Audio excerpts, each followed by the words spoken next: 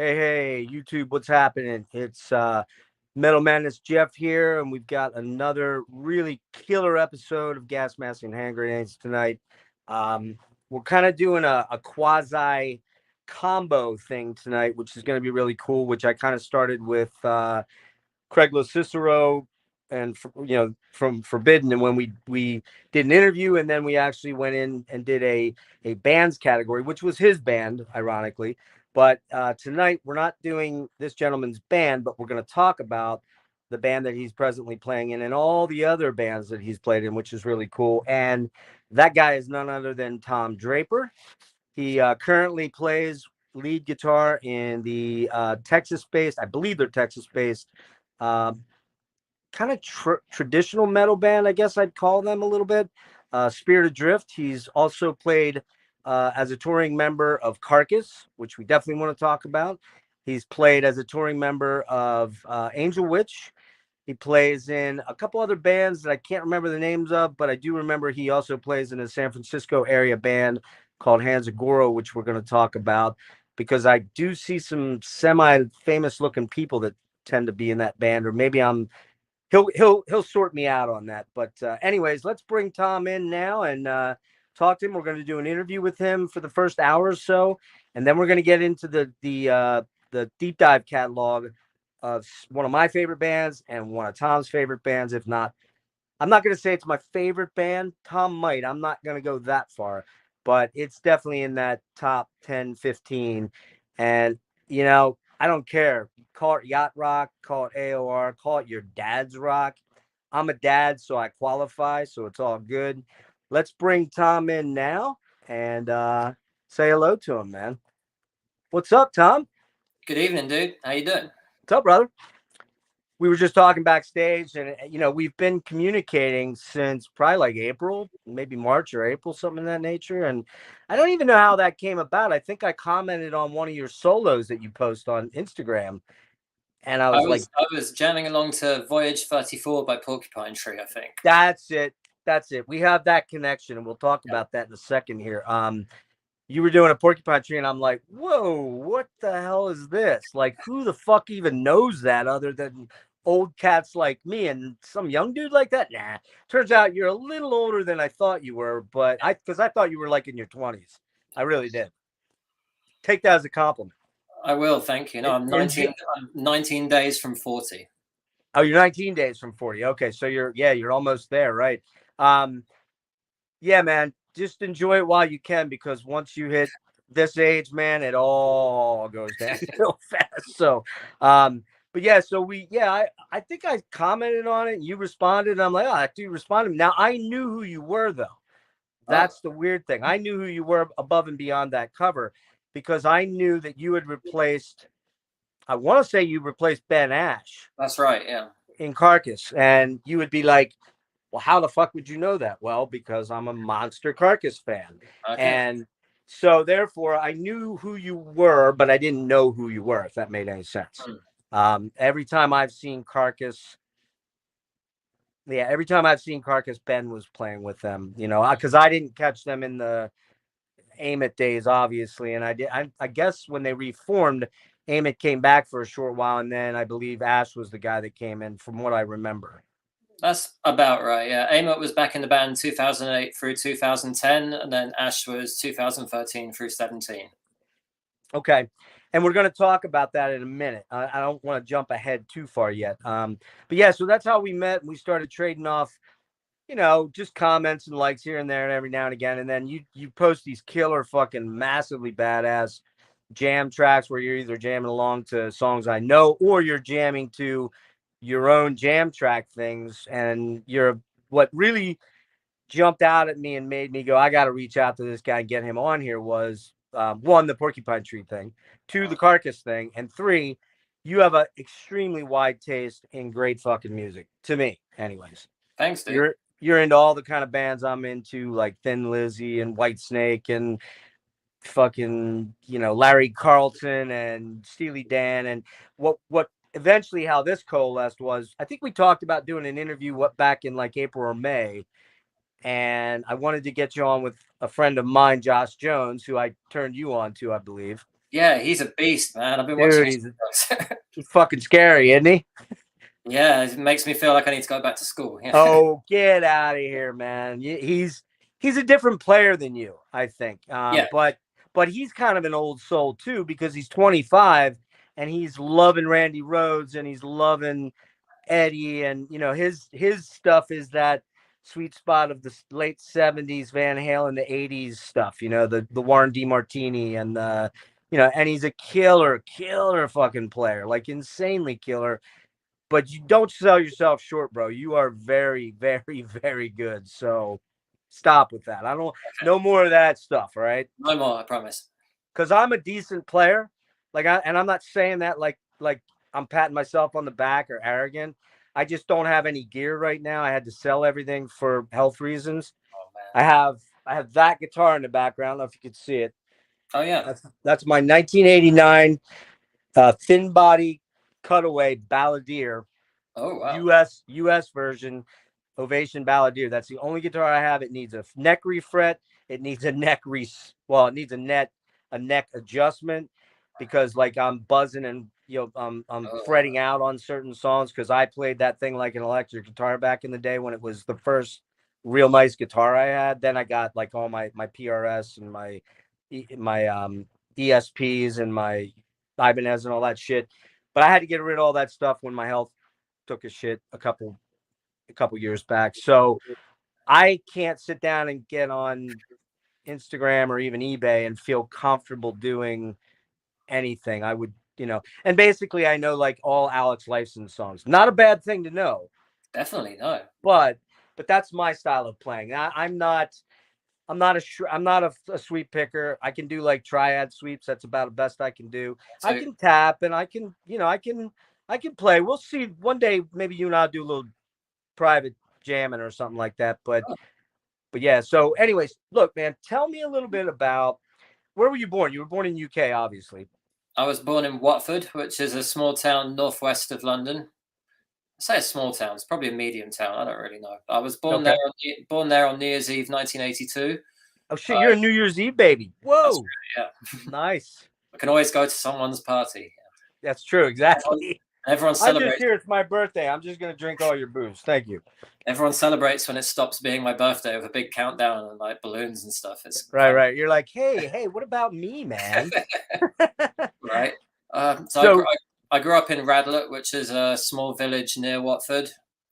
I went to a private school for boys from the age of 7 to 18, where I had a thoroughly miserable time for the most part. Started learning to play guitar when I was 14. Things picked up from there, pretty much. yeah, chicks, right? What you're talking about chicks, right? I know you're married, but you're talking about chicks. You don't have to answer that. Say no more. Say no more. So you grew up, It was more just making friends, really. Like, well, dude. Of course, man. And I mean, this isn't about me, but I'll relate something very quickly to you. I did I tell you about that band Hardline? oh yeah, of course, yeah. Neil Okay, yeah, Sean's we talked about it. So crazy, man. I went to school with Johnny Joeli, the singer. band. We were friends in school. We weren't besties. We weren't bros. Like we didn't hang out a lot, but we were in study halls a lot together. We had one class, and he was at ninth grade. He was already fronting the local rock cover band called Phase. Okay, Mm-hmm. the dude sounds like Ronnie James Dio. If you go listen to his stuff he does with Raxel Rudy Pell, I don't know if you've ever heard of him. Yeah, the He's like guitar. he's like an Ingve sort of clone, or more like a Hendrix clone, I would say more. Mm. Johnny sings for his band and has been doing that for 25 years or so. And if you listen to their stuff, it's Dio worship. And I say that out of due respect. It's very good, right? But so I saw Johnny and Hardline on the very first tour that they opened up for Mr. Big, and I got to meet Neil Sean. And anyways, I got to meet Neil Sean and Dean Castronovo and Todd Jensen. And long story short, but after that, Johnny moved to LA. Well, he was already in LA, excuse me, and we just never really kept in touch. And so for years and years and years, I'd check in on him occasionally and see what was going on. But I never felt the need to reach out and talk to him, right? that album on Saturday, I listened to it. I'm like, I wonder what Johnny's up to. And I looked on his Instagram, and there was an email address on his Instagram. I'm like, you know what? I'm just going to reach out to him. And I put a whole bunch of shit in the email relative to our high school, to teachers, to friends, to bands, to things I knew about him. Him and his brother him and his older brother. We went to a party one time, and it was all the jocks. This is 1985. And all the jocks literally ran us out of the party because all the girls were talking to us because we had the long hair and shit. No, true story. He was way better looking than I was, and I'm short. But long story short, I get this reply, and he's like, "Dude, you're fucking with my brain here." He's like, "I know all these names, I know all these people." He's like, "I'd love to do an interview, but I can't recall who you are." I'm like, "Dude, I get it. You know me, but you don't know you know me." So we're gonna do an interview on the 20th, and how crazy is that, right? That's amazing, man. After all that So, time. but that's just one of those crazy things. So, Sorry, all right. my cats are fighting over there. Stop it. Oh, okay. Yeah, they've stopped. Oh, that's the other reason we connected, because you're a cat lover, and I've got a cat that I dig too. So Oh, sweet. we're all good with that. So sorry. So you grew up in the UK. You went to a private boys' school. What like then? What happened from that point? Like, did you get in local bands? Were you? Yeah, my first band was a band at school. Like we won the school battle of the bands. We started playing pub gigs when we were like 14 or 15. It was looking really good. There was a record company interested. Unfortunately, the singer's mother put a stop to the band, saying that she wanted her son to concentrate on his studies to make sure that he could, be a successful young man and go to Oxford and get his degree. And that's exactly what he did. Right. Get a So real job. Get a yeah, real he, job. he very much did. I don't know what became of him, but yeah, he was definitely heading towards real world success from an early age. He was a very, Okay. very intelligent and charming and talented man. After that, I played in a couple of more like glam rock kind of AOR sort of things. There was a band called the Cardboard John Idea, which is probably the worst named band I've ever been in. There was one called the Renegade Playboys, which I thought was a pretty good name, but we weren't as good as we thought we were. Okay. That got me to about 18 years old, at which point I went to university in Sheffield in the north of England. I was there for 3 years. I played in a band called Fire Garden there, named after the Steve Vai album, I believe. Yes. We played about 100 gigs. We won a couple of Battle of the Band competitions. We couldn't make the next step. Like we couldn't get out of being like a local band. Eventually things soured and they didn't want me in the band anymore. So I left the band. It coincided with moving back to London and meeting my future wife, Sarah. Okay. So that about 2005, I guess, I was living back in London. At that stage, I started jamming with this covers band called Metalworks. They had a running gig every Sunday night at a pub in Camden Town, where they'd play for about 5 hours, I think, when I first started there. Okay. Some guys in that band went on to do some pretty good things, like Richie Faulkner. Probably heard of him. I was going to say, I knew that band name. I'm like, why do I know that name? That's why. Yeah, so me and him used to play guitar together, and there was a guy called Davey Rimmer who has been the bass player in Uriah Heep for about 10 years now as well. Okay, that name doesn't ring. Uriah He's had a lot of members. So they have had a lot of members. That is other true. than Mick for the most part, Yeah. And a couple of other guys in that band. You ever heard of the new classic rock band Inglorious? I do. Pete. Fuck. Pete Jean? No, my goddamn. Come on, are you kidding me? He does all the Pete Thorne. Pete Thorne has been playing with them, I believe, right? Really? Oh wow! I know a guy called Dan Stevens who played guitar. I used to play guitar with him in Metalworks, and he's is that the guy that does the pedal work, the pedal show? No, I don't know. Maybe I know he's bald. He's got a mustache and he plays guitar. He's an excellent player. Probably not the same guy. I'm 99% sure Pete Thorne played with that band the last 2 tours. He went over and did gigs. You know Pete Thorne, right? Oh yeah, I've seen his stuff. Yeah. You can double check that. Maybe I'm wrong. Maybe you can fact check me when we switch over to the Steely Dan stuff. But I'm thinking that Pete did a couple tours with them here recently. What are they called again? The classic rock band? Inglorious. Yeah, the singer is a guy called Nathan James. He's this blonde guy with a crazy, crazy voice. Oh, I'm sorry. I thought you said the classic rock band. They are a classic rock band called Okay. Inglorious, but they're a That's new band. yeah. That's my bad. Okay. I Okay. thought you said the classic rock band. No, no. Okay. No, so the Metalworks definitely got my name out there a little bit in the London scene. It helped me play with some good bands. I had a band called Crowning Glory for about 5 years. Okay. We played a lot of shows, recorded a couple of things. We actually spent a whole month at Chris Tangarides' studio. We were the next yeah. band, we were the next band in after Anvil. You know, like the Anvil movie, they're at his studio making an album. Yeah. We were the next band in after them. And we No recorded way. an album, like probably 15 tracks in all. The month we spent with Chris was great. Like he was telling us all these stories about everyone he's recorded, like Malmsteen, Gary Moore, Thin Lizzy. Like the first thing he ever did as a tape op was hit record on the guitar solo of Victim of Changes. Man. Just because the main guy stepped out to have a smoke or something. Wow. So yeah, I definitely know of Sangaritas. Yes. Yeah. Unfortunately, that band never made it anywhere. Like one label offered us a deal.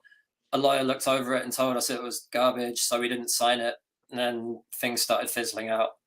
So I was pretty heartbroken after that because I was convinced it was going to work out. That band, like that was the one, you know. Okay. Yeah. So I kind of gave up for a year or two after that, around 2010. Then I got pulled back in by this band called Primitai.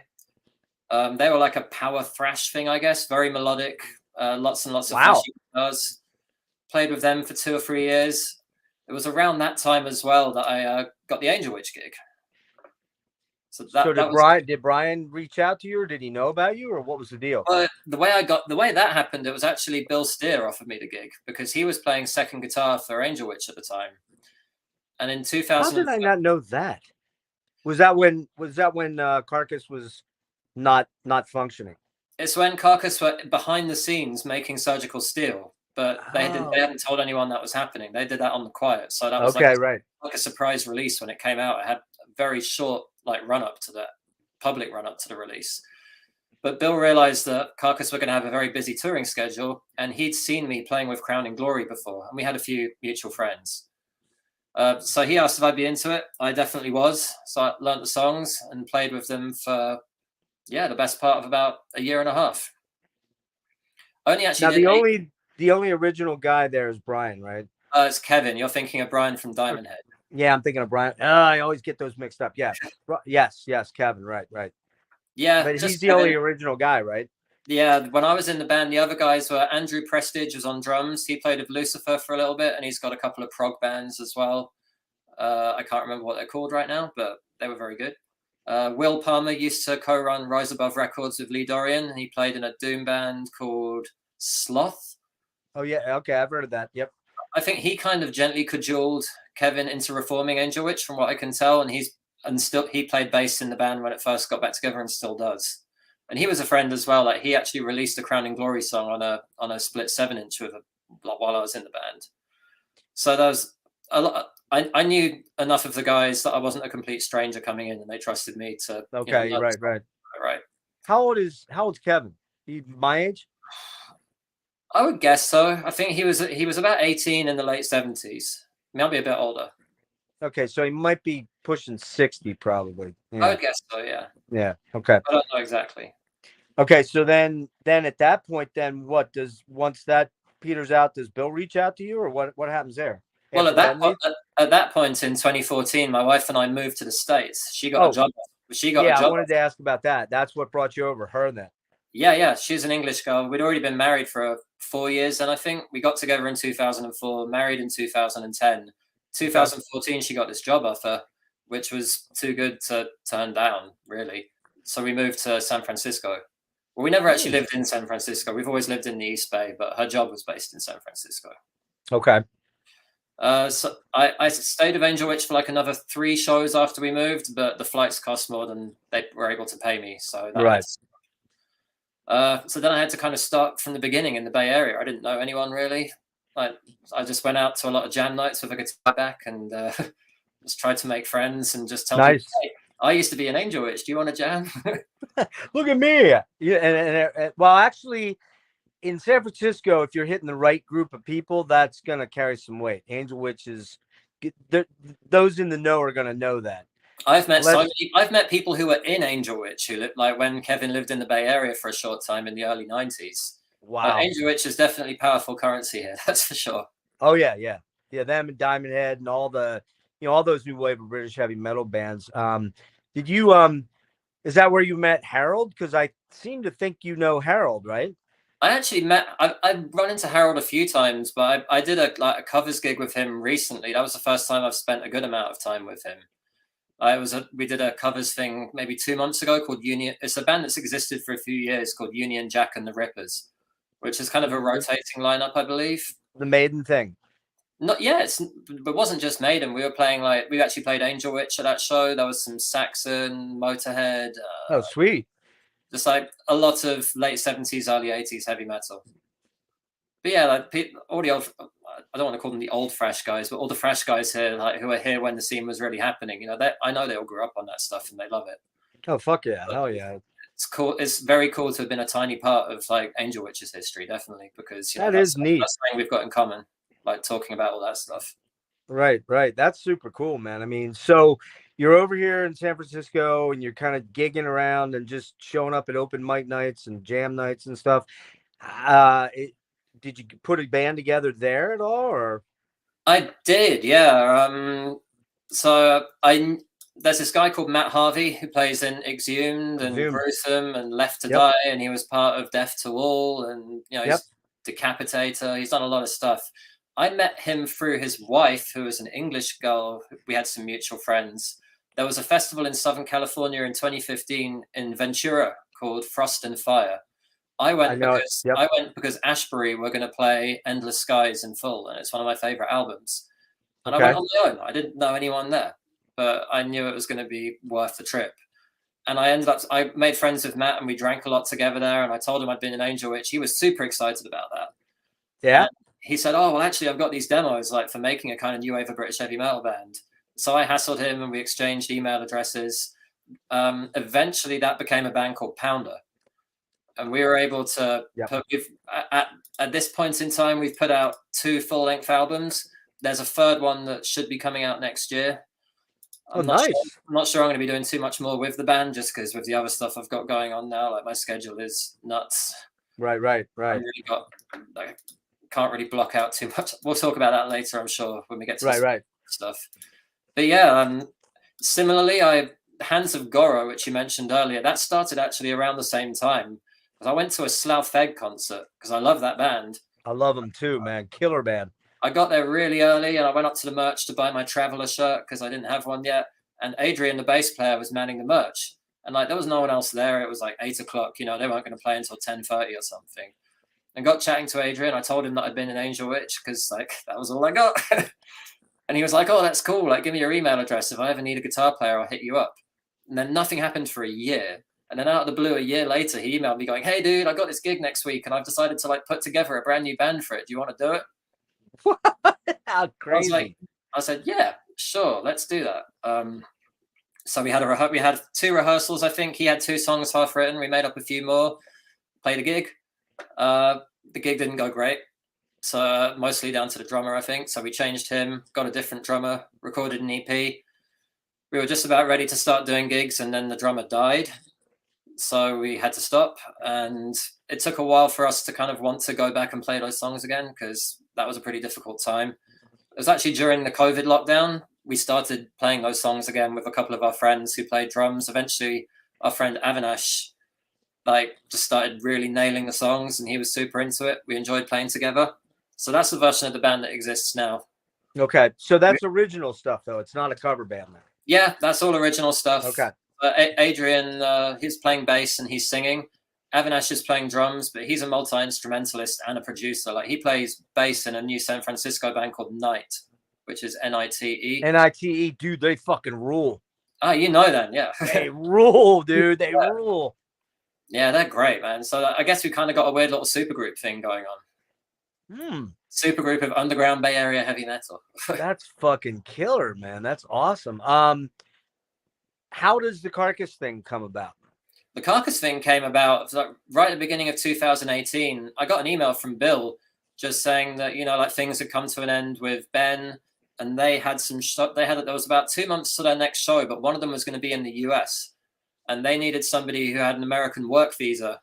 I think there was a Swedish guy they were talking to, but he wasn't going to be able to get a visa in time to do this show they had in the US. Right. So Bill was like, "You're the guy I thought of because you're over there. Like, are you able to work?" I was like, "Yeah, I've got the right kind of visa. I can work for any employer." So I had 2 weeks to learn as many Carcass songs as I could. I flew to England. First time I'd ever met Jeff or Dan. We had a jam. We went out for a curry. We drank. At the end of the night, I said to Jeff, "It's like, am I going to be in the band?" And he said, "Well, do you want to learn the songs?" It's like, fuck. Well, the audition can't have gone that well then. Okay, so I had a question. I'm going to interject right there. Yeah. I was going to ask you if Jeff is as snarky as he seems. He is, clearly. Maybe more. Maybe more. So he's just like, was he fucking with you or was he being serious? I think he was fucking with me most of the time we ever spent together, yeah. But that's what I'd like to think that's what he does when he likes people. If he doesn't like people, he just ignores them, perhaps. I don't know. I don't want to assume anything about him. You know, he's his own guy. Yeah, right. But yeah, I think so. So I had a month after that to like learn the songs well enough to actually perform with Carcass. And in my first show, we headlined the Netherlands Nerdfest at this giant venue called the O13 in Tilburg. Yeah, I know that one. Yep. And it was full, and I'd watched videos of bands like Porcupine Tree playing there back in the day, so it was not lost. 5,000, I think. Could be. It was a lot. I'd never seen anything like it. I remember like the first song I didn't even look up once. I just had my hair in my eyes. Just did it scare the shit out of you? No, that's the funny thing. It didn't scare me. I was excited. Okay. We blasted through the first song. The second song was Buried Dreams. So like we go dun, dun, dun, dun. I flicked my hair back and looked up, and the house lights were like the lights were on the crowd, and it was just like this wall sea of people. Yeah, all just doing that. Like, that's something I'll never forget as long as I live. Like I just chills the whole way through my body. And the gig went really well. Is that the biggest show you played thus far? No. Or you played bigger? Did bigger ones with them after that, yeah. Okay. Oh well, okay. So that was your first, and then did you do like Hellfest or Wacken or any of that stuff? We did Hellfest, yeah. We headlined the stage there. That was fucking crazy. That has to be the biggest one, right? Yeah, probably. We did Grass Pop like a couple of days later, and we were in one of those like aircraft hangar tents. Yeah. It was funny. I think at Grass Pop we played at the same time that Kiss were on the main stage, and we still had a full tent of people watching us. Wow, it's Carcass, dude. Why wouldn't you? You know what I mean? Right, exactly. Yeah. I think we had a better set list that night. I looked at Kiss's set list and I was like, Wow, come on, man. Look, I like Kiss. I'm not going to shit on them. I like the 70s Kiss. I like a little bit of the 80s Kiss, and they're a very important band. For me, they're a gateway band for sure. You know what I mean? But I don't listen to Kiss virtually ever. I just never think, oh, I want to listen to some Kiss right now. That's just how it is. You know, it just is what it is. But I like a lot of 70s and 80s and even early 90s Kiss, but I just didn't dig the set list they played that night. I wanted to see them playing stuff like Creatures of the Night and Tears Are Falling and maybe even some of the stuff from Revenge. But yeah, it just wasn't that kind of set list. It was very much like a live 1 and 2 greatest hits kind of thing. But so the cool thing was we finished early enough that I was able to catch the encore, so that was cool. Oh, cool. Who else? What other big names were on that bill? On that day, Bill and I watched Whitesnake and Def Leppard before we played. Ah, man. So I'll never. I just feel so lucky I was able to have days like that, where it's like playing after Whitesnake and Def Leppard. It's like, what the hell is happening here, man? That's fucking crazy, dude. I mean, I don't know what that's like because I've never played to more than a couple, like 100 people or something like that. And I struggle with anxiety, so it's like very difficult for me to stage fright's a real thing, and I can't drink and play. I'm one of those dudes that cannot play shit when I drink 2 beers. I'm done. I can't smoke and do, I can't do it. And so I always very much was like, I wanted to turn around and not look, but that's not a very good show image, right? So I just didn't really, I did some cover stuff way back when, and that was kind of the end of my performing days, and I'm cool with that. That's cool. But speaking of Bill, I met Bill. What a super guy, just a sweetheart of a guy, just super, very not like Jeff, seemingly. And I'm not shitting on Jeff. I tried to meet him after a show. He kind of was, he said hello, but he was pretty much moving on pretty quickly. But I met Dan and I met Ben too, and Ben was pretty cool. Yeah, I mean, that's a thrill. That's got to be a thrill. But what ended up happening that you couldn't go back? I think you had some visa issues, right? Or you? Yeah, that was it. It was during COVID.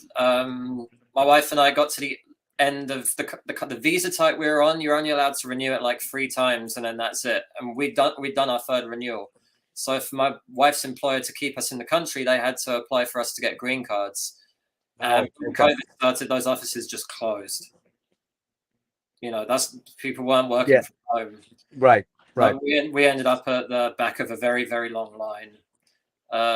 We were able to get our applications in just in time that we didn't have to like leave and move back to England. But when Carcass started playing shows again, like they had to say no to a festival they were offered in the UK because I couldn't do it. Oh man. And at that point, they were like, "We need to find another guy." Oh, that had to be, that had to have really gutted you, because I think I was talking to you around that time a little bit. And I Yeah, remember saying, you're going to be at Maryland Death Fest. And you're like, I hope, but I'm not sure. And then I was like, that's weird. I wonder what's going on. And then you let me know you weren't going to be there, because I was going to go down because I live close by. I'm about an hour away. And I was like, I wonder what's going on there. And I didn't want to pry, but then you kind of told me there was some visa issues and you couldn't do it. yeah. Honestly, the most difficult thing about it was that I spent about 6 months thinking that James, the new guy, was only going to be a temp and they were holding my place. But that wasn't the case at all. Like communication obviously wasn't as clear as it could have been. So I spent 6 months stressed out of my mind, just like praying to get this piece of paper through, when in reality I was already out of the band. I see it. So Yeah. that's the thing I'm most annoyed about. If they just told me straight up, we're getting a new guy, then it just would have saved me 6 months of pretty difficult times. Have you had any, maybe this is something you don't want to talk about publicly. So have you had any conversations with Bill since then? I talk to Bill all the time, yeah, Oh, but okay. I think as far as I can tell, James is killing it, and like, everyone's moved on. I No, think I just meant as far as like, we left it as a never say never. Like if they're ever in a right. spot and they need a guy, then I've told them they'd Sure. be very welcome to ask me, and I try and remember how to play the songs. But I Right. definitely, But I get it. You would have just liked to have known up front so you weren't stressing out about it for such a long time. yeah, but that's on me as well. What goes on in my head is my problem, not theirs. That's true. That's true. Good point. Good point. Um, let me see here. Let me hit a couple other things here. That we're fairly well caught up, except for Spirit Adrift, which we'll get into in a couple minutes. Tell me about the first memories of music and how it affected you. I mean, I'm generally, when I ask this question, I'm generally looking for something like as a kid. I always throw this example out. The first memories I have are of Simon and Garfunkel, Bridge Over Troubled Water, and Carole King, Tapestry, and James Taylor, Rockabye Sweet Baby James. My mom had those albums, and they were pivotal in shaping my connection to music. I just knew I loved hearing this stuff. Granted, it wasn't Sabbath. I would have, like, now, if I thought my mom was listening to Sabbath in 1972, I'd be like, well, that's fucking weird. But you know what I mean? But my mom wasn't that kind of a person. But she liked rock and she liked 70s rock, but she liked more like here's another one. One of my favorite artists of all time, hands down, Gordon Lightfoot. She listened to Gordon Lightfoot. And I just remember stuff like Sundown and you know that kind of stuff, the early stuff that he did. Like, if you could read my mind, what kind of memories do you have? Like, where do you tap in? And you were born in what, like late 82. 70s? Oh, 82. Last day of 82, yeah. All right, so you're coming up through Tears for Fears, and no, I'm just kidding. You're in the later '80s when you'd be a child. So what do you remember then? What's the first stuff you tapped into? There was always a lot of music in my life because my grandfather was first trombone in the London Symphony Orchestra for about 40 years. Okay, So like, nice. and his son, who's my mum's brother, my uncle Stephen, he would play tuba in the London Symphony Orchestra as well.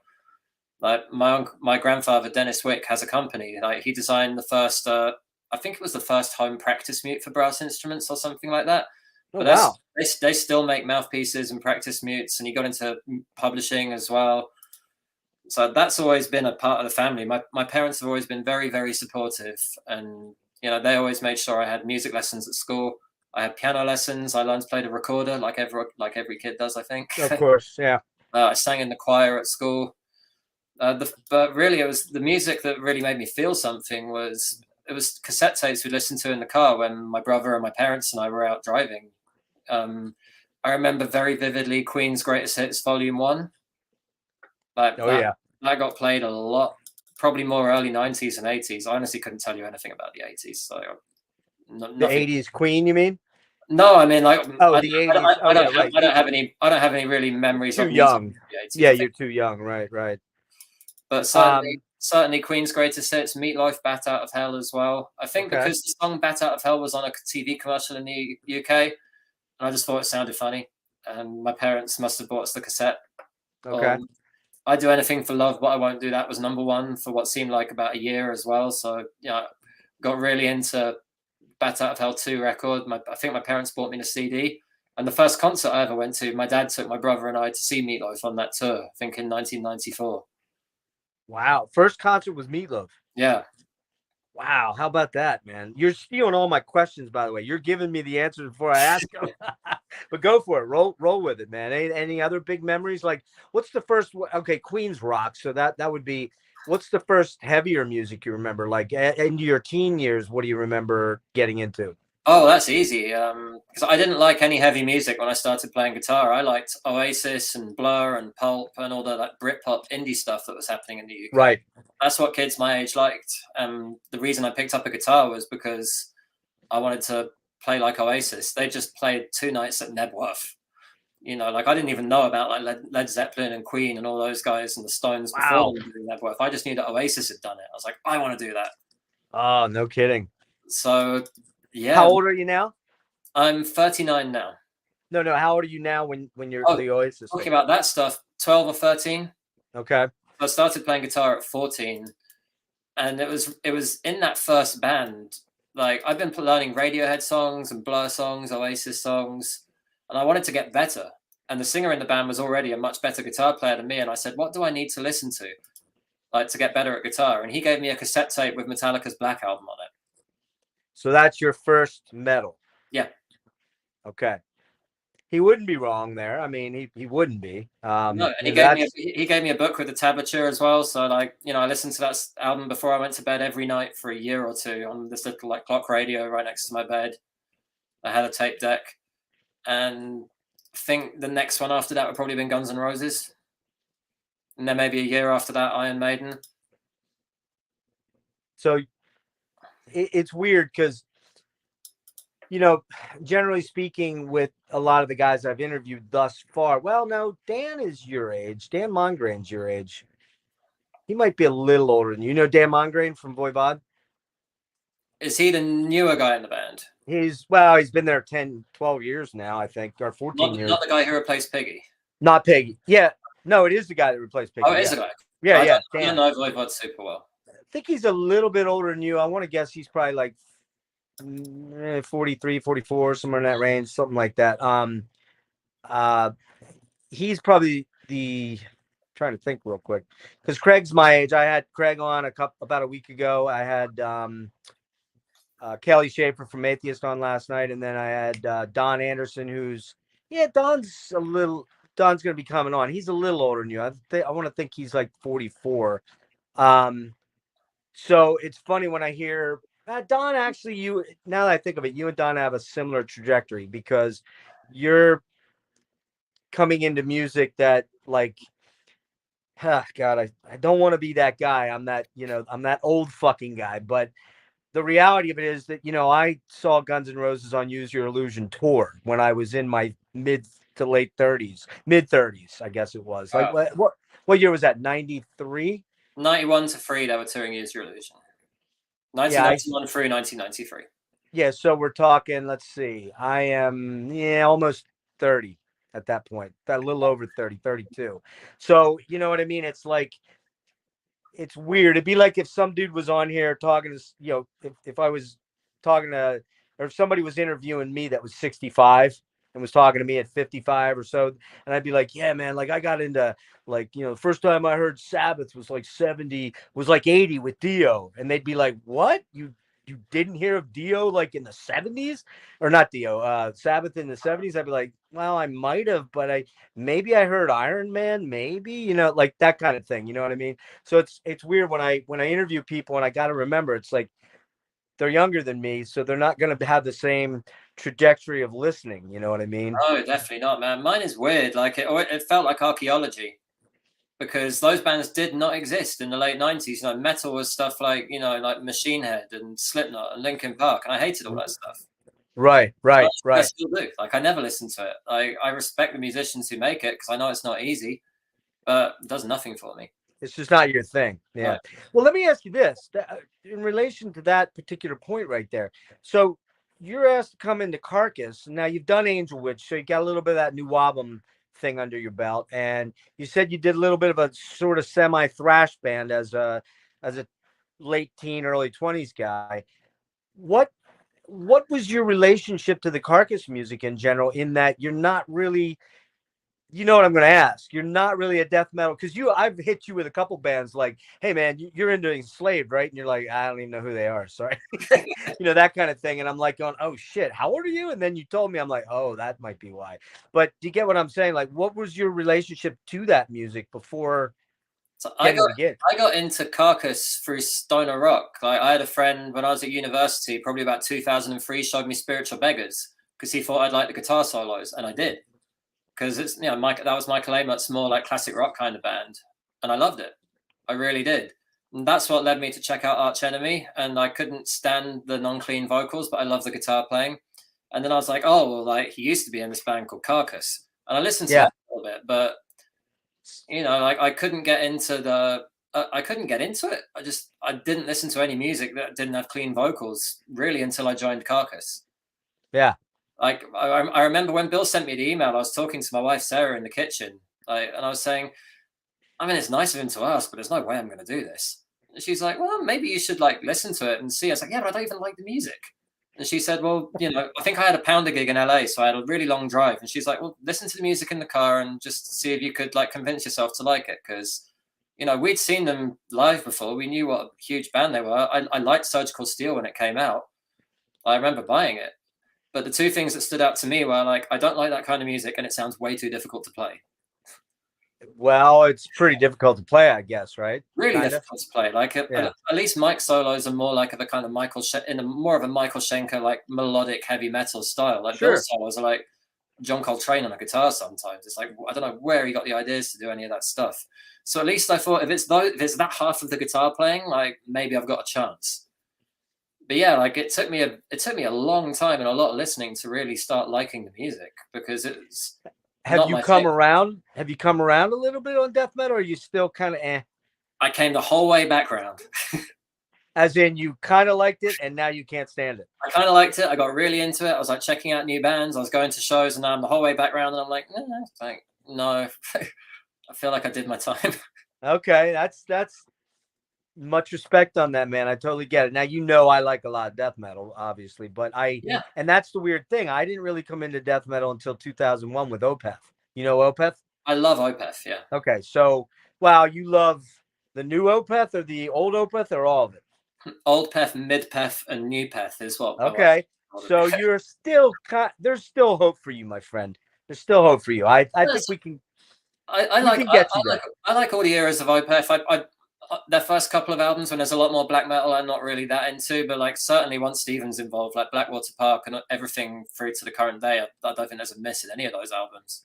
Well, Blackwater Park was my gateway drug into death metal, because like you in the late 90s, I'm hearing about Atheist and Cannibal Corpse and Death, and and this, I want to get to something with Matt and with Matt of Exhume. So steer me back there after this point. But I remember sending Steven some Frontline Assembly material. I don't know if you know who that is. Industrial band. I might have listened to a track. They're kind of associated with Skinny Puppy, with the early industrial movement. One of the four godfathers, along with like Cam FDM and maybe Those are the three I would say were kind of the real game changer bands of that era. I mean, Throbbing Gristle was probably the very first industrial band, but they're almost impossible for me to listen to. But long story short, I had sent Steve a bunch of this stuff, and he's like, "Hey, by the way, you should check out this band Opeth that I produced their album Blackwater Park. You should check it out." And so I'm thinking, well, if Steve's involved in it, it's got to be fucking killer, right? And I get it. I'm like, dude, what the hell, man? I'm like, man, I know about all the death metal. And man, I don't know. He's like, wait a minute. You just sent me all these industrial CDs with these vocals, and you like those, but you don't like the death metal vocals. I'm like, he's kind of right. I Yeah, need to go. I need I to go back. I had exactly the same thing. I think it was making a mental jump of thinking about it like just like a different kind of keyboard patch or a different texture. Like it's not a reason to rule out an entire genre of music. That's insanity. There's so much good death metal out there, dude. And There is, from yeah. a guitar playing standpoint, some of the best music is death metal. So Yeah, man. I like listening to death. Like I don't listen to that much Carcass anymore, just because I don't really want to. But I've got a lot of friends who play in really good death metal bands. It's just not what I put on, like if I'm like working or driving or like going for a walk or something. Like I hit myself so hard with so much death metal during the Carcass time that right. still kind of on a break from it. I got you. You're on a break, kind of like Rachel and Ross. You're on a break. I get it. Yeah. Let's So say it's like Rachel and Ross. Yeah. So what's well, this let thing me about? ask you this. You want to ask about Harvey? What's that? The thing you want to ask about Harvey? Yeah, Matt. So did you let Matt in on the know that you're not into death metal back then? He knew. So when I told him I was going to be in Carcass, so like his favorite band, he was like, "What the fuck?" He said that when you told him that. Pretty much, yeah. He's like, dude, if you don't want that gig, I'm there, right? I think I joked about that with him. Yeah. Yeah. Yeah. That's killer, man. I asked for his advice on a bunch of things, definitely, because Exhume's like covered Carcass songs and stuff, and like Matt's got videos on YouTube from like Carcass shows when they were touring. I think it might even be symphonies. If not, it's definitely necroticism, like really old live videos.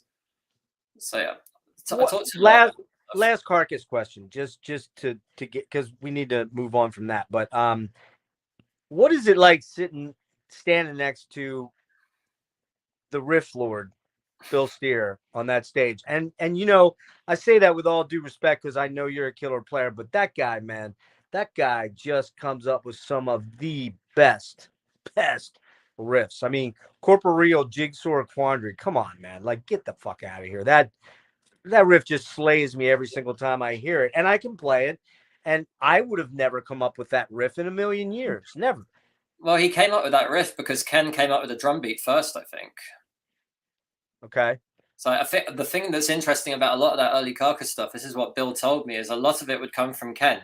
Like he'd sit there with like a Spanish guitar or something, and he'd just like pick out these weird note patterns. Like he'd put his fingers in these crazy positions and just pick the notes, and then Bill would like translate that into something that sounded more like music. I think that's what made a lot of their early stuff sound the way it did, because Bill like knew over British heavy metal and like blues and stuff. Oh yeah. Well, his band, what's it, Firebird and Firebird, exactly. Pistols. Yeah, I mean, you even hear it going in stuff like Swan Song, like when Ken's less involved in riff writing, like really chromatic, like kind of almost atonal stuff is gone pretty much. Yeah.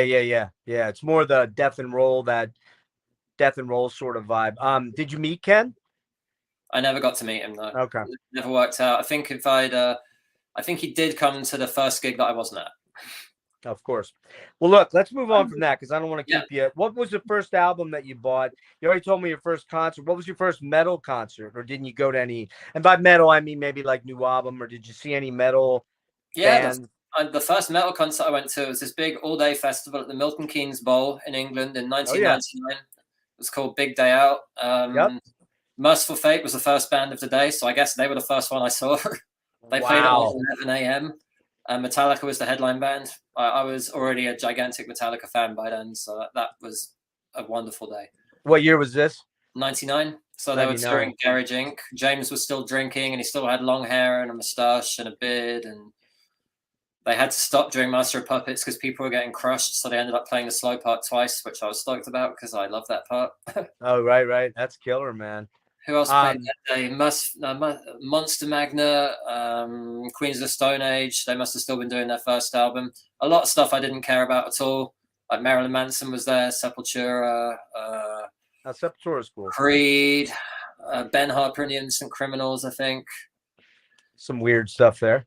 Yeah, this is the thing, man. Like I was not a metalhead then because I didn't subscribe to all that stuff. I really like Metallica. That's well, the problem is that and correct me if I'm wrong, and I know you will, but it was the day out. Was that what Donington was originally, or did that? Donington was called Monsters of Rock originally. It had stopped by the time I started listening to metal. I think the last Monsters of Rock at Donington was in 1996. Okay. And they did an Ozfest at Donington Park in 2002, which I went to. That was the first time I saw Ozzy play with Zach. And I think System of a Down and Tool were the next bands down on the bill. That was a good one. Then 2003 is when the Download Festival started, and I went to like all of those until we moved to the States. Wow. That's crazy, man. I mean, I remember getting Kerrang. Kerrang was my gateway drug also into heavier stuff because the guys at Kerrang, which, Steph Shirazi, do you know him? No. Okay. He was one of the writers originally, and then he came across and he was working for BAM, Bay Area Musician, or Bay Area Musician, or was it Bay Area Magazine? Bay Area Musician, I think, which was when the thrash scene was really like kicking in hard.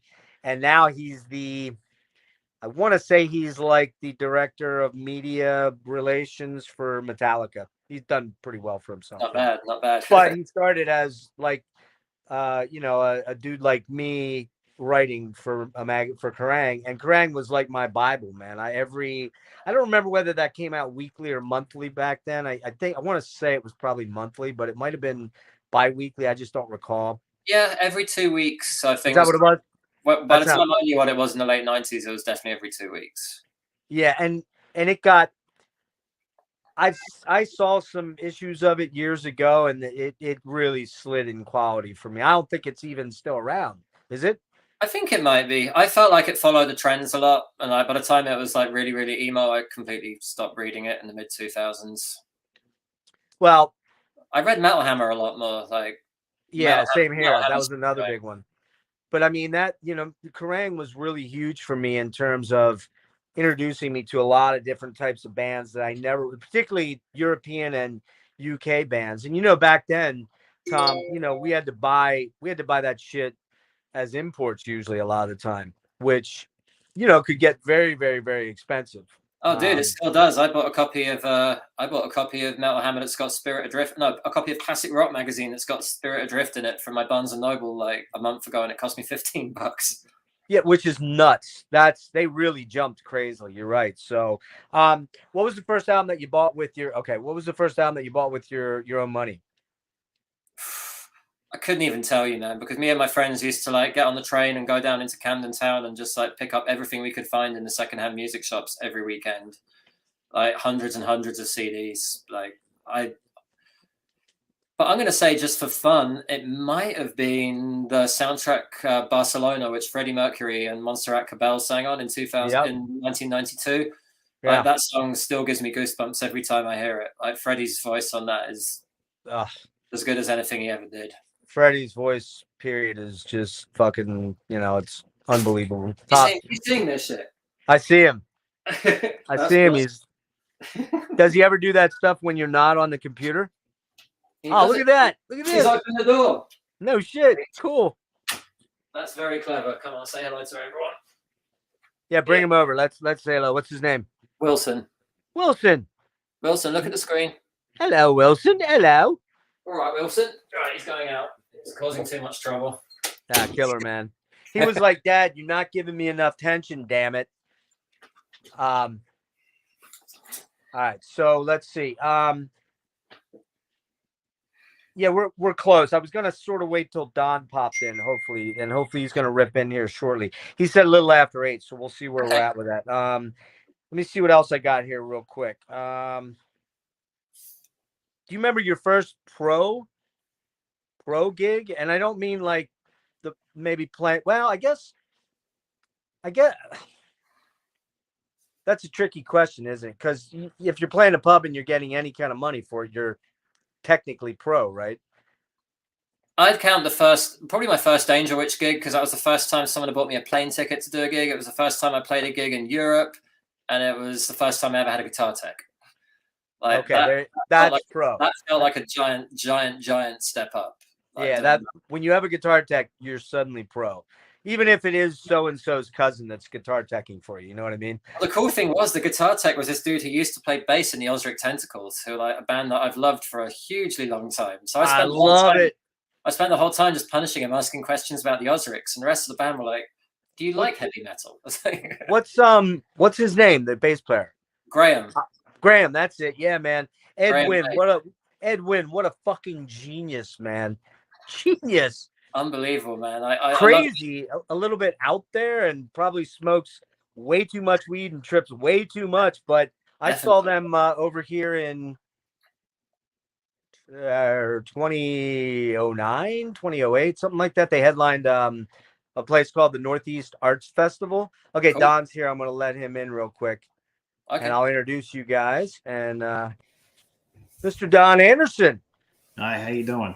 How are you, sir? I'm good. Let me introduce you to Tom. I think, well, it's one of these ways. Nope, yes. That way. Tom Draper. How'd you do? Hi, nice to meet you, Tom. Nice to meet you too. Tom is currently the lead guitarist, traveling guitarist with a band called Spirit Adrift. Mm-hmm. They are a little bit. Can you touch on that very quickly, Tom, about how you got that gig, and then we'll move into the Dan catalog? And sure. I think that Spirit Adrift started as a doom band. It was Nate Garrett. He's the main guy, main songwriter, singer. He formed that band as a solo project, when he started getting sober, I think in 2016. Released a couple of very doomy EPs and albums. By the time they got to their 2019 album, Divided by Darkness, it had taken a decidedly more like kind of heavy metal, like capital H, capital M turn, right. Like old school heavy metal. Like Divided by Darkness it has like the same kind of skeleton as Ride the Lightning, if that makes sense. Like, if you listen to both those albums very deeply, you'll notice structural similarities, and there's definitely it's when Nate started turning Spirit Adrift into more of a kind of arena metal kind of band. Like, he just wanted to emulate the stuff that he loved the most, which was Metallica, Dio era, Black Sabbath, Pantera. I love that album. I think I went to watch Exhumed do a gig in San Francisco in 2019. They were on a package tour with Gatecreeper and a couple of other bands. I went to the upstairs room just to say hello to everyone before they played, and Nate was sat there on his own. So I said, "Hello, you're Nate. I love your band." And we kind of connected and bonded over that. He saw me play with Carcass, and I think he listened to Pounder a little bit, and so he liked my guitar playing. He first asked me if I could play with them in 2020, when they were supposed to be going to Europe to do a tour of Corrosion of Conformity. And I said that I couldn't, because all the Carcass stuff had just got cancelled. I think the next day the Spirit Adrift tour got cancelled. And then fast forward like 2 years, once I wasn't in Carcass anymore and I'd finally got my green card. This was June this year. Spirit Adrift had some touring coming up. The girl Leanne, who'd just done the European tour, wasn't in the band anymore, so he asked if I'd like to do it, and I said yes. Okay, cool, man. Since then, we've done 45 shows together, and I've played guitar on what's going to be the next studio album. Yeah, that's awesome. I mean, you let me in on that. That's super cool, man. So, but Nate, is it still technically kind of and he was in Gatecreeper, if I'm not wrong, right? He did play. He was in Spirit Adrift first, and he was in a couple of bands before that. There was one called the acronym was Toad. I can't remember what it stood for. He was in that band for a while. He was already in Spirit Adrift when he played in Gatecreeper, and he was their guitar player for a couple of years. Spirit Adrift kind of was 3/4 of Gatecreeper for a while, because Chase from Gatecreeper, Chase was in it. And Eric as well. Like, they made up 3/4 of Spirit Adrift as a live band for a while, like for a good couple of years. So this current lineup of Spirit Adrift, with Mike on drums, who's played with MOD as well, Sonny on bass, who also plays in Goya. They're a doom band stoner doom band out of Arizona. This lineup's pretty new, honestly. I think Sonny and Mike did their first tour of Spirit Adrift in April this year. Okay, cool. Hopefully this lineup's going to stick. Like, we get on well. I think we sound good. Like, That'd be great, man. I mean, I'm hoping for your sake that's how it works out. Don, Tom over here played with Angel Witch for a little while, and he got drafted into replace Ben Ash in Carcass and be the touring lead player for with standing next to Bill Steer. That's pretty cool. That's It's pretty very, cool. very cool. Yeah, I don't know which one's cooler, Carcass or Angel Witch. I mean, Yeah, that's right. Exactly. Like seriously. I But think we it were would be talking great to before you do either came one on. of We them. were talking about it, and Tom was saying kind of everywhere he went, he'd be like, "I played an Angel Witch. I played an Angel Witch," and then he met Matt from Exhumed. Which do you know, Matt? I don't know Map. I know. I know Of Ross. Oh, okay. Ross is a fucking legend. Yeah, I love that guy. Yeah, he is. I know Ross from Ludacris primarily. Oh, sick. Yeah, they just did their Yeah. show in San Francisco last month. Yeah, Agalock did a bunch of gigs with Ludacris, and we shared the drummer too. Oh, cool. So just as a by way of introducing, I didn't want to gush on you and not return the favor here, but Don played in what I feel is probably, to me, probably the most important American quasi. I hate to call you guys black metal, but I kind of got to go there a little bit. But neo folk, or we'll go with John Hamm's description, dark metal. Right? We'll go with that. How's that sound? John Hamm's description. Don is lead guitar player and co-writer on a lot of their albums, and we did a deep dive on Agalock about a month, maybe 6 weeks ago, something like that, and then I had Don on for an entirely too long in his mind probably interview, and but we beat you out last night, Don, by far. I had Kelly on from Atheist, and we went almost 3 hours 40 minutes, and I only talked about a quarter of the time. I swear.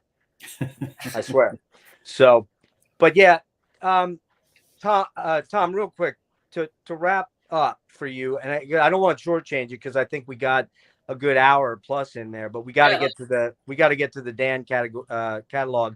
Definitely. Anything you want to add about what the future is for you right now, as far as, and you did say you're not a full-time musician. You do have a day job, right? Or kind of. Very much. Yeah, Okay. I'm a logistics analyst. No, I'm not. I'm an operations analyst for an e-commerce company. So I have 40 hours a week sat in this chair using Microsoft Excel to, read the tea leaves and figure out what makes money and what doesn't.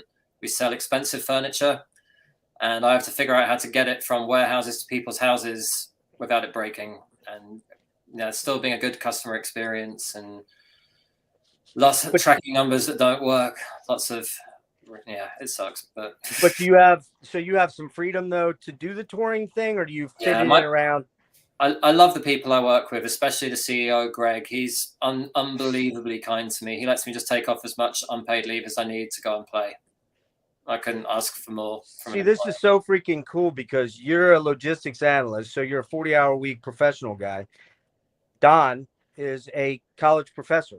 So now you have at least usually you have the summers off, or you used to, I would imagine. And maybe you have long winter breaks and spring breaks and things like that. But it's just funny because you two guys you're rock stars, and you are rock stars because you're professional musicians and you're playing in high profile bands. Don, you did it for 20 years. Tom, you played in 2 mega fucking cool bands and did some pretty goddamn big gigs. I mean, you played in front of 5,000 or more people at the O13 in the Netherlands for a festival.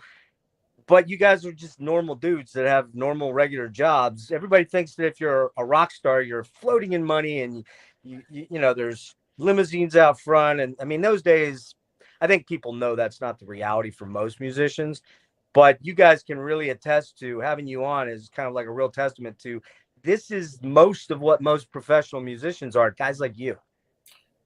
I couldn't do this if I didn't have a very supportive wife and a very supportive boss. If I didn't have both those things, I'd be screwed. Yeah, no, it's very, very true. I'm very understanding and tolerant wives. Yeah, totally. I'd never really done any long tours before this year, but just in the last 6 months, I was out for 6 weeks, like all of August and and half of July, and then I was out the whole of November as well. Just a partner who will, still love you and not have changed the locks when you come back is a thing to. Did your cats know who you were when you returned? You don't have kids though, right, Tom? We don't have kids, no. Okay, but Don, you have one young one. Yeah, but that's recent. I didn't have any kids during Agalock, so There you go. yeah, Jason juggled kids. He had 2 girls when we were on tour. We never went out for longer than a month. And once I had, we could do FaceTime and stuff. It did make touring a lot easier in Europe. I could stay in regular contact and see them, see my wife on video and stuff. So, but it's true. And part of the struggle with Agalock was, did some of, like I said, last time we talked, yeah, there was, we could live off the band, we wouldn't live well, and we'd be on the road all the time. Right. And, but I think once you're playing to pay your rent, it's just not fun anymore. The best time to do anything is when you don't have to. Exactly. Then there's no stressors on you. There's no family stress, the money stress, all that stuff like that, right? Make a shitty record, you're fine. Yeah, exactly. Right. And I mean, it does really speak to the fact that, rock stars in the 70s and 80s and maybe even into the early 90s, before modern technology took over, most of those guys were either bachelors or they were divorced a lot. They're married and divorced a lot, because how many women really want to stick around with a guy who's off 2/3 of a year, and there's no way of knowing what they're up to and the partying and all. Not that you guys don't strike me as big drinkers or partiers or anything like that, but I'm sure you've had a night here and there, but those days of watching the some kind of monster stuff, or the typo negative stuff with Pete Steele, and where you're just like, whoa, that shit. Some of these guys lived that lifestyle hard. Well, I think a large part of that is that heavy metal was the zeitgeist in the 80s, and to a certain extent through some of the 90s as well, and it's just not now. No, it's not. It's a curiosity. It's kind of safe and boring now, isn't it? Kind of. Yeah, it's like if you work really hard and you say your prayers, you might get an opening slot or play on the same festival as Metallica or something. But none of us are under any illusions that we're doing this to try and make money, right? Because you can't. If you're very, very lucky and you work your ass off and you're never at home, I think, like you said, like you might be able to pay your rent. Yeah, Kelly and I talked extensively about that last night. He talked about the fact that, now Atheist was never this massively, successful band on the scale of, like, he wasn't out touring 3/4 of a year. He would do a tour here and there. He told me, Don, his first tour was after a Piece of Time came out. They were paired up. You may know this already, paired up with Candlemass. Like, that's an odd pairing to begin with, right? Yeah. And they went to Sweden for their first tour, and they're guys from Florida, they're country boys. And they're go over there and they're, in their freaking jean jackets and their snow boots that they bought before they went over there. They're like, man, I have freaking LG Petrov walk up to me, and Tom, do you know who LG is? Entombed, yeah. Yeah, Entombed. He walks up to Kelly and says, "You ain't gonna wear those boots out on stage, right?" He was gonna wear his freaking snow boots out on stage, and like, I don't know what it was, vodka or whatever it was. It was some big Swedish festival or something. It's like, we didn't know. We had no clue. He's like, but it was. Being away from home from Florida for 3 or 4 weeks was like massive amounts of culture shock for them, For sure. Of course. And so, all right, I'll tell you what, guys, how about we jump into Dan? Don, how long do I have you for? Just maybe like a half an hour. Okay. Well, I'll tell you what we'll do. I'm gonna run through the history, and I'm gonna have to read from my paper guide because I'm old and I cannot retain anything. And there's a lot of history here, but I'm going to try and make it fairly quick. But I like to do that with my deep dives. And when we're done with that, what I'll do is, generally how I work it is I generally go album by album, which Tom and I can do. But what I think we can do is, okay, first, before we do that, let's do this. How about we talk about what's our first memory of Steely Dan, and where did we maybe come in to Steely Dan? Like, which album did we come in on, or what songs were kind of pivotal for making us go check that band out? And then, Don, what I think I'll do is I'll ask you, like, what are your favorite albums and why? Maybe a little bit, just a sentence or two, why, and give me, I don't know, a top. Did you do a top 5, or what did we? I forgot what we settled on. No, I didn't do any homework. You didn't. No, I forgot to do That is an F, young man. But right I can there. tell you my favorite. Okay. I mean, it's yeah. We'll jump into that. Maybe you could throw out some specific tracks that stand out to you.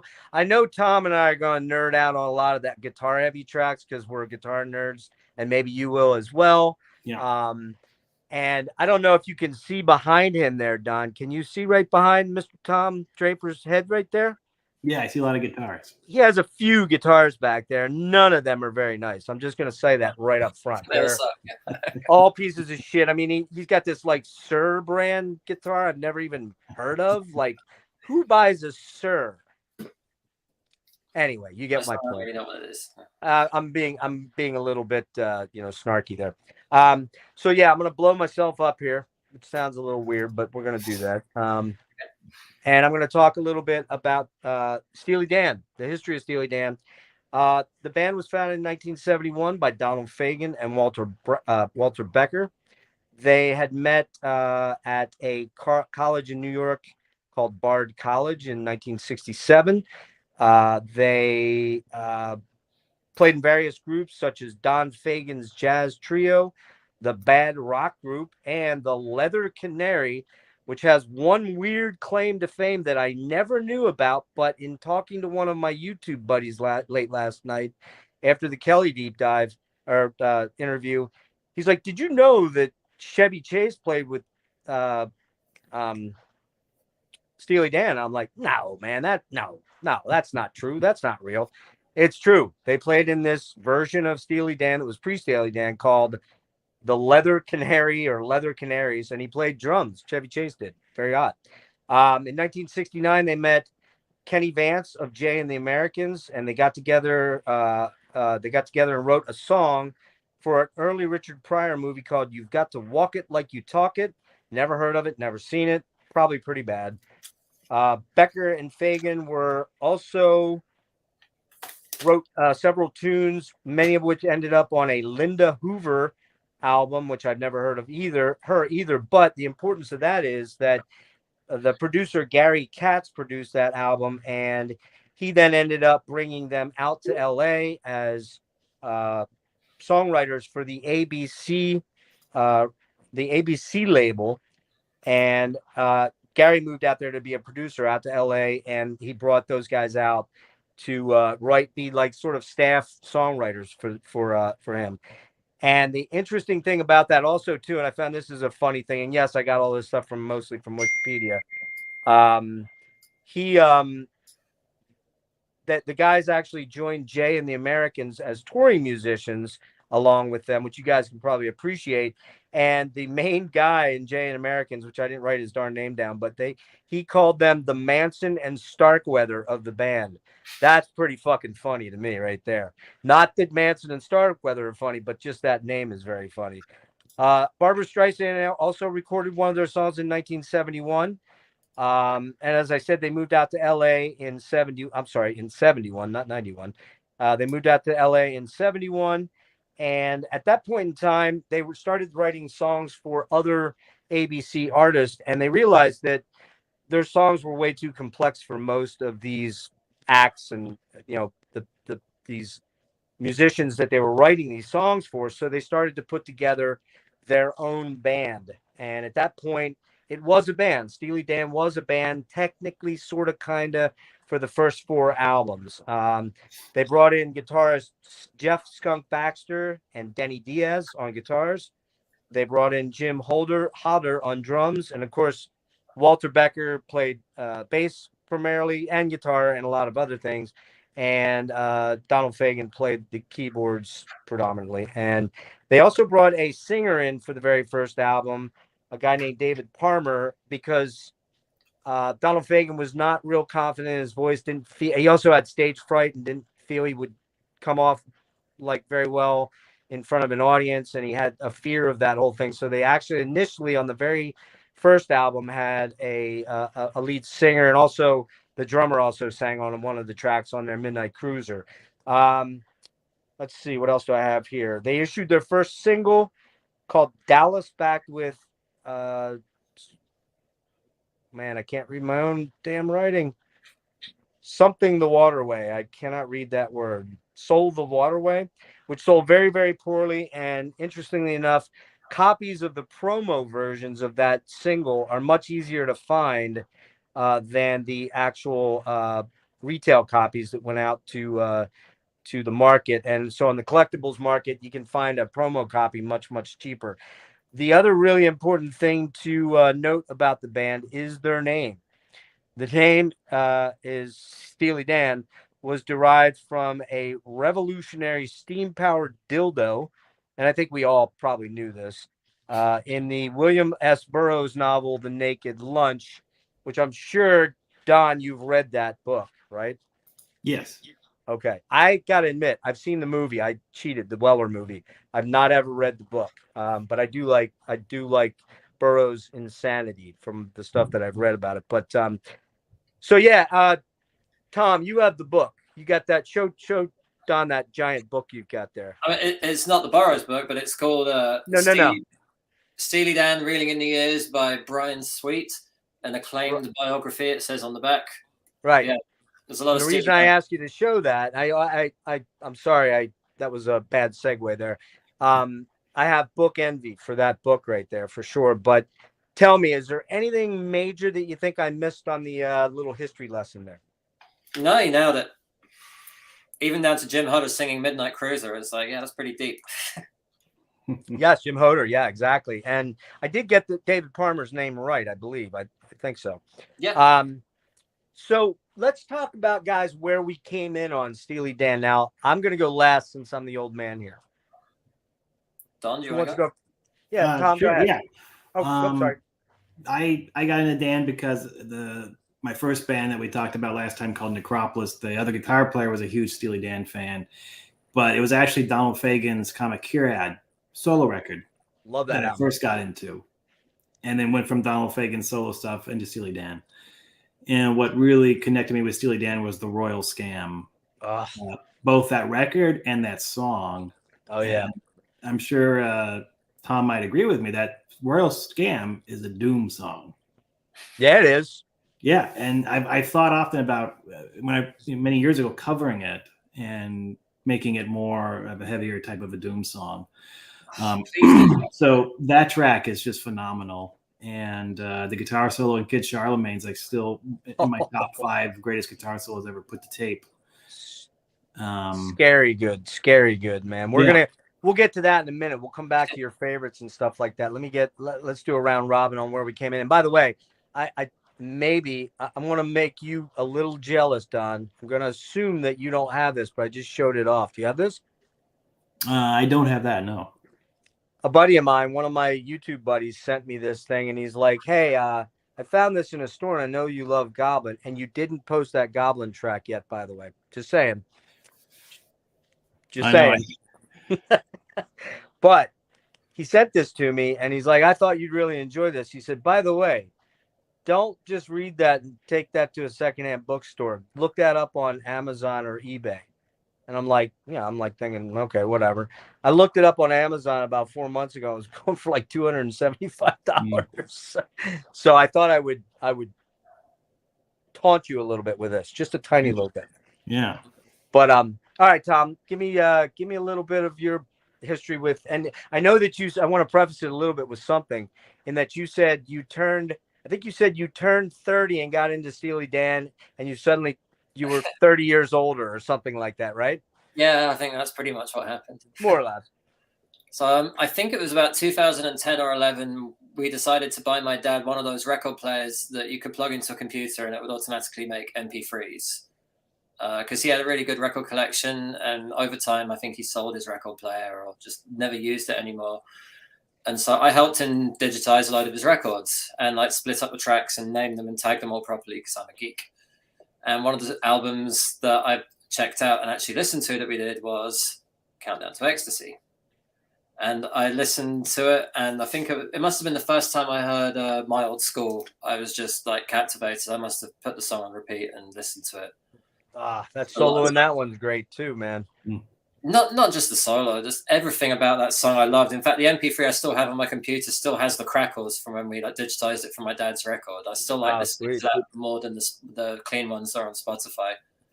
That's what got me. And then I just didn't listen to them at all for about 4 years. When we moved to the States, I was just looking at concerts to go to because I've probably like you guys, I've been to thousands of shows over the years, and it's still my favorite thing to do besides playing is watching other people play.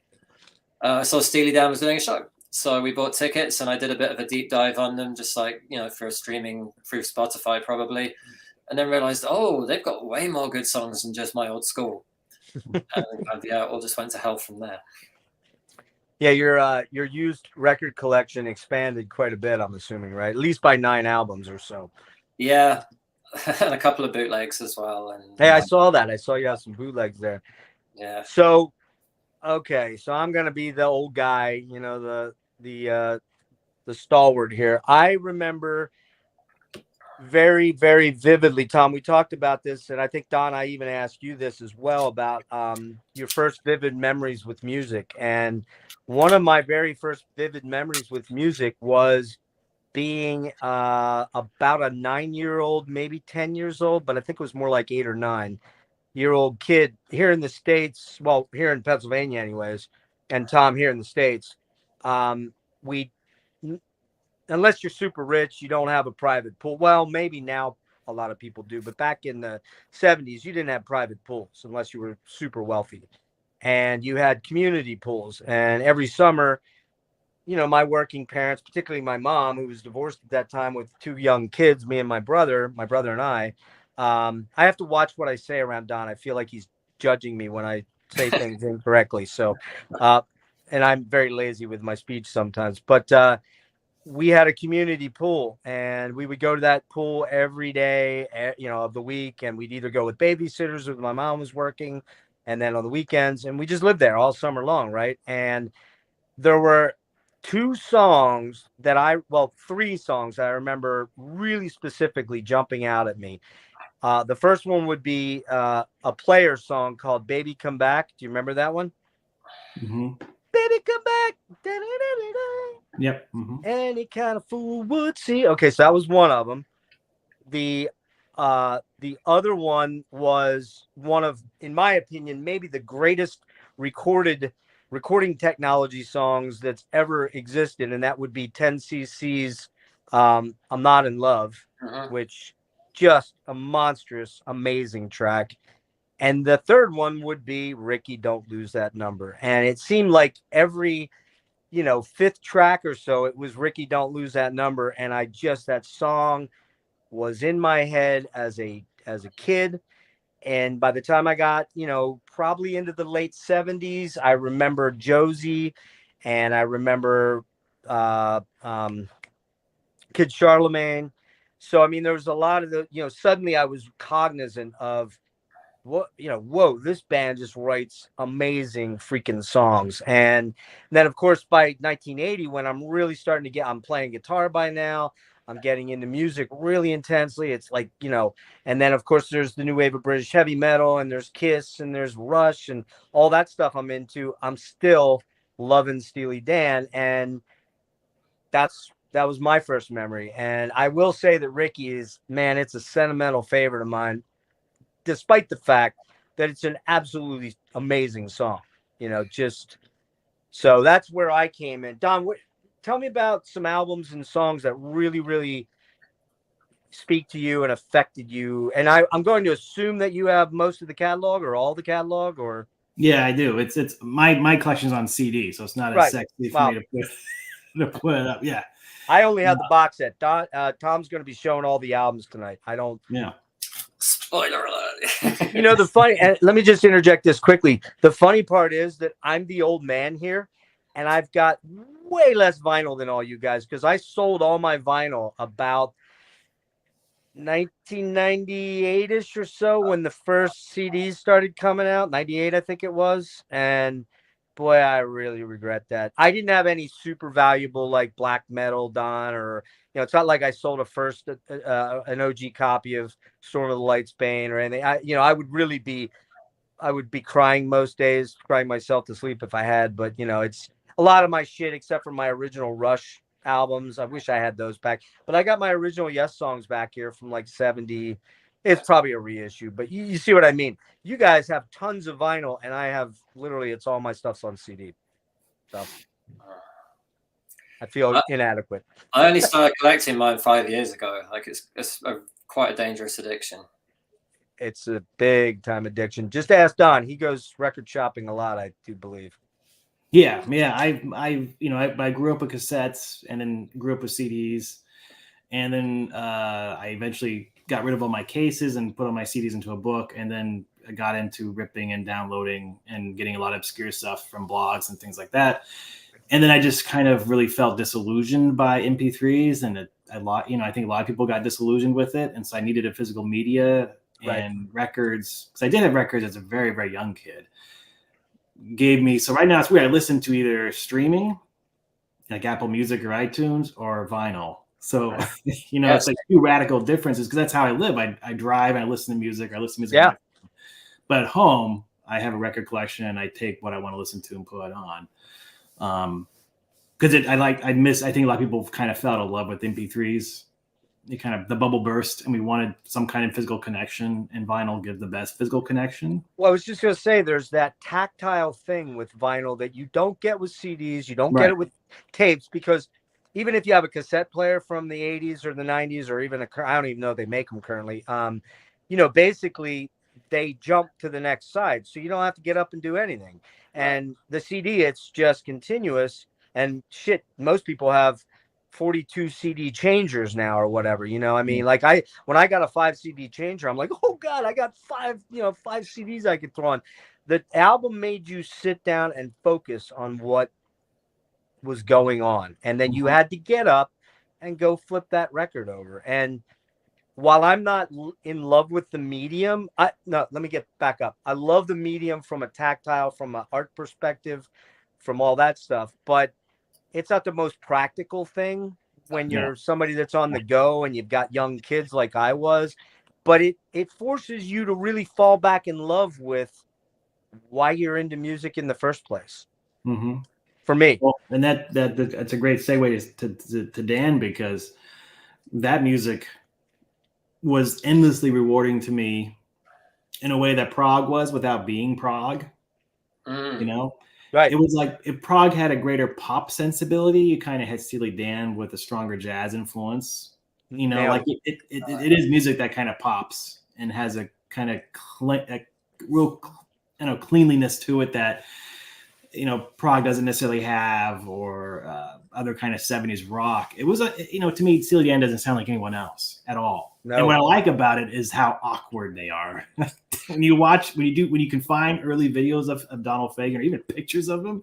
Oh yeah, you can tell he's just not comfortable being in a rock star situation. These guys met at Bard College. I mean, maybe you know about Bard up there. I mean, it's a liberal arts. It's a very liberal arts. Poets, artsy. I mean, yeah. And I think being weird and awkward myself, Donald Fagen was someone I really sort of, felt like, someone I kind of identified with. Yeah. Interestingly, real quick, the My Old School track, what that's about, right, Tom? You tell me what it's about. Come on, man. You read the book. Come on, man. That song is about a drug bust at Annandale at the Bard College, which he was not involved. Of course, yeah. He's not involved.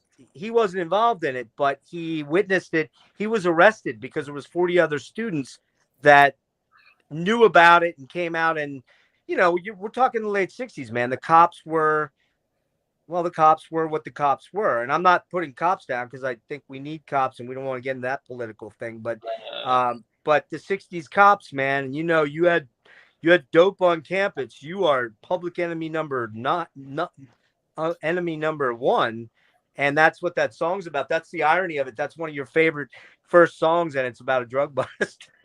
Right. So go ahead, Don. Yeah, I mean, those guys are original hipsters. Oh, big time. Enigmatic Hipster. That's the name of Fagen's autobiography. Oh, is it? Enigmatic Hipster, yeah. Okay, I haven't read that either. Don, you so you said that the connection that you had with Fagen was just that, and I've seen video of you on stage. You don't look that awkward. I've never seen you look. Or did you have to grow into it? Oh yeah, I definitely had to grow into it. I mean, even now, I have a hard time fitting in. I mean, I used to have super long hair. I mean, but like, like for me, okay, it's like whenever, like I told you before, when I play Agalock shows, I did a lot of like college advising after the concert. Most rock stars would be, doing drugs, drinking. I was like giving advice on majors and. That's right. You did tell me that. That's right. And so, I mean, I live a kind of, it's, I mean, even now with like my glasses, like a librarian or something, there's a sense of not totally fitting in, especially when I cut all my hair off and everything. That it only further differentiated me. But there was also something like the sort of intellect, without sounding elitist or pompous, there was a real intellect to Fagen and Becker in their lyrics. And the fact they're named after a Burroughs novel, I mean, the vibrator from the Burroughs novel, like, I mean, these things all seem really significant to me. And they've never been ashamed of their intelligence, and that's one of the things I love. I don't think they're pompous about it. I think they're just naturally very bookish. I guess I think they're bookish, and I think people thought of Agalock as bookish. They're nerds, guys. Let's just get down to it. They're very talented nerds. Don, you're a talented nerd. Let's be honest. Tom, you're a talented nerd. I am not a talented nerd, but I'm still a nerd. That's for sure. But I mean, that's what. They're brilliant kind of guys. They're brilliant fucking songwriters. They are. I mean, they're ridiculously able to pull out performances from a lot of great performers. The list of performers that have played on their albums is sick, as we know. Why don't you talk about some of the albums and the songs that really mean a lot to you, Don? I mean, I think for me, the pinnacle would be like something like Asia. I think all the instrumentation on that album, that's one that's just infinitely rewarding. Deacon Blues, I remember just listening to that track in particular over and over again.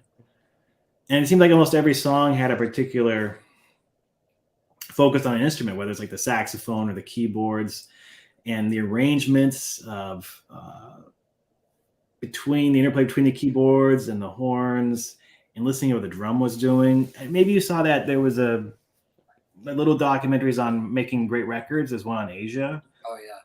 Have you seen this one? It's free because it's Fagen and Becker at the recording, console, engineering board, and going through all the different parts, and it's fascinating. Yeah, it is.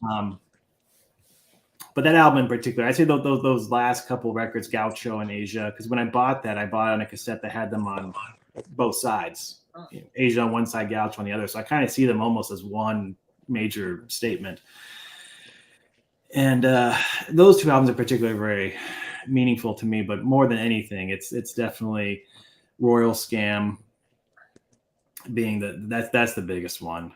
There's a certain melancholy on that record, a longing, a nostalgia. And I guess it's that kind of ongoing nostalgia in all their work, when it was something like Hey 19 being an obvious one. There's a song, Don't Take Me Alive. Right? And come on, man. And that's the song that's interesting for me because he references Oregon. Oh, that's right. He does. Yeah. But he mispronounces it. Oregon. It's Oregon, like a gun. And it's a kind of an eternal joke here in Oregon. We have bumper stickers that spell it phonetically OrYgun. And when I saw Steely Dan here in Oregon, when he got to that part, you could hear the audience sort of make a lot of sort of jokes. Okay. And Oregon's also famous for hating California because everybody. Yeah, that's true. Here. So when he has that line, when California falls into the sea, everybody cheers. Everybody cheers. So that album is special for me for that those sort of tidbits as well.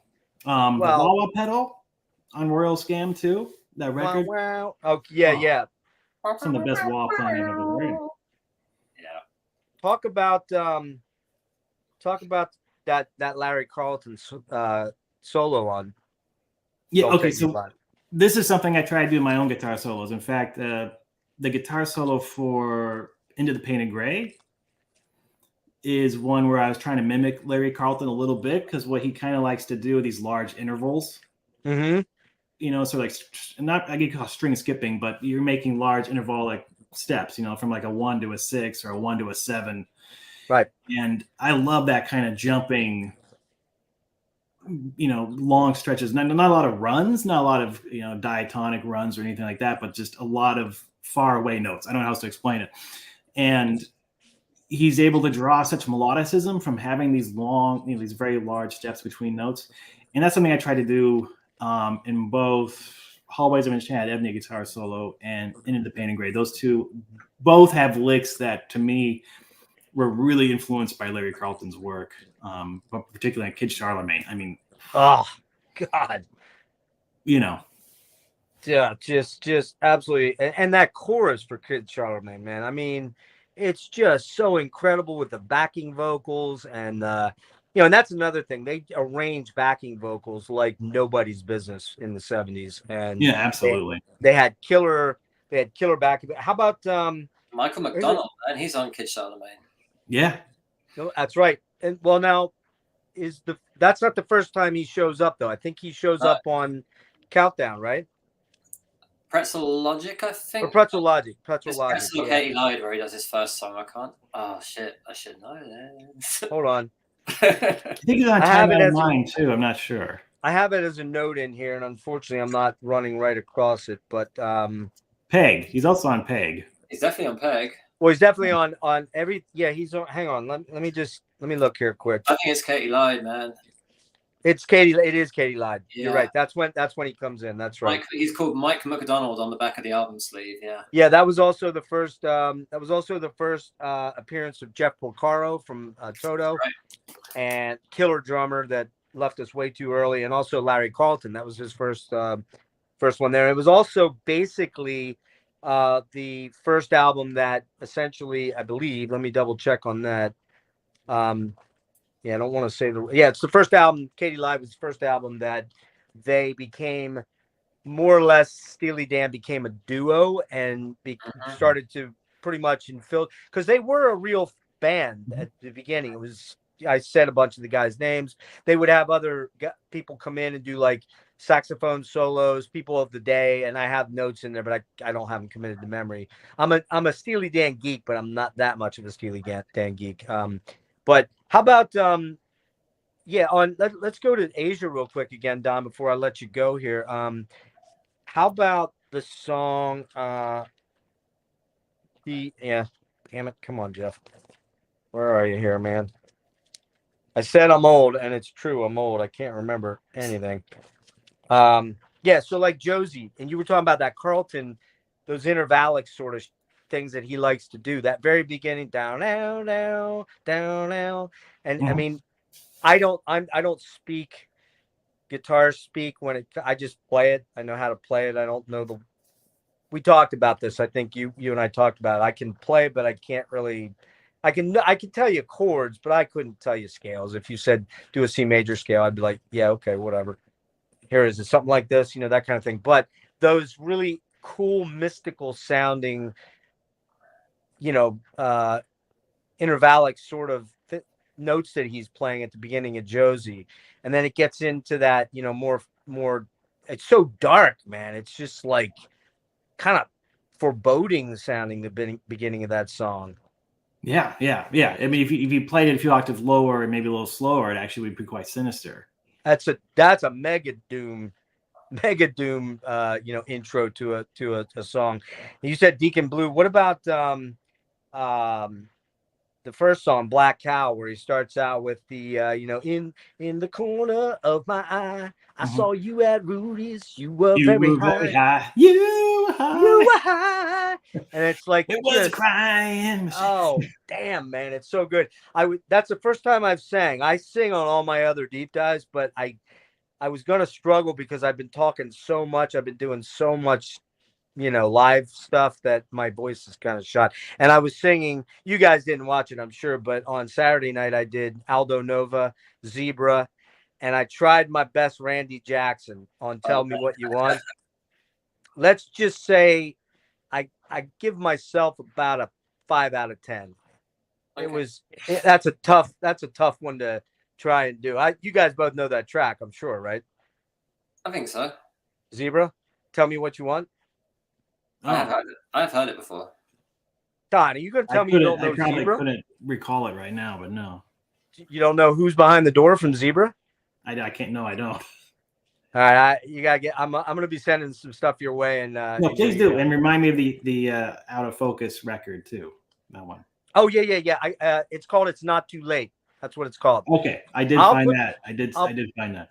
I'll put some shit together and send you some cool stuff. And dude, as much as you like prog, there is no way you're not gonna absolutely love Zebra's first album. It is a banger. But I was going into my total Aldo Nova nerd fest on the first album because it's one of those, 82. I'm a sophomore in high school, and it's one of those kind of pop metal gems, and I'm singing "Life is just a fantasy," that kind of stuff, and everybody's just cracking up at me. So I'm glad someone else decided to join me and make a fool of themselves on my stream. Dan's so catchy. That's the weird thing is like Steely Dan in some ways shouldn't be catchy, but it is incredibly catchy. Insanely catchy. And that's why they're so goddamn good, man. I mean, the hooks on some of these albums just all right. Here's another one. Let's talk about this one real quick.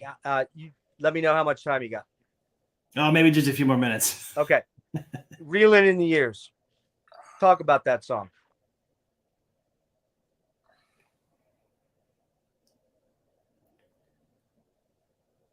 I mean, I don't know I love that song, but for me, Dan is the strongest with me would be Royal Scam onwards.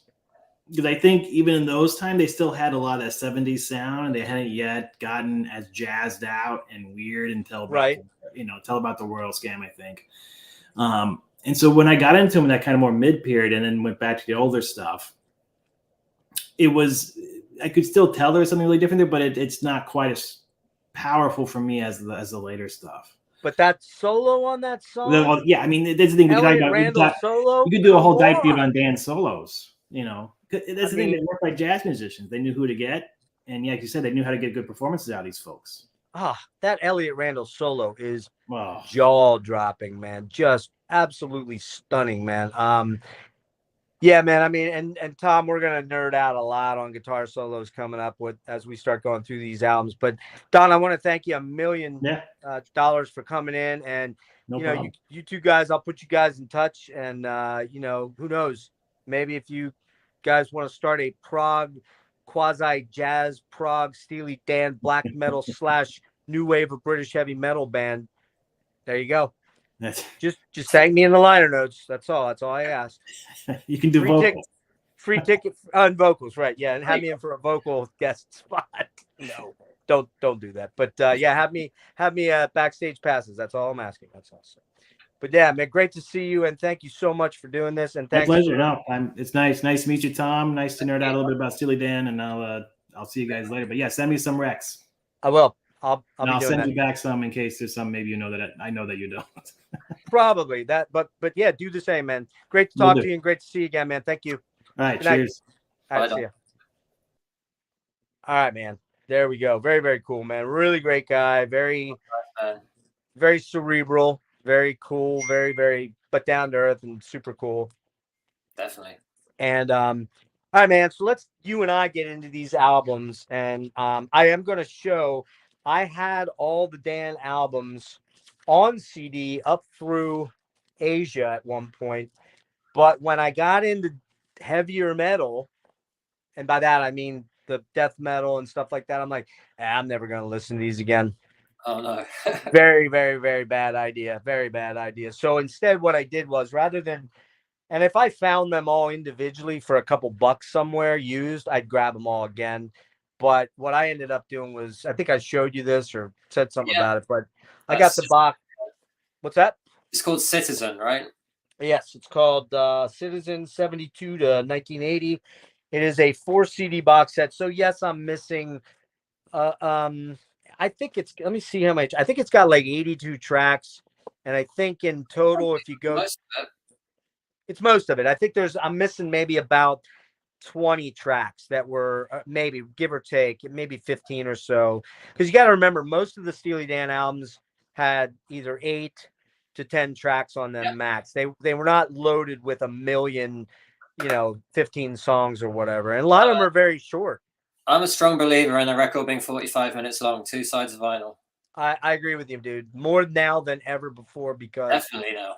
I lived through that age of people jamming 70 minutes onto a CD. And by the time you get to like minute 52, you're like, Jesus, I got 25 more minutes of this thing to go or whatever. You know what I mean? You're like, whoa, too much, And all the prog bands and the prog metal bands were the most egregious,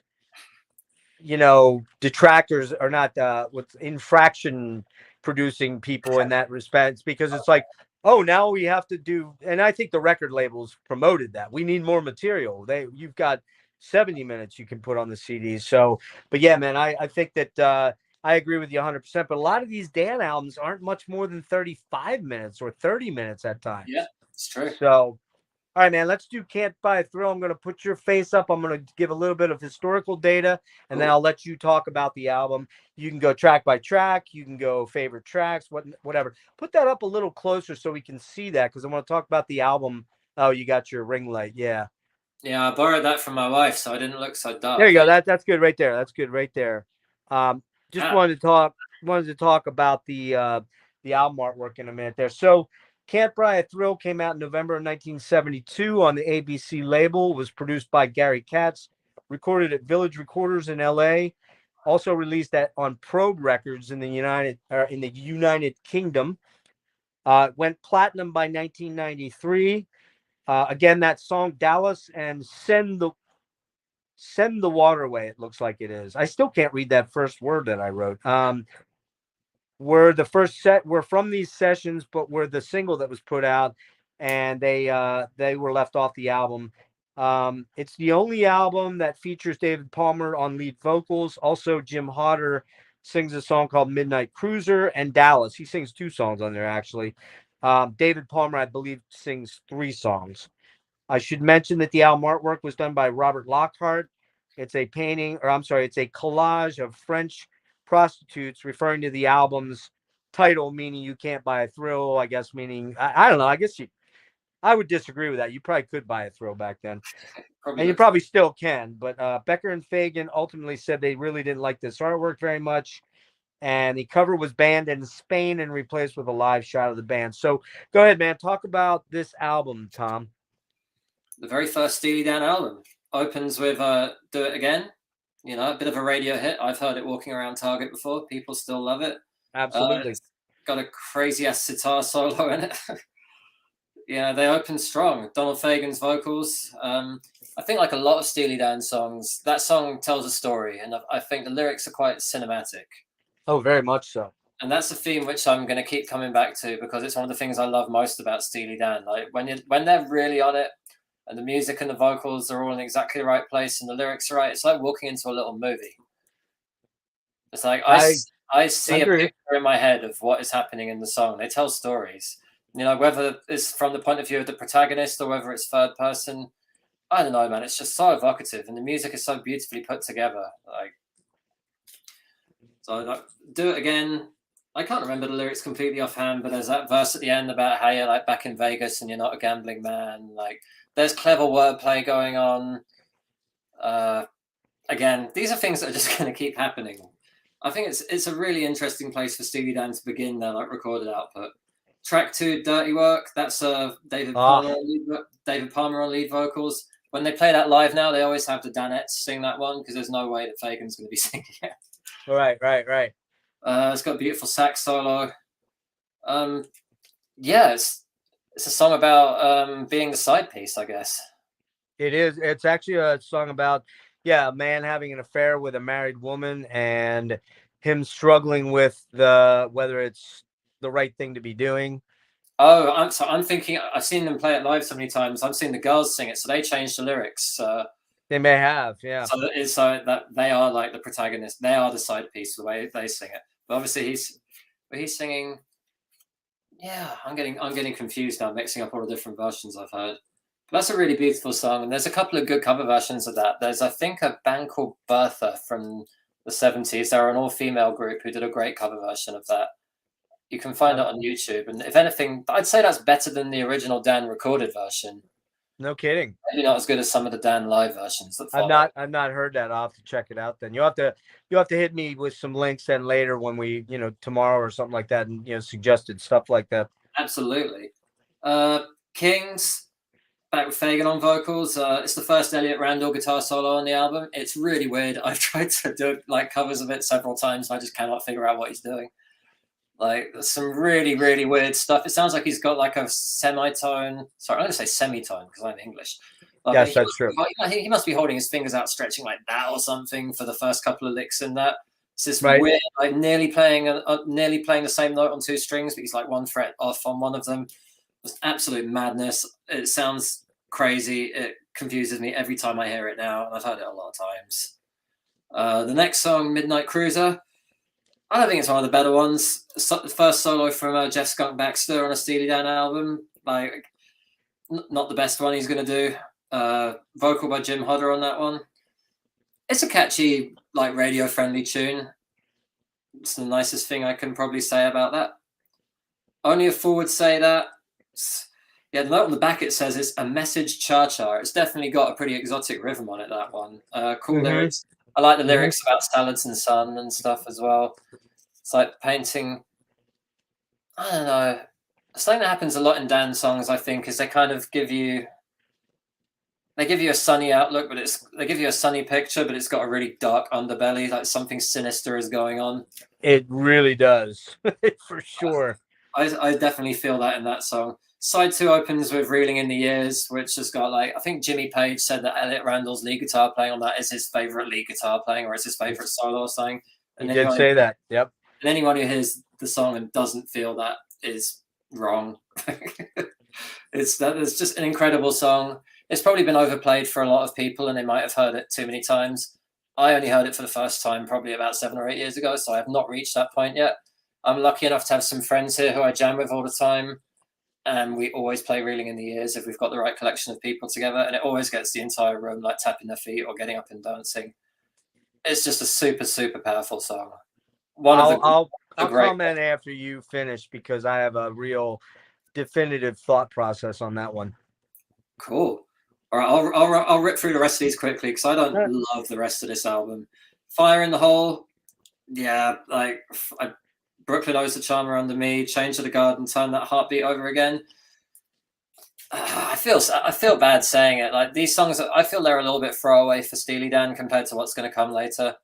Totally agree with you, dude. Totally agree with you. 100%. They're nice to listen to, but if I put them up against anything on like Pretzel Logic or not even close, or Raw Scam, it's like forget about it. Not even close. Totally different universe. This is my least favorite album by them. Strangely enough, what would you give this one? 7.5 out of 10. All right, you go a little higher than me. I go a 7 out of 10. So we're probably going to be on the same wavelength on this. Man, it starts off with a fucking banger of a song. I mean, Do It Again is just so good. It's got that, I don't want to call it bossa nova because it's not a bossa nova. It's a Latin sort of. Yeah. Everybody's heard it, or not everybody. I don't want to say that, but many people, a lot of people my age have heard it a lot. Like you said, it's a grocery store song, but that's not a bad thing. If you're on those Muzak track tapes, you've sold the rights to your work to make a lot of money, and that's a good thing. But Denny Diaz, that sitar solo, so cool. Then you got the little keyboard, the cool little keyboard solo on it. Like you said, man, there's just killer Fagan. I'm assuming I don't know whether Walter or Donald wrote the lyrics. I'm assuming Fagan probably wrote the lyrics mostly, but who knows? Maybe they worked on them together. I really don't know about that. That would probably be something that would come out of the book that would be more, I just don't know what the deal was there. But man, I just love that fucking song, dude. Do It Again. The chorus is just so infectious. And I think it's one of Donald Fagen's better vocals of all of his songs that he did. There's just something cool about his vocals there. Oh, definitely. There's just something, like you said, I'm terrible with lyrics, like remembering lines anymore, the older I get, but unless it's Rush lyrics or Porcupine Tree lyrics, then I kind of know them ingrained. But what's the with your two timer with the in your hand? I can't remember the lyrics, but just the way he sings that, the melody, the vocal melody in the verse is so damn good. And then it's you go back, Jack, do it again. Wheels turn. It's just so incredible. That's a top 10 Dan song for me, easy. No question about it. I got those lyrics. I got those lyrics here. When you know she's no high climber, then you find your only friend in a room with your two timer, and you're sure you're near the end. Then you love a little wild one, and she brings you only sorrow. All the time, you know she's smiling. You'll be on your knees tomorrow. Dude, those lyrics are so good. They're so good. I mean, I don't know whether it's about a groupie. I don't know whether it's about an ex-girlfriend or an ex-wife. Well, they're probably not married by then. But, I mean, it's just the lyrical genius is fucking amazing. You know, I tell you what this is. This is a theme that's going to come back over and over again. Steely Dan songs are often about a loser, or they're from the perspective of a loser. Yep. You know, there's a sadness to it. Yeah. We'll come to it so many times, but no, I agree with you. That's a fantastic observation because you're totally right. Dirty Work, David Palmer track. I like this one a lot. I just really like the flow of the song. It's you know, it's about self-loathing, about the affair thing. Great sax solo by James Richardson, lead vocals by Palmer. ABC insisted on having this on the album because apparently Becker and Fagan didn't want to really put it on the album. And I got to be honest with you, it's one of the better 4 tracks on the album, in my opinion. It's wistful, but it's still dark. There's a weird darkness to it that, you know, when you hear the lyrics and you hear the way they're singing them, you kind of connect with it a little better. Dude, there's that lyric, I foresee terrible trouble and I stay here just the same. It's like impending doom mixed with wistful melancholy. It's powerful. Exactly. And I mean, you know, like, I will speak personally. I won't make you speak personally. I'm not married, so it's okay. I've been in one of those situations. In fact, not all that long ago, where somebody wanted to get out of their marriage, but just couldn't quite pull the trigger. And I was like, why do I keep coming back? And I'm not going to come back anymore. And that's when I finally was like, I'm done. It's not worth it. And the other party knew, and it was just, you know, it was not cool. And the bottom line is it's a bad place to be. It's not a place you want to be.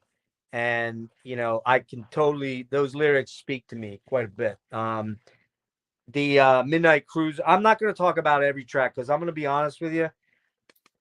There's at least half this album just doesn't do a lot for me. It's okay. Yeah. It's not, you know, it's good. It's not great. I agree with you about that weird riff from Elliot Randall on Kings. It's very off-putting. It's almost like unsettling, but it's really well done because it's Elliot fucking Randall. That's why. And anything I say is not great on these albums is still great. Like, right. Compared to what's going to come later, you know. And you made the best point about it, is that the amount of, and it picks up on the next album considerably. So what I would say about this album, other than that, is Midnight Cruiser is actually a really cool song. I really like that song. It's got a soulful vibe to it, and it's got a nice tempo to it, and the vocals by Hoder are actually kind of nice, man. They're nice and smooth. It's a smooth, groovy sort of number, I would say. Yeah. Nothing super exceptional, but it's one of the better tracks on the album. Brooklyn what's it called? Brooklyn. I didn't write it all down. Brooklyn don't mean a thing to me. Brooklyn owes the charmer under me. Yeah, I kind of like that one too. It's got a snarliness to it in the vocals. They're not, as you said, there's a darkness to them that, you know, an almost ironic, like Fagan sort of sings like people talk ironically. He sings ironically a lot of the time, if that makes any sense to you. I don't know if it does, but that's how he delivers a lot of the lyrics sometimes. And that's one of the songs. But then, you know, we're going to go to Reelin'. I mean, you know, it's just, God, man. I love that song beginning to end. Even if it didn't have that solo in it, I don't know that. Well, you almost can't extricate that from it, but it's still a good song because the lyrics are really cool. And but man, the fucking part where it's that took me forever to get that down. I still play it wrong every time, but yeah. It is super complicated. It doesn't sound it, but get out of here. It's really, really hard to play on tempo and in time. It is really difficult. And then you start out with the little the pick off help me out. Not hammer off. It's not a pull off. It's a pull off. You're just doing a 3-note chromatic pull off where you're because you pull off and then you hammer on going back up, and then you do the little notes in there, the accent notes on the E string, on the A and the the A and the B, A and the 5th and 7th fret. Yeah, 5th and 7th. So you're talking the A and the B, right? Yeah. Okay. I'm not a theory guy, so I have to sit and envision the neck. 5th and 7th works better for me. But man, you get into that and Elliot plays all over this song. It's full of killer fucking guitar riffs and solos. It's just, to me, it's a top 10 solo maybe of all time of riffing. It's just so good. It could be. It might even be the second best Steely Dan solo. Oh, okay. I'm not sure I'd go there, but it might be for you. I love it though. It's definitely in the top 10. I'm just going to keep correcting myself and changing my mind every album we go through. Absolutely, man. Absolutely. So that's the first one. You gave it a 7.5. I gave it a 7. So we're pretty much on par there.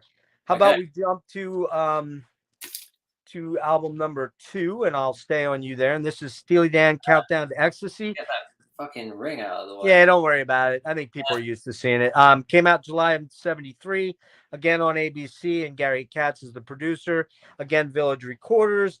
This failed to generate a hit single, but it was certified gold in 1998, and it hit number 35 on Billboard. I forgot to write the numbers down for the first one. It wasn't as successful, I don't think. The cover painting is by Dorothy White, who was Fagen's girlfriend or ex-girlfriend. I think it was his girlfriend at the time. So go ahead and rip into it, man. Opens with Bodhisattva. What a way to open. It's like one of the most psychotic blues tunes anyone's ever come up with. Like a super fast shuffle. The guitar solos are absolute madness. I just have no idea what that song is about. It's still in their live show now. Yeah, it's just chaos. What a brilliant way to start the album. Absolute ripper. Like, if you want to hear some absolutely insane guitar playing, check out Denny Diaz's guitar playing on that song. He's got virtually no distortion, and he is shredding faster than like pretty much any metal guy you'll ever hear. But he's playing super sophisticated stuff. It's jazz lines. Like, I don't know what he's doing. I've tried to learn it and I can't, and it's just fucking amazing. And it's 1973 when he's playing. Right, it's 73. It's like, who the hell was? 70. The album came out in 74, so he probably recorded it in 73. I don't know, man. Like, you're just spoiled on this album with him and fucking Baxter playing all the guitar solos. Actually, not all of them, because Rick Derringer plays some slide guitar on Showbiz Kids as well. He does. That's correct. Rick Derringer. That's right. Yep. I haven't listened to Razor Boy as much as some of the other songs on this album, but it's got a lot of cool textures going on in there. Like, it's a very catchy song. The Boston Rag, I think they played it first time I saw them live, and that song, yeah, it's one of those. It's that giant, like, cinematic, dark, bluesy-ish ballad. It's a huge sense of melancholy in that one. It makes me feel things. I can't really explain what they are, but that song really does. Kind of goes into that kind of waltz section for the guitar solo as well, and it completely stops with those piano chords. Yeah, that's a really heart-stopping moment, that. And the guitar solo comes in with all those volume swells, building up the tension. Yep. And it just rips once it comes in. I would bet that's probably a Skunk Baxter solo, that one, because it's pretty aggressive. I always think of Denny Diaz as more of the smooth, like, jazzy guy, and Baxter as a rock and roller. I went, like, from this era of the band. Yeah, and that if I'm not correct, if I'm not off here, that solo has that really cool. It's got like phase go. Well, maybe not phase. Maybe there's flanging going on, but there's that Mm, really, and it's got that muff. It's got like a muff of the big muff sort of fuzz going on yeah, in the guitar. definitely. Like I think a lot of people who know Steely Dan just for like Gaucho and Asia and the latest stuff might not realize quite how much dirt there is on some of these earlier songs. Like it gets pretty out there on the Boston Rag solo, definitely. I get Your Gold Teeth is a song that I guess I've just not listened to that much because right now I just cannot think about it at all. Yep. I'm coming up completely blank, which is not great. No, So, I have a couple of those too, man. So don't feel like you got hit on every track. Just so talk about the ones that really stand out in your mind. I'll do that then. Well, Showbiz Kids is a song that weirdly I'd heard one specific line from about 1,000,000 times before I ever heard this album. Because a British band called the Super Furry Animals sampled the line, "They don't give a fuck about anybody else," for their song, "The Man Don't Give a Fuck," which came out as a single in like 97 or 98 or something. Until that band split up, it was always their finishing song. So when I first heard Showbiz Kids and heard that line, it completely blew my mind because it's like, fuck, I've been listening to Steely Dan by stealth for like 15 Yeah. years, not even Yeah, realize. and that song, I'm assuming, reading the lyrics, it really looks like it's really like shitting on rich kids for the most part because you got the background singers doing. I think they're saying Papa's wages, Papa's wages. I think that's what they're saying. I I've could always be wondered, wrong. what they're saying there. I'm going to ask Google.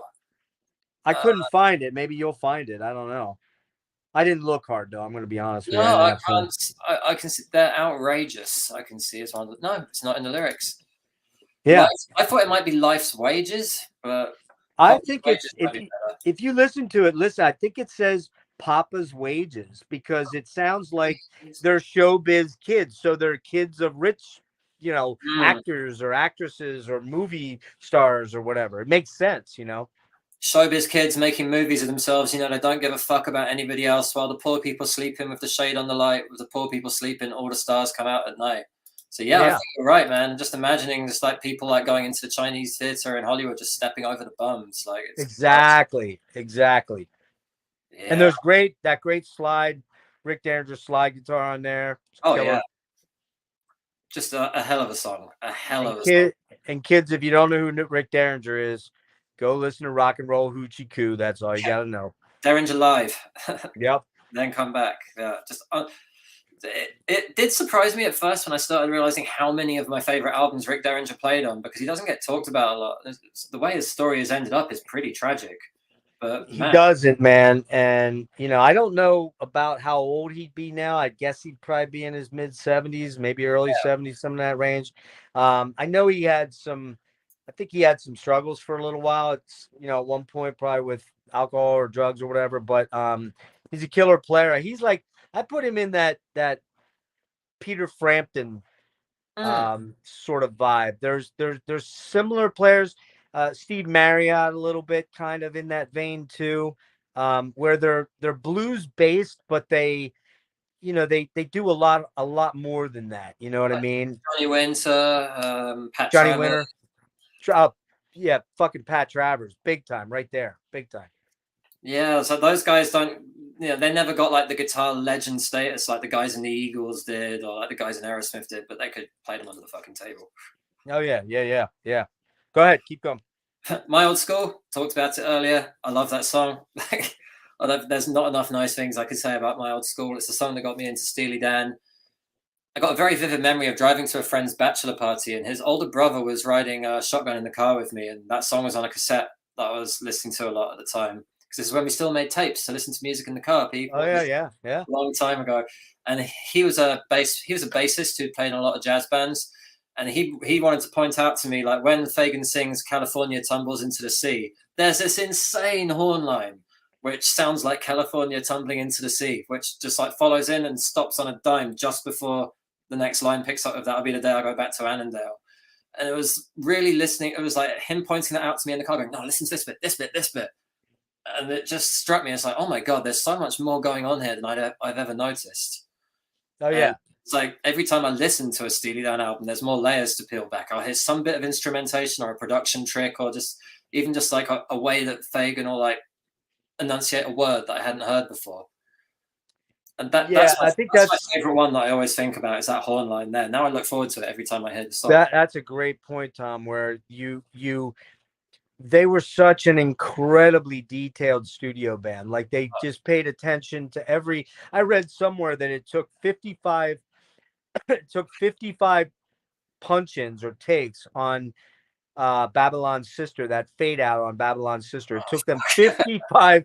That's 1980, so you are talking pre-Pro Tools. Oh, and that's another good thing. Let me pop back out for a second. We'll come back right to you. But for anyone that's coming to this, my channel's predominantly a metal channel, and I go through all the gamuts. But as most people know that check my stuff out, there's Rush, there's Triumph, there's Tears for Fears, there's I'm a music nerd sponge that loves a lot of different genres, and so this is not anything to do with metal at all. But the thing that I think you would agree with me entirely on with Steely Dan is these guys were consummate musicians. They were doing this in the times when there was no Pro Tools, there was no quantization, there was no drum loops, there was no plugins, there was no this shit. You either knew how to play this stuff and you either rehearsed it and got it down, or the best you could hope for is that you would cut the tape, the 2-inch tape, and you would splice in sections of a solo perhaps. Okay, but that was very, very, you had to be a great engineer, and you had to have like top shelf engineering and production teams in place. And let's get it out of the way here. In the 70s, that's what you were. This was a career.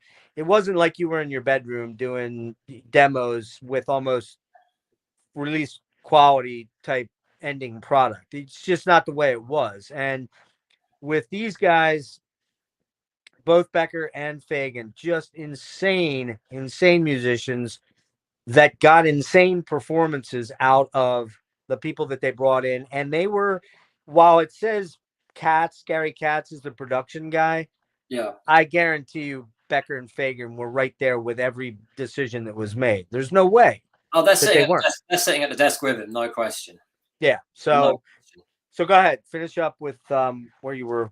Pearl of the Quarter. Yeah, voulez-vous. It's Love a really, really pretty song. I'm struggling to think of anything else to say about it right now, but I fucking love it. And it ends with King of the World, which has got, it's got some pretty cool synth parts going on as far as I can remember. I think Fagan was doing the synth on this album. It's a really nice way to finish off the record. I want to show you the picture on the back of this. I mean, look at those guys. Look at Jim Hodder there and his giant dungarees and stuff. Check him out, man. Let's at the desk there. That's pretty cool. Let's just say right now, a lot of weed was smoked at this session. Look at Skunk, man. It wasn't called Skunk for no reason. Skunk is baked out of his mind right there. And Becker has the sunglasses on. And Becker was probably baked out of his mind most of his career. So, yeah, absolutely, man. King of the World is great. And you mentioned the synth solo, so 70s, but so badass. I'll hit a few. Where do you go with this one?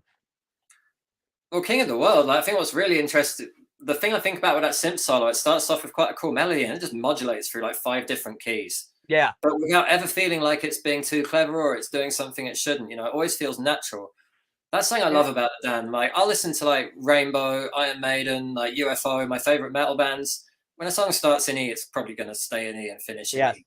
Yep. Steely Dan's not like that. And as a rock musician who's come to this at quite a late stage in my life, recent stage in my life, hopefully not a late stage in my life. I love the sophistication. I love how strange it sounds. I love the fact that they've got the knowledge and the bravery to, even in a rock context, just go like, no, fuck this. Like, we might be starting off this solo in E, but it's going to go into like B flat for a bit. It's going to go into F. Like, it's just going to go all over the place, and we know how to bring it home. So I find that fascinating. It's fun to listen to. That's an excellent point. Excellent point that anyone that's not a musician is not going to quite get, because Uh, most people don't understand what key changes really are. They wouldn't really know them if you go, "What key's that in?" Or, "Oh, it changed keys there." Good example being, I just watched a thing from Rick Beato on Steely Dan. Maybe you've seen that. And Beato's the king of breaking that of shit course, down. yeah. I've watched all his Steely Dan shit. And he talked about how, said the same thing you did. Most artists these days, if it starts in E, or if it starts in C, or if it starts in G, it's probably going to stay there. But he brought up one that like threw me. He's like, it was Bon Jovi's song. I think it Living on a was Prayer, right? Living on a Prayer. Yeah, the last When chorus. he goes, It goes from E minor to G minor. yeah, when it goes, whoa, that way there. He's like, you never see that in a rock song. He's like, why they chose to do that is crazy. But it's super cool that they did, you know? Yeah, jumps up by a minor third and like just takes it to the moon. Yeah. Now, before I want to show you this before we go any further. Okay. This bootleg is called Rotoscope Down. Let me get it in the right place. A peek behind the Rotoscope. curtain at the 1973 American tour. So this has got a bunch of songs from the first couple of albums. It's actually got a few songs from Pretzel Logic, which I don't think had come out yet, or it just had. But yeah, like you would enjoy listening to this. It's the band playing live at the record plant in Los Angeles. As it says on here, the band is playing loud to the point of distortion. Really? This band fucking smoked, man. Like, there's no studio trickery here. This is just them ripping. And that's, incredible. dude, there's so much to be said for that. With now you got bands with backing tracks, you got, you know, fucking, who knows? I never know. So I know with metal usually, because you just know, you know what I mean? You don't have Carcass out there doing backing tracks, you know, except for maybe the interlude things or whatever. But you know, but now you see bands like, you know, the real offenders, like, you know, Motley, and, you know, even shit like, quite frankly, like fucking what's the crazy fucking German band, Du Hast, Rammstein, yeah. I mean, you know damn well that some of their stuff is on tape. It just is. But that's why I look at bands. Someone told me that Def Leppard's on tape, and that really bummed me out, because they've been saying that they're not for such a long time. They've claimed that they're not. Yeah, apparently the fucking guitars are the only thing that's live. That's disappointing to hear. That's very disappointing if that's true. That is very disappointing. Maybe so much earlier, but certainly the backing vocals and stuff, for the key, all the synth pads and stuff. Well, yeah, obviously there's no synth. There's no one on stage playing it. But you know, we say that, and then we look at somebody like Bon Jovi right now. Bon Jovi could really help himself a lot by using backing tracks, and he's not doing it. Well, I've heard he's getting Sambora back in the band for the tour next year. So maybe if he gets tracks of the vocals and Sambora on guitar, I'd buy a ticket to go and see it again, I guess. But I don't like paying money to see people use tapes. I like real bands. Exactly. And you know what the weird thing is? Phil X can sing his ass off. He could probably sing those songs way better than John can. But I give John props. Probably can. What's that? Everyone in the band probably can.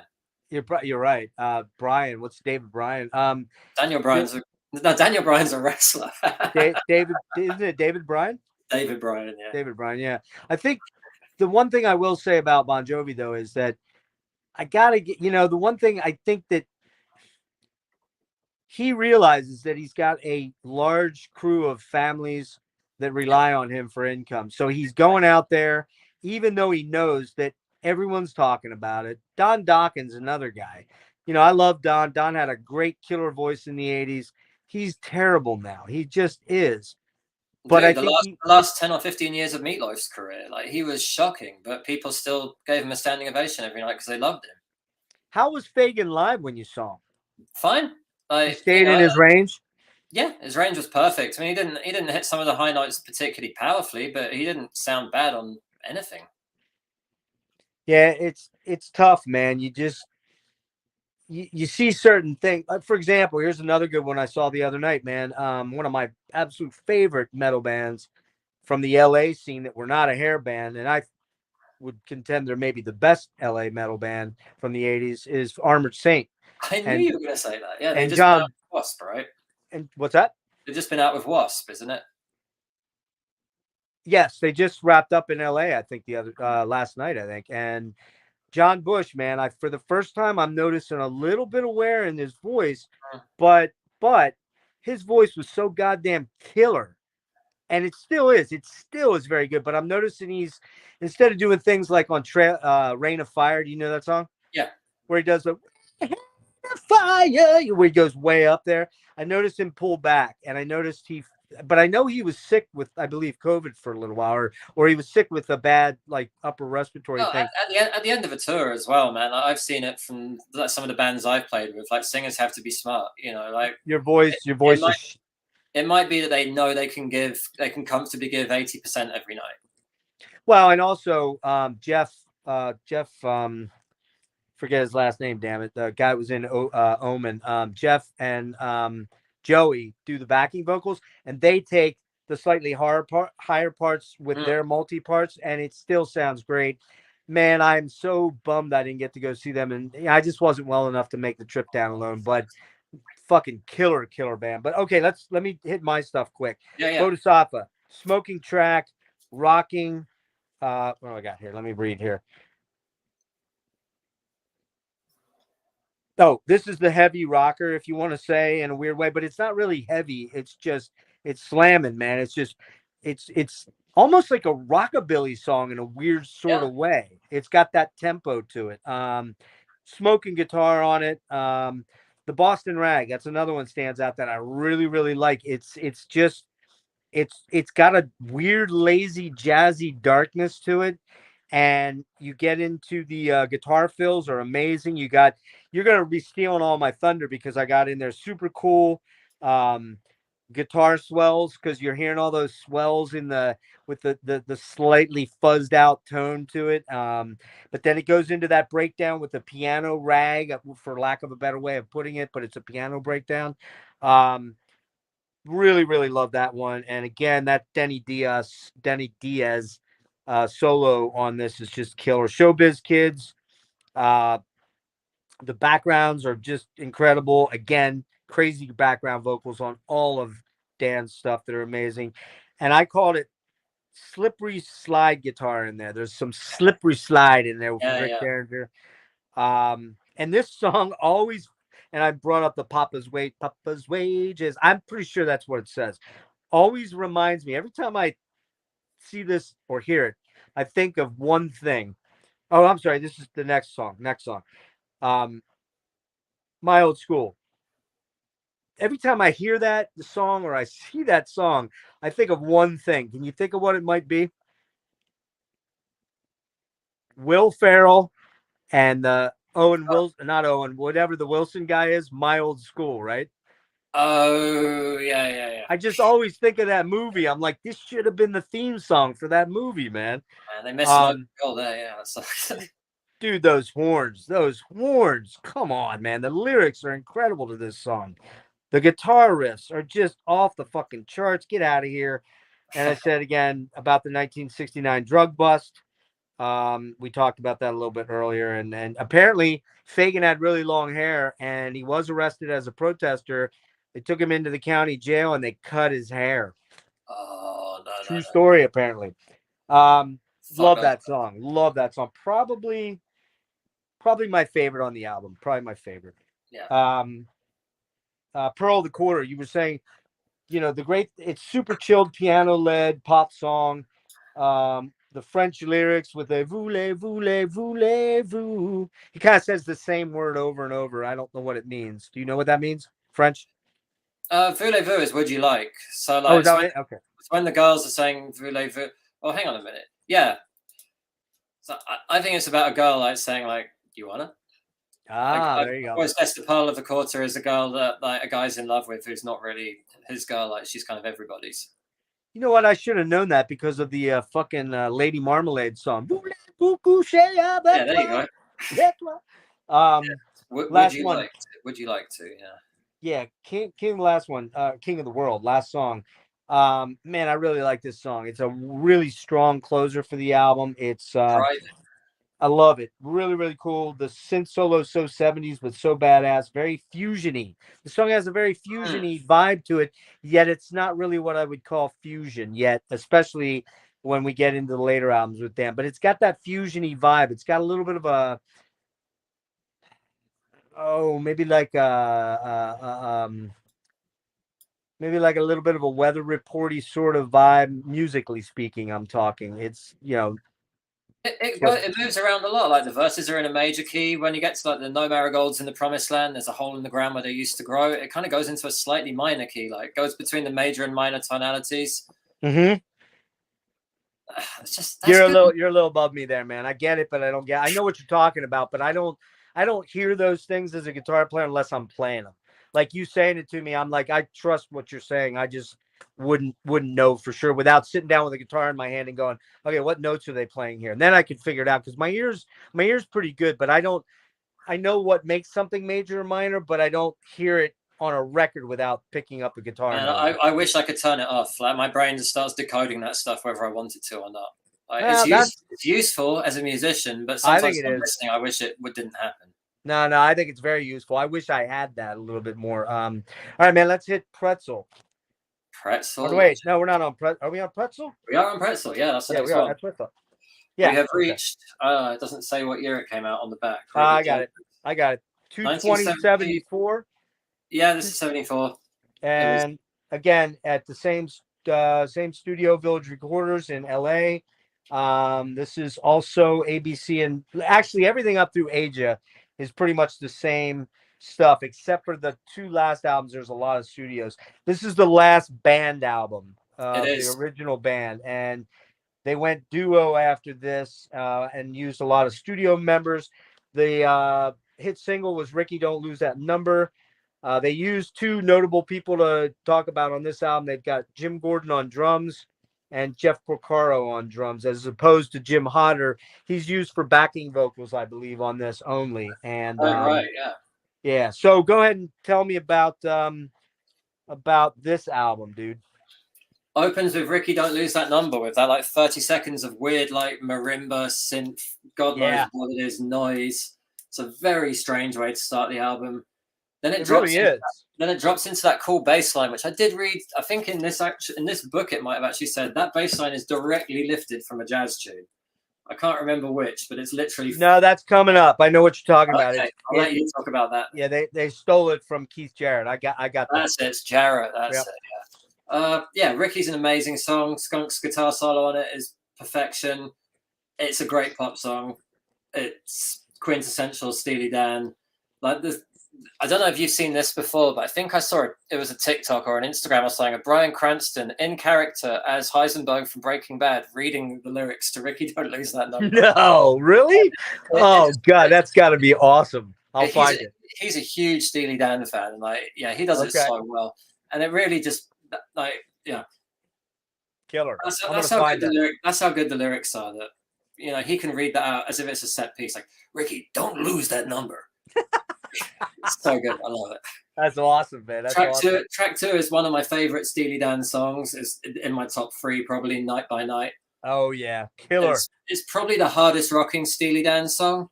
It's got riffs. Like people don't believe me when I tell them there is a song that's the Steely Dan song that's properly got like heavy ass guitar riffs. Oh yeah. I might hear it heavier than it really is in my head, just with my imagination. But that song fucking rips. And it's the quintessential Steely Dan character again. It's like, it's the loser. I ain't got the heart to lose another fight. So until that shit comes in, I'll live night by night. It's like, it's a guy who's been beaten by the world. Like the lyrics just describe this kind of like sleazy world. When the Dawn Patrol got to tell you twice, they're going to do it with a shotgun. So I'm cashing in this 10-cent life for another one. The night by night. Yeah. So good. So fucking good. Yeah. Skunk's guitar solo in that song is just like, the first one's great. The outro solo might be even better. Like, it's a beautiful. Wait a minute. I didn't note that. I must have gotten distracted because I was making tacos for my old man. Who did that song? Who did the solo in that one? I believe it's Skunk. Okay. Man, I got to go back and listen to that. I don't remember that one, weirdly. I really, really like that one. Track 3, any major dude will tell you that song has got me through some hard times, man. Like, I think, dude, I love that song. When I was really bummed about realizing I wasn't going to be in Carcass anymore, it's so any major dude will tell you, my friend, any minor world that falls apart breaks apart, falls together again. When the demon is at your door in the morning, it won't be there no more. Yep. Like, Weirdly weirdly reassuring, man. Like that really spoke to me. Yeah, that's actually kind of a positive song for Dan, actually, because Yeah. it's like, any major dude will tell you. Any major dude will tell you. Yeah, cool talk. And the little keyboard, or I don't know if he's doing it on keyboard or piano. It's keyboard, I think. Yeah, and a lot of really understated little guitar riffs in that song. Oh god, yeah. It's got a beautiful little twin guitar solo. It's almost got an Allman Brothers vibe when they get that little mini solo just before the final pre-chorus. Oh yeah.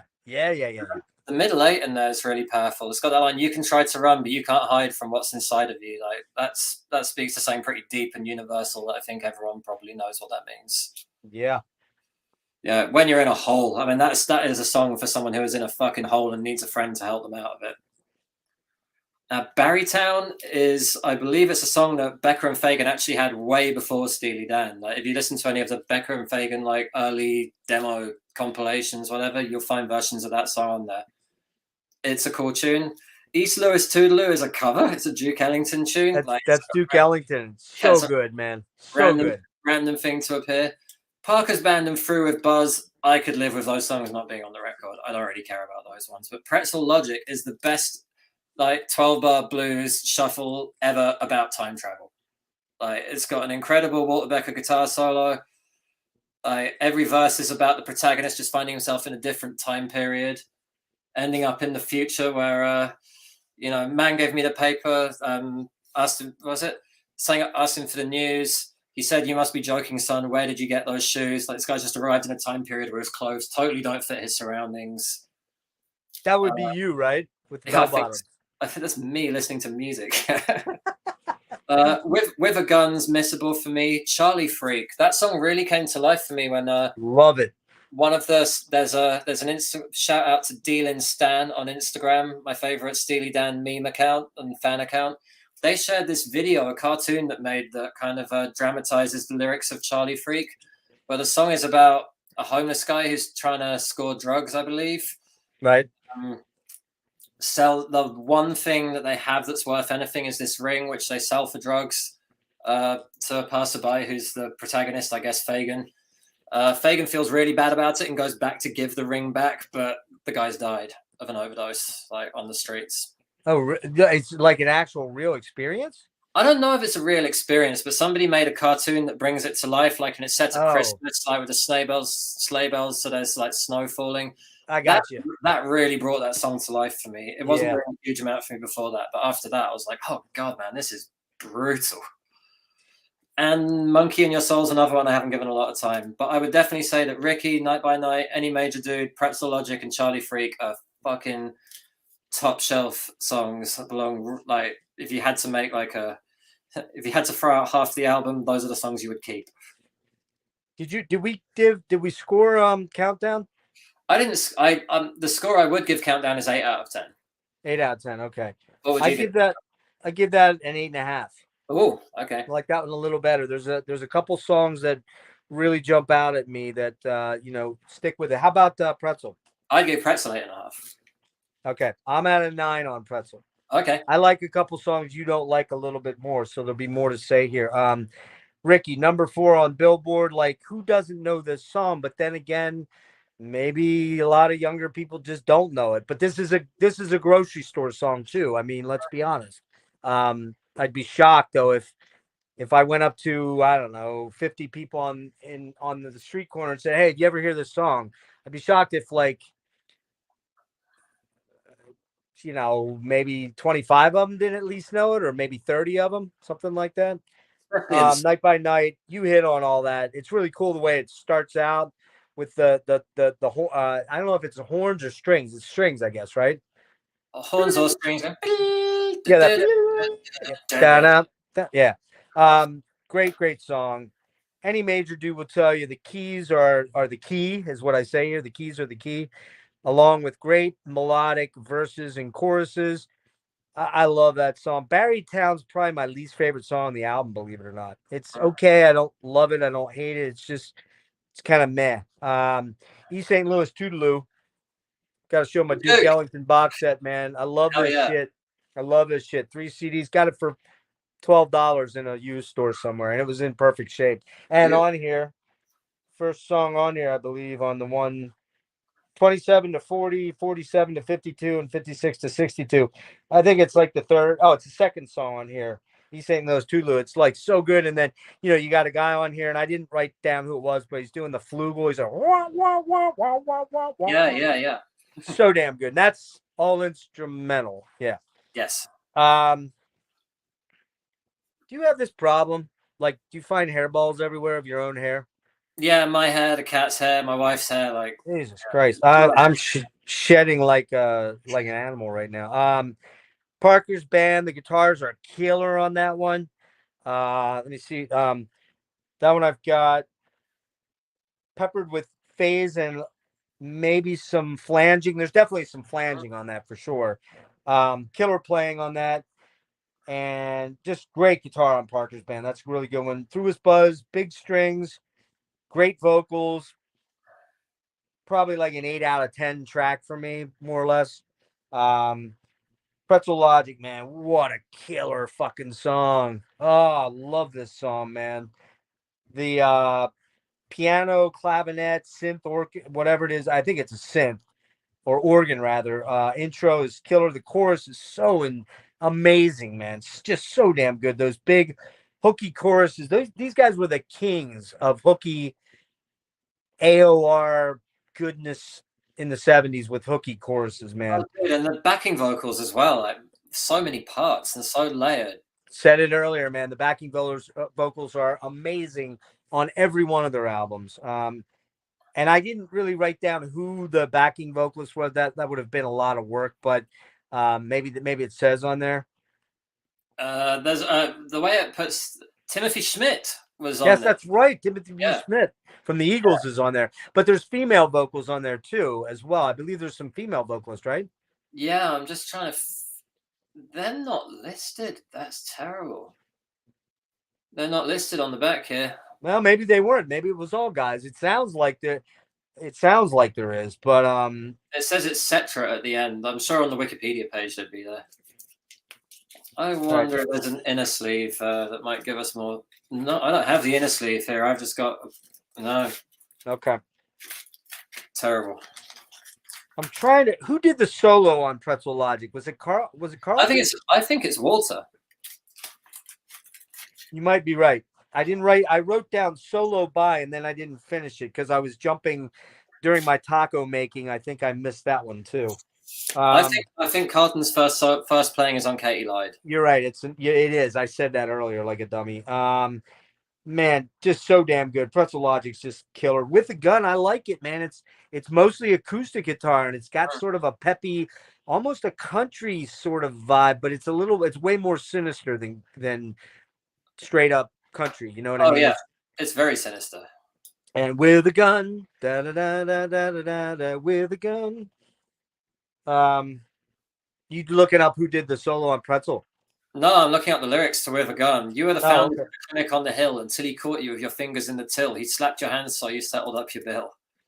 Yeah, I'm wondering if that's about either like a manager or not a manager, but like a club dude that stiffed them, or whether it was more specific to somebody in the news at the time that something was going on. But they always told these moralistic sort of tales with their lyrics, as you said, and a lot of times that song's got very cinematic sort of like lyrics to it. And then the last one, Charlie Freak, man, very cool. Almost there's an intricate beat to that. The beat on it is very. Yeah, I can't. I'm not a beat guy because I can't drum to save my life other than a 4/4. But there's just a real snappiness, almost a pre-jazz sort of vibe to that drumming. Yeah. Probably Porcaro or Gordon on there, because Gordon was a huge studio cat back then. He was did tons of people. The volume swells. Now I get to steal one from you. There's cool volume swells on that. In the mix, they're it's kind of like they're lower in the mix, but you can hear them sneak out, and then you hear them kind of undulate in and out of the mix. So killer, very atmospheric. damn near a 10, but like I said, it's a 9. It's a 9 and a solid 9 for me. So Yeah. all right, man. We on to Katie lied. Katie lied. Katie Some kind of lied. praying mantis situation going on the Yeah, cover. very, very odd cover. Let's be honest. Yeah, Very not strange. sure what they're thinking there, but that's what it is. So this one came out in March of 75, again on ABC, Scary Cats, ABC Studios they used for this one. And again, as I mentioned earlier, first time that they use, who's that? That's Scary Cats right there. Oh, that's him. Yeah, looking pretty cool. He's pretty cool. Sweater, yeah. I'm wondering, I didn't check and see if he's still alive. I wonder if he's still alive. I think he might be. Not sure about Cats. Roger Nichols is definitely dead. Okay, I was kind of surprised that a lot of the Steely Dan players and backup guys and everything, a lot of them are still alive. You just didn't know from that year if people were going to make it. Walter's one of the few of the guys in the band that didn't make it. Yeah. Terribly sad. Hey, we got a couple cool dudes in here. I got Dreadful Rick. Thanks, Rick, for popping in. I saw Nick was in earlier. Rick likes to do really witty puns, so get ready for a bunch of those. Gavin Hill says Black Friday smokes. Yeah, man. We'll get into that, yeah. We're gonna into it in a minute here. And so this is the first Michael McDonald appearance. Also, Jeff Porcoro's on it. And so go ahead, rip into it, dude. Before I do, I can see that Mean Metal Mike asked, how do you get into shape for touring and what food do you eat during touring? You're vegan, so you want to let the guys know about that? Hi, Mike. Unfortunately, I find it quite difficult because I'm vegan and I've got a gluten intolerance problem. So, Taco Bell, a lot of times as well. Because the touring I've been doing, the last year or so, was the Spirit Adrift touring. We go around in a van with a trailer, and normally we stay in motels every night. So we'll leave the motel. Some of the drives on this last tour of COC were 8 or 9 hours. So we really don't have time to go off route. We got to go. So it's whatever we can find on the roadside. The band are being kind to me finding a Taco Bell because, they can cater to vegans. If we can, we'll hit a Walmart or something and just try and stock up on Cliff Bars and fruit and just snacks that we can have in the van. If we're lucky, we'll get a buyout when we get to the show, and then if we're very lucky, people the venue might cook for us, but that doesn't happen very often. So if we get a buyout, it'll be Uber Eats. You just have to try and be conscious of the fact that you don't always know where the next toilet's going to be. So don't eat complete shit. Just try and eat stuff that's not going to kill you. Stay away from the gas station sushi. Says the Dreadful Minutes. Yeah, exactly. I think I'm definitely dodging some bullets by being vegan because low quality meat is a terrible thing to eat at the best of times, and when you're just looking for food on the side of the interstate, forget about it. Tom, do me one big favor. Just speaking about that, I want you to talk about this album for a little bit longer maybe than you normally would have because of those reasons right there. Because you said about Taco Bell and roadside food. I'll be right back. So give me 1 minute. You just talk, okay? You got it, man. All right. I'm going to talk about Steely Dan. So Katie lied. Track 1 is Black Friday. It's kind of a 12-bar shuffle kind of thing. Almost reminds me a little bit of Black Knight by Deep Purple. Yeah. It's a dark tune. It's about the Black Friday from pretty sure vegan Taco Bell still gives people to shits. If you don't have the hot sauce, it's not that bad. Yeah, I know. It's what we got to deal with, guys. Touring the States is hard. Black Friday is all about people jumping off the 13th floor in the 1920s when everything went to shit. Bad Sneakers. It's a really fucking cool tune. Rose Darling, I don't care too much about. Daddy Ain't Living at New York City No More is a very important song because that is the first recorded appearance of Larry Carlton on a Steely Dan record. And as we get further through this, his name is going to come up more and more. Dr. Wu is probably one of my favorite Steely Dan songs. It's incredibly powerful. It's beautifully melodic.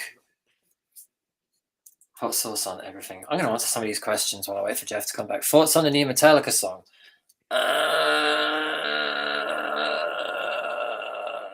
Yeah, it's fine, I guess. It It sounds like they tried to write a new wave of British heavy metal song, which is, structurally and riff wise, that's what came out to me at least. Yeah, I don't like the sound of it too much. I think the drums sound triggered. I don't know if they are or not, but I don't really like that, super like maximized drum sound at all. It's pretty good, I guess, like for Metallica now, but there's no way in hell I'd ever put it on instead of like Ride the Lightning or Master of Puppets or And Justice for All or Kill 'Em All or probably even the Black Album. It sounds like Metallica trying to do old Metallica. Like there's definitely some hit the lights about it, I guess. But yeah, when bands get to that stage of trying to write songs that sound like old versions of themselves, it's what it is. All right, I'm back, dude. Hey, man. Okay, so go ahead. I started talking about Metallica because I saw some questions coming up. Let me guess. Mean Metal Mike is hijacking my stream. Is that what's going on here? Yeah, he wanted me to talk about the new Metallica song. And I was like, yeah, it kind of sucks. Like, it's fine. I got as far as I said in Daddy Don't Live in that New York City No More, like the first studio Steely Dan appearance of Larry Carlton, as far as I can tell. He plays some fucking hot licks on that. Very tasty stuff. It's kind of elevates.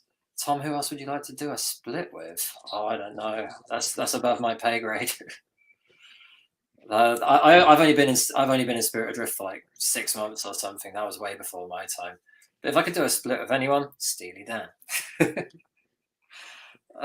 Doctor Wu. That's one of my favorite Steely Dan songs. I think it's really beautiful. I love the chords. I love the sense of melancholy through it. The pre-chorus is as good as a chorus. I love songs that have they're written so well it's almost like there are multiple choruses. Side 2 of this album, I really don't know as well as side 1. I've got to be honest. I know Your Gold Teeth 2 has got some of Denny Diaz's best guitar playing. The song it does. Yeah, it does. Everyone's gone to the movies. It's a horrible song about a fucking like creep who invites young girls down to his like dungeon theater to watch porn. It's pretty weird. It's a weird fucking song. Like when Steely Dan do their weird perverted stuff, it is pretty gross, and that is one of them. There's definitely another of those we'll get to later. I think Two Against Nature. Chain Lightning's a blues. That's pretty much all I can say about that. Any World That I'm Welcome To. It almost reminds me of some of the songs on Can't Buy a Thrill, like the way it's structured melodically. I agree. And Throwback the Little Ones, I am certain is about record executives. Throwback the Little Ones, I think it's just like we'll sign all these bands and like throwback the ones that don't really work out. It seems like a very cynical, like fuck you record industry kind of song. The other note about this song is that Steely Dan have always maintained that it doesn't sound as good as it should.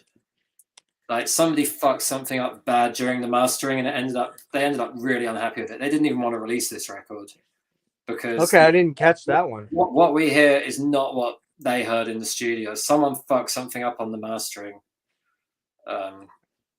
You can find out the stories about it are there. You can Google them. And that makes me a little bit sad because I really feel like Dr. Wu with like the proper, like really top-notch production would be a song that more people have heard and talk about. What weirds me out about that track, Tom, is that if you ask me, that really probably should have been the single off the album. I mean, don't get me wrong, I like Black Friday a lot, but you just would have thought that would have been could have been the one that did it. You know what I mean? It's like a soulful piano ballad, and you got to think in like 1975, that kind of thing would have done pretty good on American radio. You would have thought. It's a really, really pretty song. I don't think there's anything too crazy going on in the lyrics that like radio stations would be unhappy with. There's that line, "Are you crazy? Are you high?" I shouldn't do it too much. I've been strung out here all night. That song just that moves me. Give me those lyrics. Give me a couple lyrics from that one again, real quick. Second verse starts with "Don't seem right. I've been strung out here all night. I've been waiting for the taste you said you'd bring to me." That could be a bit druggy. Yeah, and then it goes into the chorus. Are you with me, Dr. Wu? Are you with me, Dr. Wu? Are you really just a shadow of the man that I once knew? Just and you're an ordinary guy. Right. It's so good, man. It's such a killer chorus, man. And I don't know why they didn't use that as the major single off of it. Maybe it wasn't their choice. Maybe it was Well, that's a good point. Good dickhead point. record executives going like, "Oh, Black Friday's the single." Yep, you're probably right. That's probably right. And Black Friday was a tune as well. Black Friday got to number 37. That's as high as it went. Where are you going to go on this one? I'm thinking you might be in the Can't Buy a Thrill with me again. I'm giving this an 8. I like it more than Can't Buy a Thrill, but I do think at least half of this album, yeah, it's another where half the album's good, I think. That's what I had. I had 8 out of 10 on this one too. Although, the more I'm thinking, well, hang on, let me get through it a minute real quick. You know, Black Friday starts off that down, and it's just got such a great freaking chorus to it. When Black Friday comes, Yeah,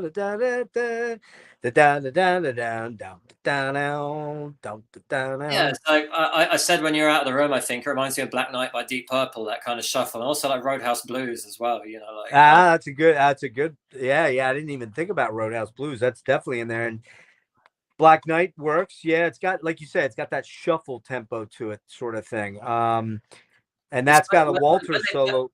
When they play it live, they really shuffle it sometimes as well. Like I saw them twice earlier this year in the space of about 3 days, and one night they really made it into like a big band swing tune, and the other night really? it was a straight ahead rock tune. Yeah, it Well, was that's funny kind how of cool. different they sounded. That was probably fun for you to see then, 2 different versions of it, kind of. Fucking loved it. Yeah. That's got a Walter solo on it, I believe. That Sweet. sounds right, yeah. Because Walter didn't do a lot of solos on their albums, but he did enough of them that you just knew he was a really, really killer guitar player. But was he on Carlton's level, or maybe, you know, DS's level, or Skunk's? Maybe not quite as a soloist, but that he did a lot of the chordal stuff in the background, which was very, you know, not, this isn't bar chord stuff, kids. No. Not hardly any of it. I mean, you know, this was not, you know, 5 chords. They were not playing that kind of stuff on this album. Everything's like a 7th with a sharp 9, and you know, like yes, the Hendrix chord is the simplest jazz chord you're going to find in a Steely Dan song. Like, yeah, and that wasn't used a lot, really. No. Bad Sneakers reminds me of Here on the Western Front. What's that to say? Here at the Western World. Or Here in the Western World. Yeah, sorry. What I said, Western Front. That'd be a very different. Yeah, Here in the Western World. That it's just got that vibe to it. What's that say? Going insane, laughing, and going insane, laughing in the frozen rain. Yeah, killer chorus. Really like that song a lot. Daddy Don't Live in New York City No More. It's super funky. Great guitar on that one. Great fills. Let's see. Funk, you know, again, funk undertones. And a lot of Dan is funky, but we're not talking like, you know, Isley Brothers, or we're not talking like, you know, Shining Stuff for You to See, which is still good music, don't get me wrong, but it's not that kind of funk. It's more intelligent funk or jazz funk kind of. Jazz funk, yeah. Heavy groove. Dr. Wu, we talked about, just a standout track, very atmospheric, chill, fusiony at times a little bit, that fusiony piano and stuff. Again, it goes to those non-standard major minor chords where they're playing C-add 9s and 7th chords, and they never played, rarely ever did they play standard straight up A minors and A's and G7, you know. Everything's got something on it. One of my favorite moments in this song is actually a drum moment. It's when the drums kick in properly to a beat halfway through the second verse. I probably wouldn't know it unless it's where he sings Katie Lies. Katie Lies. Oh, no, it's not. It's All Night Long. Hang on. Yeah, it is. It's where he goes, where the Cuban gentlemen sleep all day. I went searching for the song you used to sing to me. Then Picaro just hits a straight, like, quarter note groove, and, like, I don't know, man. Just dig it. It's like an anesthetic kicks in.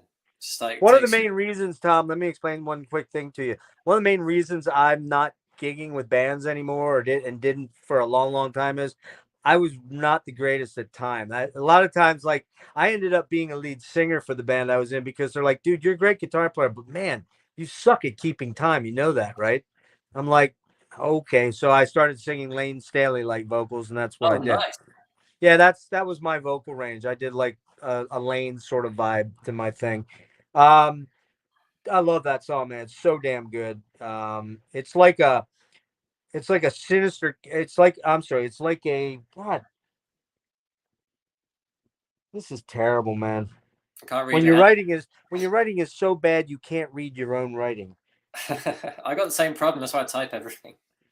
It's like I say, it's something like a something karaoke track. I don't know why I wrote that though. Anyways, Oh man, a Dr. bar Karaoke. room karaoke. Yeah. Wow, I've never done Um, karaoke, but I might. Gold Teeth 2, very cool, breezy, jazzy opening. Then more into a more piano ballad track. I like that song. I think you mentioned Danny Diaz rips on it. He really does. And then Chain Lightning, the only other song I note from this one is Rick Derringer again on Chain Lightning.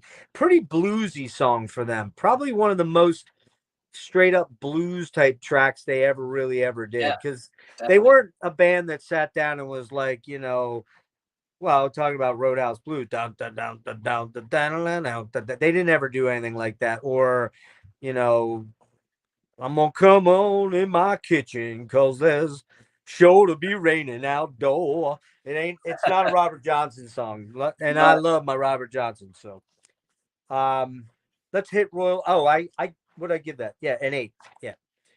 Royal Scam. This is when it starts really getting good, man. Really starts getting good. there Hang it on. is. Come on. How do we get the ring? Oh man, that thing is gonna Dude, fucking. don't worry about it. Not the end of the world. There it is. You got it. Yeah, this album cover was originally going to be for a different album. I I can't love that remember album which, cover. I but love it. another Love that band, album cover. another band commissioned it and then passed on it, and I think Steely Dan was shown it, and they were like, "Sure, we'll use it." So this one here is the second highest album that on Rate Your Music. You ever check out Rate Your Music? No, I don't. I mean, I'm sure I've clicked on it before, but I don't pay much Really, attention. really cool database that allows you to go and see other people's reviews and they rate them out of 1 of 5 or whatever. It really helps me when I'm in a store and I don't know something or I recognize the name but I don't really know it, and I'll be like, you know what, I gotta go check. What do they say on Rate Your Music? And generally, dude, they're not far off. I usually have rarely been like unhappy with the stuff that I've seen, but this one came out May 31st, 76. Again, Gary Katz, ABC. I did not write the studio down. I don't know if this was still at Village or ABC recording. Let's see if it says on the record sleeve. It does not. Okay, not a big deal because Oh, they it does pretty say much it was ABC and okay. A&R in New York. A&R, that's right. They did New York and LA, right? So the budgets are getting bigger for these albums because they're using multiple studios and they're using multiple musicians, which means they're paying people scale at that time, right? Yeah. I mean, the guitar players on this album are Walter Becker, Larry Carlton, Denny Diaz, Dean Parks, and Elliot Randall. It's like a greatest hits of Steely Dan guitarists so far on. Exactly. All of them fucking killer. Yeah. So the last thing is this. This is the album of the massive number of studio cats on it. I think there was until Gaucho. I think this one had or maybe it was Asia. I can't remember, but there might be more on Asia. I think because Wayne Short is on that. well, I know that on Gaucho they used 40. They used 35 plus. Asia, I think they used 40 plus, and I think on this one they used that many.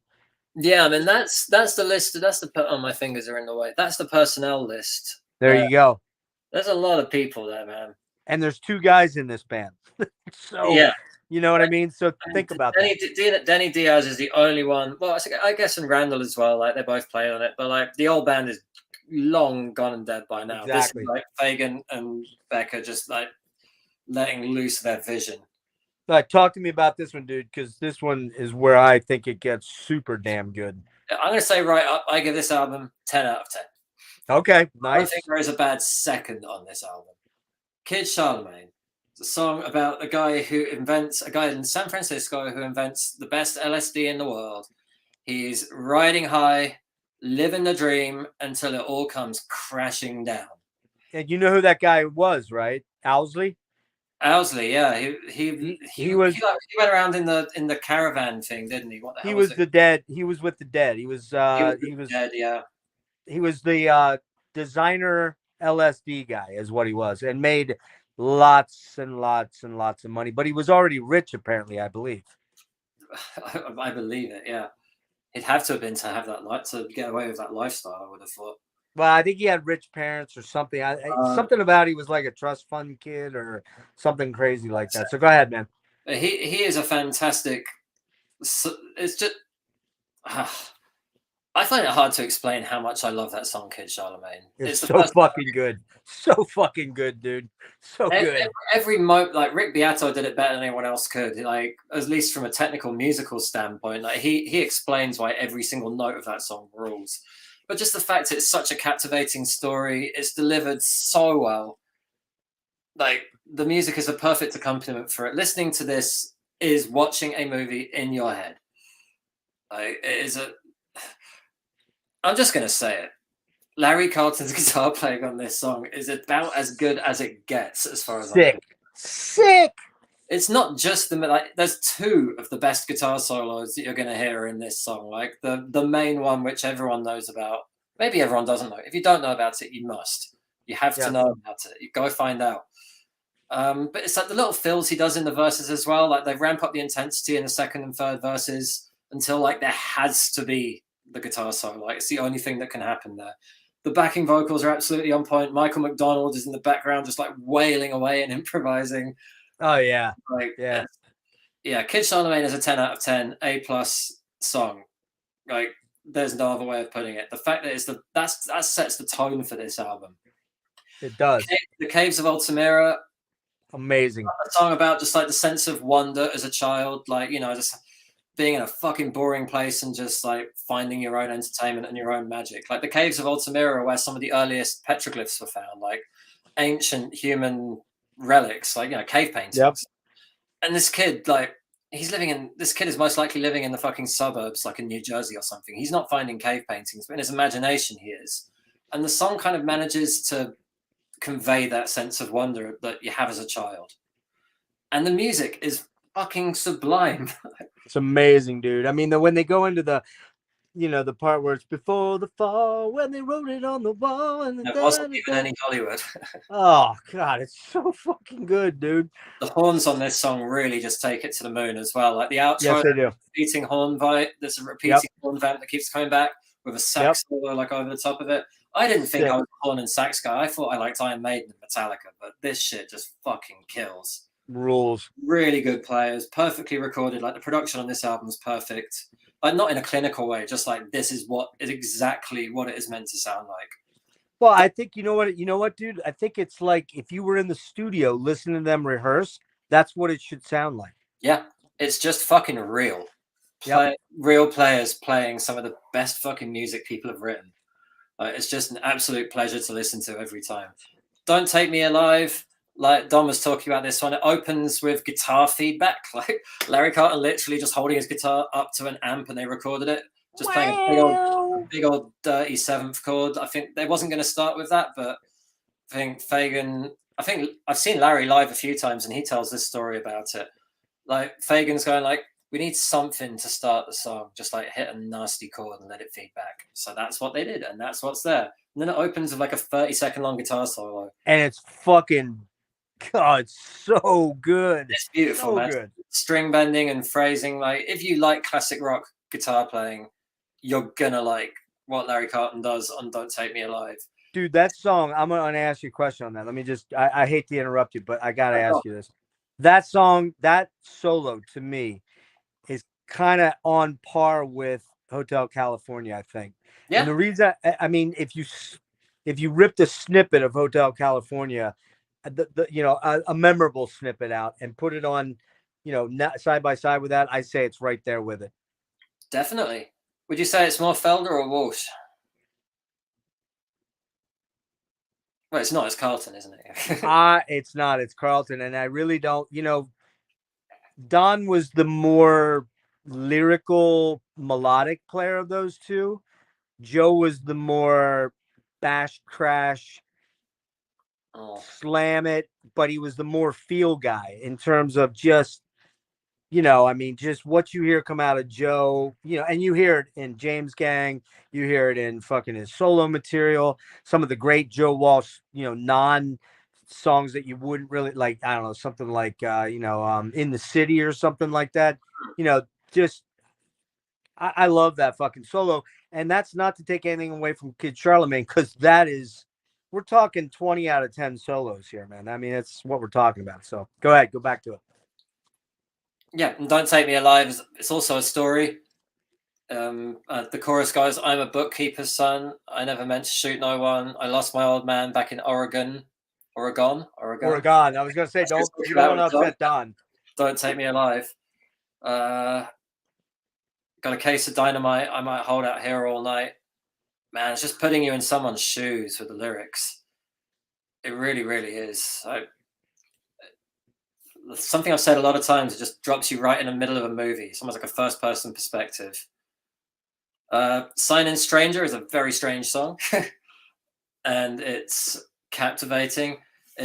You're in a conversation with some weird guy who's showing you around a very strange place.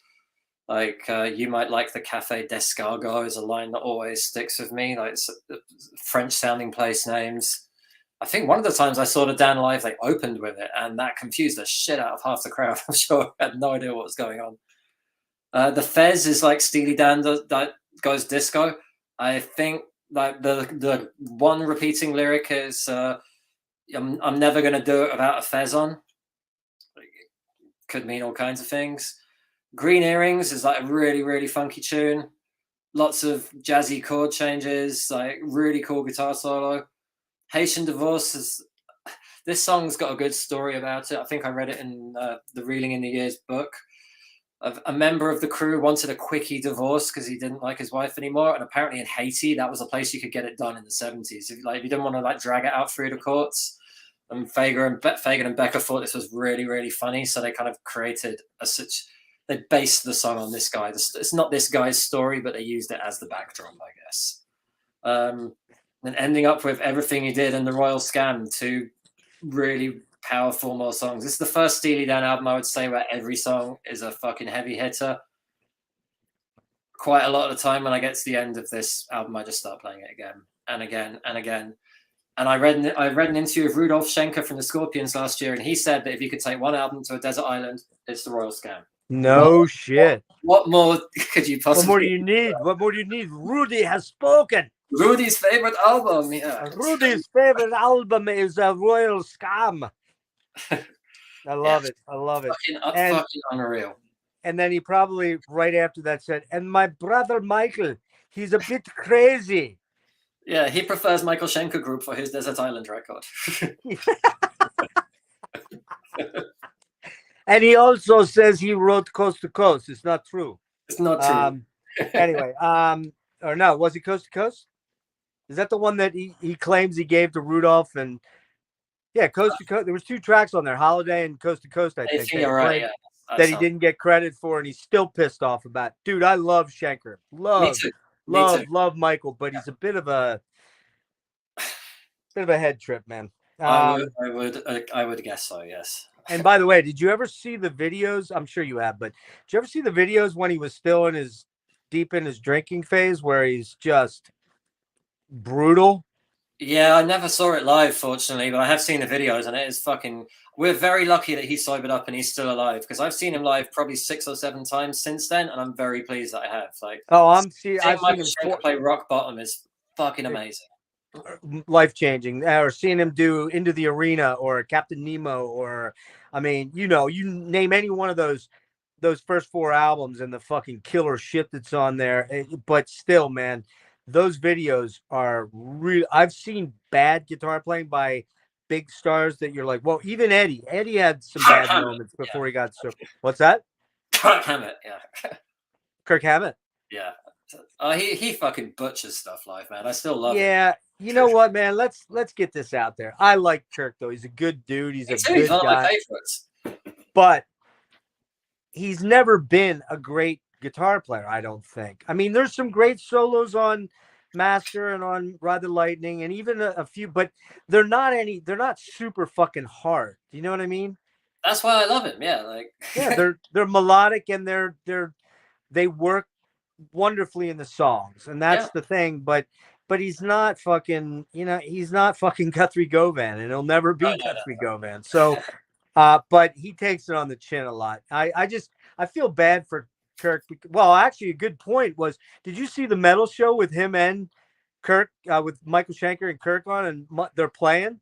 Dude, I saw them. I saw them play together at the Rock Bar in San Jose. Like it was a Schenker gig, and Kirk came out for the encore. No way, really? They played Natural Thing, and I think some Shoot maybe. Ah. Are we going to be talking about a future UFO deep dive, I fear? I don't know enough about them, man. I'm afraid I don't. Are you kidding? I thought you said UFO was one of your favorite bands. I like, yeah, because I like Strangers in the Night so much, but I couldn't say I haven't listened to every album. Oh, I thought you knew. I thought you knew them really good. Okay, I thought you said that early on. You said UFO. Okay, all right. I'll get you in on another one. We're gonna be doing another one for sure. But all right, for me, Kid Charlemagne, man. You know, you said it all. It's just, come on, man. It's so damn good, funky. That intro clavinet and organ thing is just so damn good. And then you got, you know, the vocal lines and melodies for this song are just off the chain. The backing vocals are insane. That killer chorus, you know, the part where you know, he goes, "Is the gas in the car? Is the gas in the car?" And it's da, da, da, da, it made you feel like Jesus. You know, that part where he's doing that. Da, da, da, da, da, you were the apple of their eye. You know, it's get along, get along. I'm not gonna try and do it because my voice is shot, but just goddamn, man. So, and then Larry Carlton.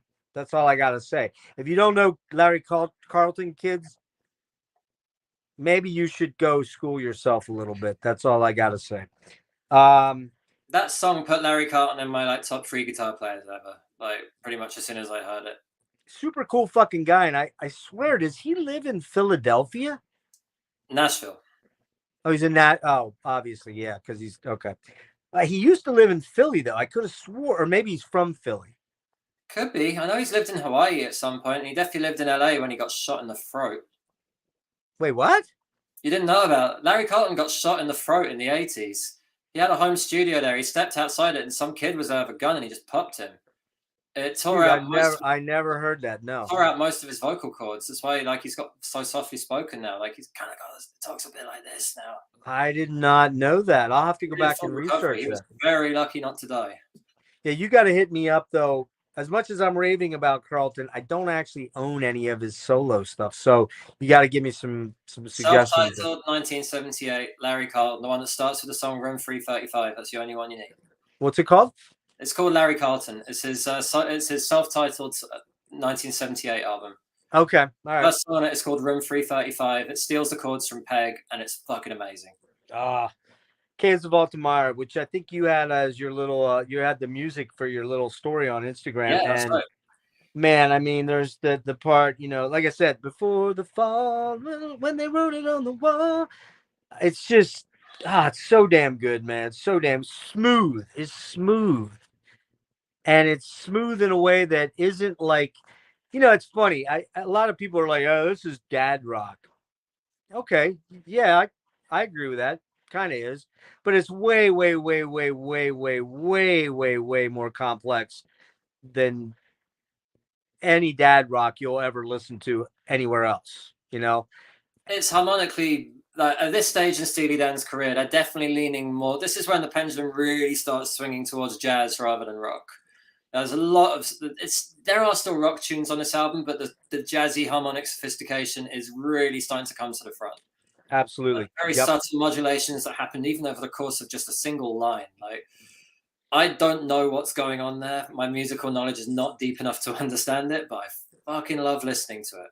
Yeah, it's just, man, I mean, if anyone came to me and said, "Well, which albums would you start out with?" This one and probably the next one we're going to talk about are the two I would say that's where I would start. But you and I are both musicians, or at least you're a musician. I pretend to be one. I say I'm one, but I did sleep at a whatever they're called, Hotel 6 or Motel 6 last night. But you know, that's what musicians do. Of course they do. That's all they can afford to stay at, right? America's Best Value, Comfort Inn, all that shit. But you and I, as guitar players, number one, we have that particular penchant for listening honing in right away on the guitars and right away on the guitar solos. And then we go back and go, oh, there's other stuff going on here. Okay, cool. This is Steely Dan's guitar album. It is. It is. It really is. Even Very more cool. so than the next one that's coming up. You're right. Definitely. Yeah, and I think Pretzel Logic has a lot of good guitar on it too. I think as well. But so yeah, we've got Killer Smooth tune for Caves of Altamar. Love it. Don't Take Me Alive. We gushed about that. Just absolutely fucking insane guitar on there. And sinister organ chords in the background. Let's see. You know what blows me away, Tom, about this one? Why was this not issued as a single off this album? It makes no sense to me. Could have been. Yeah. This, I think, Don't Take Me Alive as well, I didn't say this before, is a really good example of kind of smooth music going with really nasty fucking lyrics. That's something that Steely Dan will do a lot. Like, they'll kind of lure you in with this really smooth, soft-sounding music, but the lyrics are hard. Like, Yeah. the story they're telling is like, it's not like happy, like I love you, baby stuff. It's No. This song is basically kind of as you could interpret it as a terrorist song or a murderer that abducted somebody and took, is holding them a hostage. And I mean, it's fucking evil, but it's fantastic, man. Sign In Stranger. I heard you say before I jumped out real quick to do something. You said that. What did you say about this song again? It's weird. I love this song, don't you? This is Elliot Randall too, right? Yeah, Elliot plays some amazing stuff. Some of the coolest parts of this song are the things he does during the verses. And it does have a cool guitar solo as well. But it's got great lyrics to it, man, and great horns on it. It's that "Won't You Sign In, Stranger?" Dun, dun, dun. So many cool hooks, like. Oh, that's right. It's I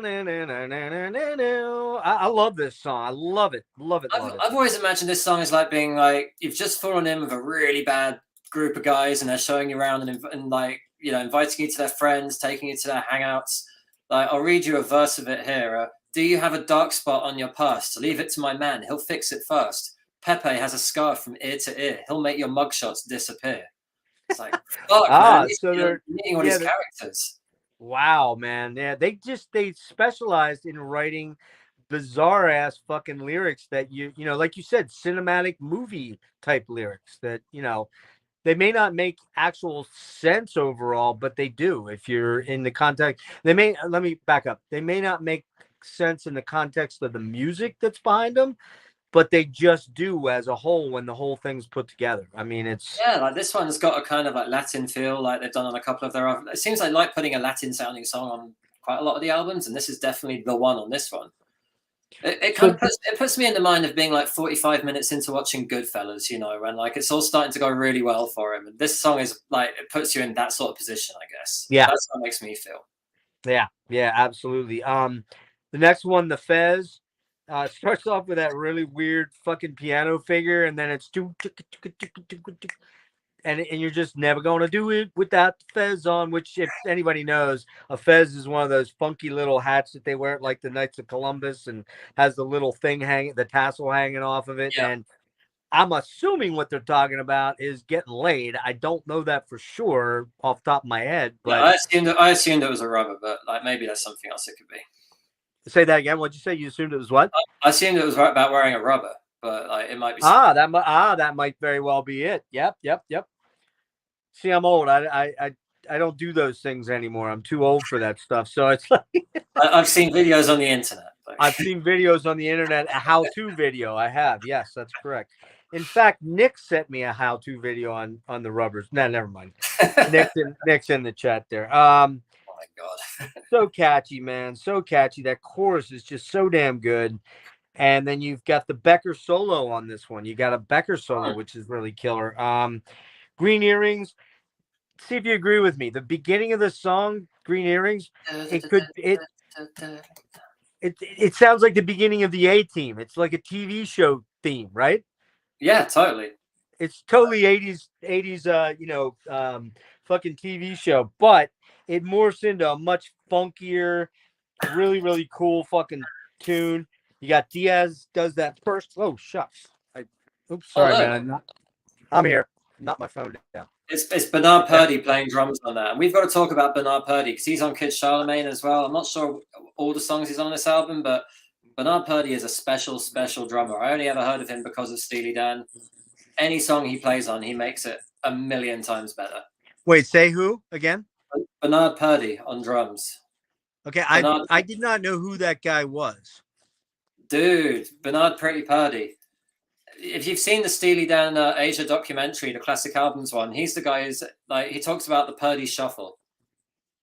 Like it's the basis of we'll get to it on Asia. It's the basis I did see that, but Tom, I probably saw it like 10, 12 years ago. I have to rewatch it again.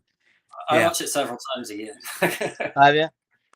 Okay. Let me Best.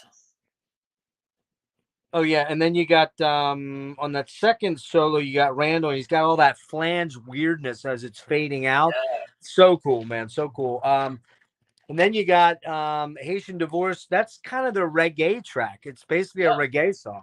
A reggae, however you say that. And you got the Talk Box by Dean Parks on there. That's right.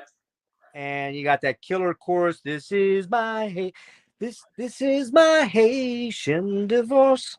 And the backing vocals are killer on this one. And everything you did has a cool country-ish sort of vibe at the beginning. And then you got Pedal Steel on there, which I'm going to assume was Skunk, I believe. Oh, that's a good question. I don't think Skunk's not on this album. It would have to be one of Diaz, Parks, Randall, or Carlton, I guess, because I don't see Pedal Steel listed on the back of the album. Maybe Diaz did it. I sure sounds like Pedal Steel on there to me. Yeah. Unless he's just doing really, really, really cool bends on it that make it sound like Pedal Steel. They might be good enough to do that, yeah. And as we had Don Anderson on earlier, and he had to leave, he couldn't stick around long tonight, but he said one of his favorite. I think this was the first track he mentioned as being his favorite song. Yeah. Very moody, jazzy, killer Carlton riffing on it. Amazing backing vocals, really cool sax on it. Man, just badass tune. Just this one's a 9.75. There is one that ekes it out just a tiny little bit. And the only reason I probably go that route is because that the Green Earring song, I like it a lot, but it's kind of my least favorite track on the album. It's the one that kind of notches it down 0.25 if we can go there. Damn near perfect album, but I know what it was. Haitian's just a little long for me. It's a long song. It's like 6 minutes long. Yeah. And I feel like that could have been a 4-minute song and it would have been right in the pocket. You know what I mean? Yeah. Killer, man. Killer. We're getting there, man. We only got 3 to go? Yeah. No, 4 to go. 4 to go. And before we do, I'm just reading the chat here and I'm seeing Kevin talking about White Lion doing a great cover of Radar Love. That is the fucking truth. Vito Bratta's guitar playing on that is insane. Well, Vito Bratta should be a better known guitar player. Well, Vito Bratta's guitar playing on everything's insane. Like, yeah. But there's something about his long solo in the middle of that version of Radar Love just has killed me ever since the first time I heard it. Like, it's worth listening to that cover version just for that. So you're a Vito fan? That's the only thing of his I know well. I've never dug into White Lion. Right. Okay. Like, so you're not really a White Lion fanatic then? Definitely not. No, but that version of Radar Love, I got a lot of time for. I saw them on the. It was a pre-Pride tour, and pre the album Pride. Yeah. And they were headlining, and Vito was fucking magnificent, just unbelievable. Cool. But the band that opened up was this, when funk, heavy metal funk was starting to be a thing back in the 80s, later 80s. There was a band called King of the Hill. They had an album called I Do You, and they were the opening band. Okay. Terrible. Oh, Jesus Christ. Let's get back on track. Yeah. Terrible. Yeah. All right. So we're going to do Asia. Came out on. I love that. The artwork on this is fantastic, by the way. 9/23/77. Again, ABC and Cats, Producers Workshop, Village Recorders, Warner's, ABC, and A&R. There are 5 different studios they use for this. At least.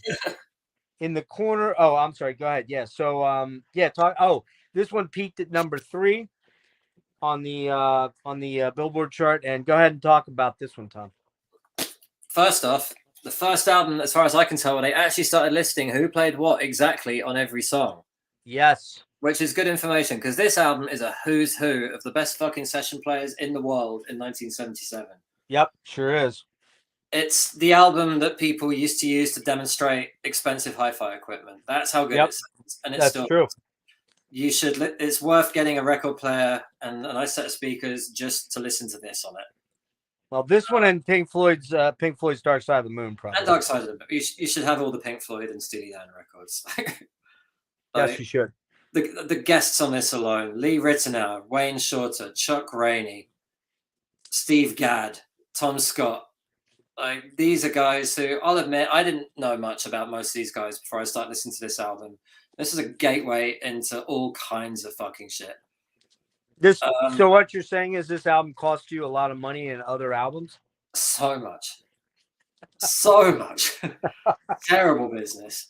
Yeah, like the stories of the making this album are legendary. Like, they'd hire one band to like rehearse all morning and then do 20 takes of the song in the afternoon, and then the next day they would hire a completely different band and do the same thing on the same song. Like, it's just fucking madness. Hey, Tom, let me interrupt 1 second. Yeah. Kevin, King of the Hill, that's who they were. They were fucking awful, dude. I'm sorry if they're your friends. They were terrible. The singer was the most lame ass. I'm sorry, man. I'm sorry to bag on your friends, but yeah. Extreme, on the other hand, knew no rules, but yeah. Extreme kills. Go ahead. Yeah.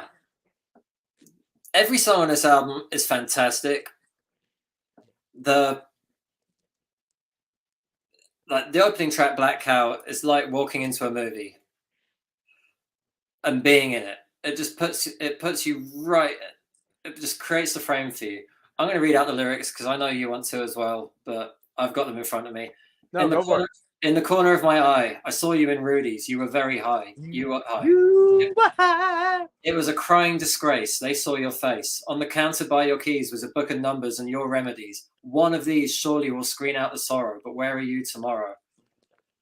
The final verse is probably my favorite one of the whole song. Like a gangster on the run, you will stagger homeward to your precious one. I'm the one who must make everything right. Talk it out till daylight. Incredible lyrics. This song is about being at a diner with someone who has fucking blown it completely. It's like, I've got to fucking pick up the pieces and sort this shit out because you have fucking blown it so bad, whatever it is you've done. But that's the great thing about it. They don't tell you what this person has done. All we know is this person was high. It was a disgrace. They're drinking their big black cow, which is some kind of milkshake, I think. Musically, this thing is like getting into a warm bath. It sounds sublime. Mm-hmm. Really sophisticated. At this stage, Steely Dan are practically not a rock band anymore. It's virtually jazz. Like, the orchestration is complex. It's dense. It's dense in the right places, sparse in the right places. It's a masterclass in production and arrangement. Yes, it is. All the performances are incredible. The keyboard solo on this song, I'm trying to think who would have played it. It's probably Victor Feldman. If anyone covers this song, and some people do, they have to play that keyboard solo as it is. It's one of those. I'll just blast through some of these other ones. The song Asia is madness. It's musical insanity. It's the reason for me why Steve Gadd is considered one of the greatest drummers in the world. Oh, shit, dude. Incredible.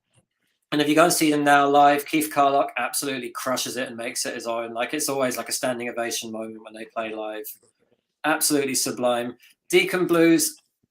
Now, I think one of my favorite, the Instagram Don't steal my thunder on this one, because I'm going to sing one of the lines. Don't steal my thunder. I won't sing anything, but what I will say is one of Deal and Stan, that Instagram fan account I talked about earlier, they did a poll, like a bracket of all the best Steely Dan songs, and cool. Deacon Blues beat out Kid Charlemagne in the final to be like the best Steely Dan song. No way. And I was a little disappointed, but I can see it because this song is the epitome of the Steely Dan, like, the loser song. The chorus. Yeah. The lyrics to the chorus. Well, here, I'll do it right now. I'll do it right now so that you can, this line always gets me. Drink scotch whiskey all night long, die behind the wheel. I mean, it's about some fucking loser that's just going to do destructive, crazy shit, right? This is what I get from the song is this suburban guy who lives a very drab, grey, boring life. And he fantasizes about being a jazz musician and fucking languid and bittersweet suburban women. And like going from bar to bar, playing, like just sitting in with bands. It's not a successful life he's dreaming of. He's dreaming of being like a loser that plays jazz. Yeah. That's his fantasy. Yeah. Because his life is that's what he wants. I think you're right. I think that's totally what it is. Which, in a weird way, my back to the wall, a victim of laughing chance. This is for me the essence of true romance. God damn! I'll rise when the sun goes down. Cover every game in town. A world of my own. I'll make it my own sweet home. Like he's dreaming of being a loser because it's more exciting than what he's got going on in his life. Yeah. That's a great interpretation of it. It's like wow. So like the first verse is about him gazing through the glass at these people and going like, God, I wish I could be like them. Yeah. And then he goes for it. I'll learn to work the saxophone. I'll play just what I feel. And then the line you said, drink Scotch whiskey all night long and die behind the wheel. And then the second half of the chorus as well. Some of the best lyrics I've ever seen. They got a name for the winners in the world. I want a name when I lose. They call Alabama the Crimson Tide. Call me Deacon Blue. Call me Deacon Blue. It's, you know what, dude? You nailed it. Now, I didn't have enough time to really dig back into the lyrical thing, but you just nailed it. That's exactly what it's about. That's exactly because they're talking about like Alabama Crimson Tide or winners. He wants to be remembered as this quote unquote loser jazz musician, which I wonder if it's a little bit of their autobiographical, man. Yeah, I was just gonna say, was that, except for the irony of that is there's so much irony in it because they're two of the probably wealthiest rock musicians walking the planet at that point in time. You know what I mean? Exactly. But Fagan grew up as a kid listening to like to jazz on late night radio. Like, Coltrane, and he wanted to be a guy that was like, just like carrying his horn around and like, just like imagine him in a raincoat, just like silhouetted under a streetlight. Like the jazz loser is like his romantic vision. That's the way I see it anyway. We probably don't have time to talk about the Night Flight today, but there's an awful lot of that in there. Like side 2, Peg, massive tune, probably Steely Dan's most radio-friendly song, if such a thing exists. Michael McDonald with insane backing vocals. Home at Last, the best possible exposition of the Purdy shuffle, Bernard Purdy on drums. The beat makes that song. It's insane. It's kind of about Homer's Odyssey, I think, this song. Like, the danger on the rocks is surely past. Oh, yeah. I've always assumed that's kind of who wrote that Tired Sea song. Lots of shades of like, like the island and the Odyssey. You're talking about Song of the Siren, Tim Buckley? No, I'm thinking, isn't there a part of Homer's Odyssey where like the shit they end up like being bewitched by the sirens? Oh yeah. Yep. Mm-hmm. Yep. A really nice Walter Becker guitar solo as well. I think Larry Carlton did a lot of rhythm guitar and he wrote out all the charts for the studio musicians on this album. So like, Carlton's definitely, like he's such a good musician. He was like, I think he was kind of like the interpreter for Becker and Fagan because they were bringing in so many like real professionals. They needed somebody who could act as a translator and quickly get their ideas out to like this room full of people who like they might be meeting for the first time. And Carlton was that guy. I think he still managed. He didn't even play on every song according to this. He's on. No, he didn't. No, because he's not on Peg. Right. I think he's on all the rest. I Got the News. Becker and Carlton both played sick guitar solos on that one, and that is probably Steely Dan's sleaziest song. That one. Spanish Kissing, See It Glisten. You Came Raging, Love Rampaging. Slow Down, I'll Tell You When. I May Never Walk Again. That song. Oh man. Got the Muscle. I Got the News. That song's purely about banging, which is disgusting when you think it's Tom Fagan's song. Yeah, and then the last song. Now wait, but here's the thing. In 77, those guys would have been younger than you, I believe, right? Probably about the same, maybe a little younger, yeah. So no, it's fair enough. Yeah, it's fair enough. They haven't hit their 50s when the erectile dysfunction kicks in, Yeah. Did you ever hear that? You ever hear Derek Smalls from Spinal Tap did a solo album a few years ago, and he actually recruited Donald Fagen to do a song called "Ricky Don't Lose That Lumber," which is about erectile dysfunction. That's awesome, man. That's killer. You can find it. I think when Derek performed it live, they actually had like Fagen up on the screen recorded, like to help sing it. Oh, that's fucking Anyway. choice. That's hilarious. And the last song, Josie, it's about the bad girl. You know, the bad girl that every guy in the neighborhood wants. And she comes home from the summer and shit goes down. Yep. They made up a weapon called the battle apple in the lyrics, which I love just because it rhymed with scrapple, which was like, Joe, would you love to scrapple? She'll never say no. Shine up the battle apple. We'll shake them all down tonight. We're going to mix in the street. It's a fucking sleazy, funky, groovy song. Amazing guitar parts. Beautiful Walter Becker guitar solo. Like, when we talked about that, maybe Steely Dan's most accessible tune, possibly. Probably. And we talked about that crazy killer Larry Carlton intervallic weirdness when Don was on that down. Yeah, that intro is crazy stuff. I don't really know how you write that kind of stuff. And yeah, like I would never come up with that. And I write a fair amount of stuff, but it wouldn't occur to me to write something like that. And I'll tell you, learning that it's not simple. It's not simple the way that those chords that, you know, where he does it. It's, dude, those chords are fucking sick. Now, when it goes into the basic funk part of the song, it's not too hard, but to get to that point, it's not easy, man. Dude, I'll tell you, every single Spirit Adrift show I've done where we've had a sound check, I have just jammed on the chords of the chorus from Josie, like, while everyone's setting up and making people hate me. It's like, you don't have to. I was just going to say, what do the rest of the guys in the band say? Oh, not again, man. Yeah, pretty much. Like, he's playing my fucking jazz chords. Yeah. You sure they don't say, you fucking show off? No, it's fucking jazz chords. If I played Sign of the Southern Cross or something, they'd be stoked. Like, Children of the Sea. But yeah, Josie every time. So yeah, that's what I got on the album. I give Asia a 10. For me, the Royal Scam and Asia are both 10 out of 10 records. I can't live without either of them. I actually would give this a 12 out of 10 if I could give 12. it a 12 out of 10. There we go. Yeah. I think it might be the best produced album ever. Oh, it's insane. It's one of, you know, there are a lot of, you know, 70s albums that you could point to that are shitty, and there's a handful that are just mind-blowingly good. You know, obviously I referenced it earlier, you know, Dark Side of the Moon being one of them. But this one might be because of the, you know, Dark Side, you're talking about guitar, bass, drums, and, you know, Rhodes or whatever, maybe some synths and stuff. Whereas here you've got so many moving parts. There's so many different instruments. Just on the percussion alone on some of these songs, there's so many instruments and dynamics to it, and you could lose a lot of dynamic range on a recording like this if you were just setting it up like a straight up rock record. Oh, totally. And they don't do that. It's mind blowing. I am more than likely, after we get done here, I think we can wrap up within 30 minutes here, or 20 minutes. There's only one more good album to talk about. Yeah.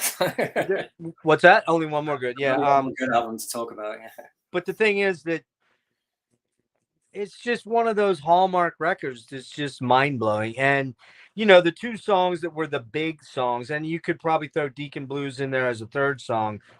But Peg and Josie were the two hits, you know, and I don't want to say they're the worst songs on the album, because they're definitely not. But I guess they're the ones that you and I, knowing this album, we go, oh man, I've heard that a lot. You know, it's like it's the age old thing, you know, how many more times can I listen to Stairway to Heavens, or how many times can I hear Back in Black again, or whatever. But these songs never really get old to me. They just never make me go, oh, it's Peg again. Oh shit. You know, it's just not like that, you know?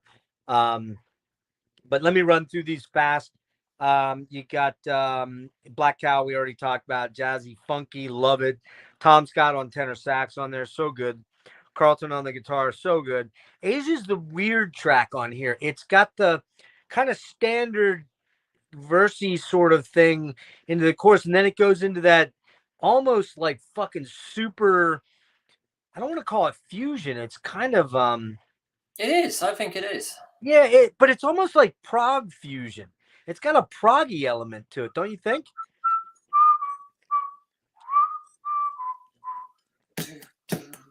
I don't know what it is, man. It's Asia. It's fucking killer. So yeah, you got super killer breakdowns. Often after the choruses is what I'm talking about. After the choruses, when they go into the breakdown portions, it's just again. I said it's almost fusiony. You say it is fusiony, so I agree with you. Wayne Shorter on sax on that one. Yeah. The story is they're like, we need to get someone who can play a sax solo like Wayne Shorter. And they're like, why don't we get Wayne Shorter? Yeah, why don't we get? Yeah. Well, when they probably said that, and that's probably what Becker or Fagan said. It's like, what's in the budget? Who gives a fuck? They'll pay for it. Dude, at this stage, I think that's the beautiful thing. They'd had so much success by this stage, and the record company believed in them so much. They did have, like, we got in the comments there, like, can't imagine the production budget on Asia. It must have been a lot. I would love to know what it is, and I'm sure if you dig around a little bit, you might be able to find something on it. Yeah, I gotta believe we're talking 1977, so I bet you it's $500,000. Wouldn't shock me if it wasn't. And the rest, I'm going to see if I can find it on here. It's not on the Wikipedia page. High production standards, yeah. You carry on talking. I'm gonna see if I can find the thing in the notes of this book about recording. And we talked about Deacon Blues. Again, man, that pre-chorus thing where it's actually part of the chorus where he's doing, I drink Scotch whiskey all night long, die behind the wheel. Yeah. The whole part about call me Deacon Blue, it's so damn good. Love that chorus. The horns are killer. Super jazzy sweetness. Peg, it will come back to you. Da, da, da, da, da. Horns, keys, fades, Rhodes, or it's either keyboards or Rhodes, or synth or Rhodes rather. Funky guitar, that funky down. I'm not sounding like it right, but I'm sure most people know that song. Let's see where else that chorus is gold. Let's see, home at last, right? Yep. Killer horns, great verse, and those little filler riffs that go on throughout it. Just again, that was one of the hallmark trades of Dan, was that there was so much guitar going on, but a lot of it wasn't like just, nowadays we hear metal songs. It's, it builds, you got power chords into the chorus, and then you do not the chorus, into the chorus, and then you do the break and the middle eight or whatever, and you get into the solo. But here on Dan songs, man, it's like there's mini solos going on all over the place, but they're never wanky. They're never obtrusive. They fit the song so well. And I got the news, funky, jazzy, boppy. There's a bit of jazz bop in there. I hear some bopping, that free bop sort of stuff. Very upbeat, lots of horns. Probably the least catchy chorus on the album, though, is that song. And then Josie, again, we gushed about Larry Carlton, and this song is just so goddamn good. And, I love that section where he goes, she prays like a Roman with her eyes on fire. Down, down. It's just so good, man. Just a brilliant fucking album. One of my favorite albums. Probably a top 20 Desert Island disc. I don't think it would be in my top 5 if I had to go there. I have too many Rush albums that would have to go with me, but it's up there, man. It's of AOR. It's probably my favorite AOR album of the 70s, probably. And there's a lot of good ones out there, man. Did you find anything? No. No. Okay. That might be something. I know it was more than $500,000. There's a few paragraphs about spiraling costs and the label not being happy, but they didn't care once it started selling at all. Dude, when you think about that, though, think about that number. $500,000 in 1977. Adjusted for inflation, that's a fuck of a lot of money. That's a fuck ton of money. I mean, when I was talking to Craig real quick, man, he told me that the Man Made God album, which was in the 90s, they had $800,000 into that album. And I said to him, I'm like, weren't you terrified that when it all kind of happened and it didn't happen the way that fucking Ruben thought it was gonna happen? Weren't you You got to recoup terrified? that. Huh? You're supposed to try and recoup that before you make any money. Yeah. Exactly. Well, he never made any money off of it, I'm sure. Yeah, man. So that's crazy when you talk about these giant budget albums. And nowadays, the irony of that too is I'm talking to Kelly Schaefer from Atheist. Their first album in 1987, they got $7,200 to record that album, There you go. and that's 1987. 10 years after this album came out, and you were talking hundreds of thousands, maybe more, on this album to produce it. So, all right, man, let's hit Gaucho. Let's hit Gaucho. The last classic era Steely Dan album. 1980. Okay. 11/21/1980 came out on MCA now. They're no longer on They're out of Warner. Right. They're Warner. It was recorded at Sigma Automated Village Recorders Producers Workshop. And this was still produced by Gary Katz, last one, yep. I believe. It won a Grammy. Sorry? Engineered by Roger Nichols, again, still the dream team. Okay. Yeah, I didn't note the engineer. I probably should have. But once again, this won a Grammy for recording and engineering, actually. Yep. Took almost 2 years to record. Way over budget on this one. This is the one I know that was crazy over budget. In fact, over the advance by the label. There was also a lawsuit, a 3-way lawsuit between Fagan and Becker and the label and Keith Jarrett, who sued them for the song Gaucho, which I'll talk a little bit about. They pretty much stole the track from him, more or less, and Steely Danized it, basically. Okay, man. So 42 different musicians were used on Gaucho, dude. 42. This one is more minimal and groove and atmospheric. So you go ahead and give us your rundown of it. Yeah, it's like if they used all the reverb on Asia, there was none left for Gaucho. It's a very dry sounding album. Yes. Quite clinical sounding.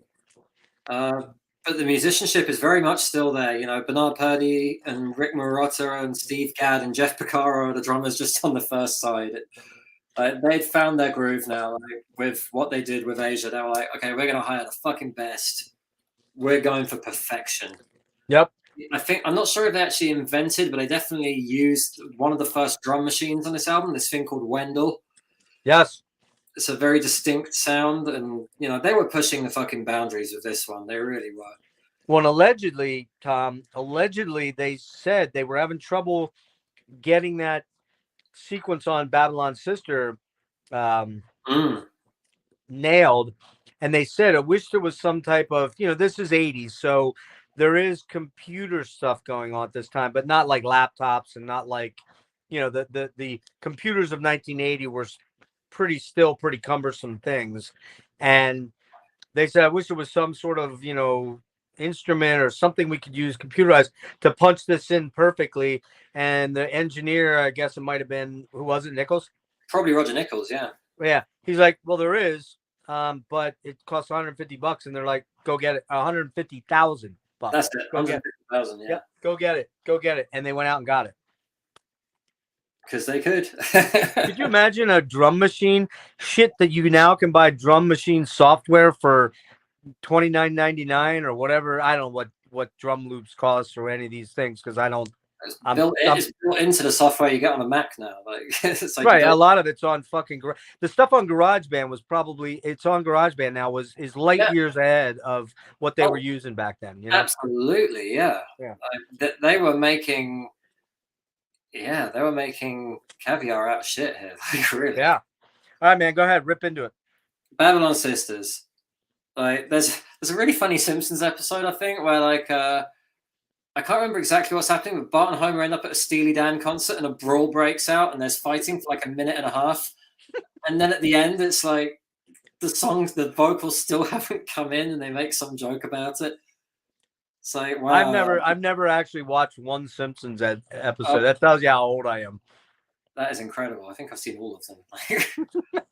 Probably shouldn't have. Yeah, Babylon Sisters is a very. This is Steely Dan's like LA album for me. It really feels like the whole thing is set in. It's very Californian sounding, very LA. Yeah. There's Yeah. kind of a push and pull between New York and California. I feel LA specifically in all their records, and this one is when they've gone all in on California. It's just like palm trees and fucking sleaze. This album. Yeah. Babylon Sisters is literally about the first line on the album is "Drive west on Sunset to the sea." Like, if you've ever been in Los Angeles, you know what that looks like. You know, I do. I've been there. Yep. Mm-hmm. They're talking about San Francisco show and tell, like a Sunday in TJ. It's cheap, but it's not free. Here come those Santa Ana winds again. Like, it's pure California. Mm-hmm. Hey 19 is the ultimate song about an older guy trying to just like hit on and score with a younger chick, and like she just doesn't. They have nothing in common. Yep. But at the end, he realizes that with the Cuervo Gold and the Fine Colombian, which I have learned means tequila and weed, not cocaine. Apparently, good weed was called the Fine Colombian back in the day when they were making this. So the Cuervo Gold and the Fine Colombian make tonight a wonderful thing. Hey 19, that's Aretha Franklin. She don't remember the Queen of Soul. Hard times befallen soul survivors. She thinks I'm crazy, but I'm just growing old. Yeah, like what 19-year-old in 1980 would even know who Aretha Franklin was, right? Right. Glamour profession. It's kind of three or four different settings in this one. I think it's about drugs. Like the first verse is about a special drug delivery outside the stadium for a basketball player called Hoops McCann. Then the second verse, we're off to Barbados, and it's like it's all kicking off there. Then you end up in Bogota, and then at Mr. Chow's at midnight for Szechuan dumplings, just to shine the silver bowl. The song Gaucho, I'm actually wearing a t-shirt about the song Gaucho. Who is the Gaucho, amigo? Why is he standing there in your spangled leather poncho and your elevator shoes? Wait, what is that? What is that on your shirt? What is it? It's the Gaucho. Oh. There he is. See, that's the guy. That's the guy. Leather poncho and his elevator shoes. Okay, yeah. Check that out. Cowboy. So the way I understand the title track Gaucho, it's like it's a guy who's in this fictional building high up, like a tower block called the Custer Dome. He's meeting with some executives, and he's brought this guy along with him, the Gaucho. And the executives are like, "Who the fuck is this guy? You can't bring him in here." Like, He's the heavy. It's your friend. The heavy? Is he like the heavy or what? I think he's his lover. I'm not even sure. Can't you see they're laughing at me? Get rid of him. I don't care what you do at home. Would you care to explain? Lord, I know you're a special friend, but you don't seem to understand.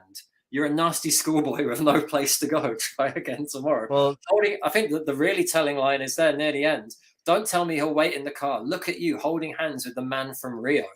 It's like, you can't bring your homosexual lover in here in the Custer Dome. What are you doing? How about that? Like, so that's just absolute madness. Like, that's the title track on this album. And that's the one. That's the Keith Jarrett one they ripped off. That's the one they stole from Keith Jarrett. They had to give him a writing credit on him and pay him a fuckload of money. Time Out of Mind is about heroin. Like, yes. That's literally all that's going on there. Tonight, when I chase the dragon, the water will change to cherry wine. The silver will turn to gold. Time Out of Mind. I'm holding the mystical stone. It's like, it's evocative. Well, Tom, I think it's guitar solo on this. Mark Knopfler. That's right. Mark Knopfler played on, and you know what? He's kind of underutilized on that song. I think. Don't you? Apparently, he had a really bad day as well. Like, he was sat there for hours really? And he was like, I don't know what they want me to do. Okay, I didn't know that, actually. They didn't give him a lot of direction. Eventually, they're like, yeah, we got it. Well, I got one question. I had a question relative to that, but shit, I forgot. I missed it. Go ahead, keep going. My Rival is about a baby. I think you can tell, sure, he's a Jolly Roger until he answers for his crime. You recall when I first held your tiny hand in mine? I think it's about, it's not something I'm familiar with, not having any children, but the idea that a man becomes jealous of his wife when wife turns to the child, like, you're no longer the most important man in my life. Hey, I know what I thought of, and I got to get it because my ADD. The thought I had was, what's the song about Chase the Dragon? That's Time Out of Mind. Yeah, that is pretty obvious. That was one thing I forgot to mention. There was a lot of issues between Fagen and Becker at this point in time because Becker really was pretty deep in a drug addiction at this point in time. I don't know for a fact that he was into heroin, but I really wouldn't think that he wouldn't be. I guess he probably was. Yeah, I think he probably was. And, you know, whether he was shooting or whether, who knows? I don't know. You can smoke it and you can snort it. So, but I have a feeling that had a lot to do with the cost overruns and a lot of the stuff that went on with this. And it was a real source of tension between him and Fagan. So go ahead. Definitely. Maybe my favorite song on the album is the final one, Third World Man. And this song nearly wasn't on the album. It originally existed as a song called Were You Blind That Day, which was recorded for the Asia sessions. Larry Carlton's guitar playing and a lot of the basic tracks were cut in 77. It didn't make it onto Asia. It wasn't going to be on this album. There was originally going to be a song called The Second Arrangement. Which, yeah, The Second Arrangement. It's a song that they were incredibly happy with. Unfortunately, one night, when a tape op was supposed to be resetting the tapes or something, and he erased the track. Wiped it out. Oh. And they tried to recut the song, and they just could not get the vibe. They couldn't get a version they were happy with, and so they went back to this song, Were You Blind That Day, resurrected, like, definitely Larry Carlton's lead guitar. I don't know how much of the rest of the track they might have recut. Like, they could have recut all the rest of it for all I know. Right. But certainly the vocal melodies are the same. They just changed all the lyrics. The lyrics now, I think, are some of the saddest lyrics in the whole of the Steely Dan catalog. It's really, really powerful stuff. Johnny's playroom is a bunker filled with sand. He's become a third world man. The verse that really kills me is, I saw the fireworks. I believed that I was dreaming till the neighbors came out screaming. He's a third world man. Oh, wow. And there's actually a typo on the lyric sheet here. They've written he's, where does it say? He apostrophe a third world man. I've never seen that before, but that should be he's a third world man. Ah, okay. Wow, I should tell Donald Fagen. He'll be pissed. You should. Yeah, that song's got one of Larry's best guitar solos, a beautiful haunting outro solo as well.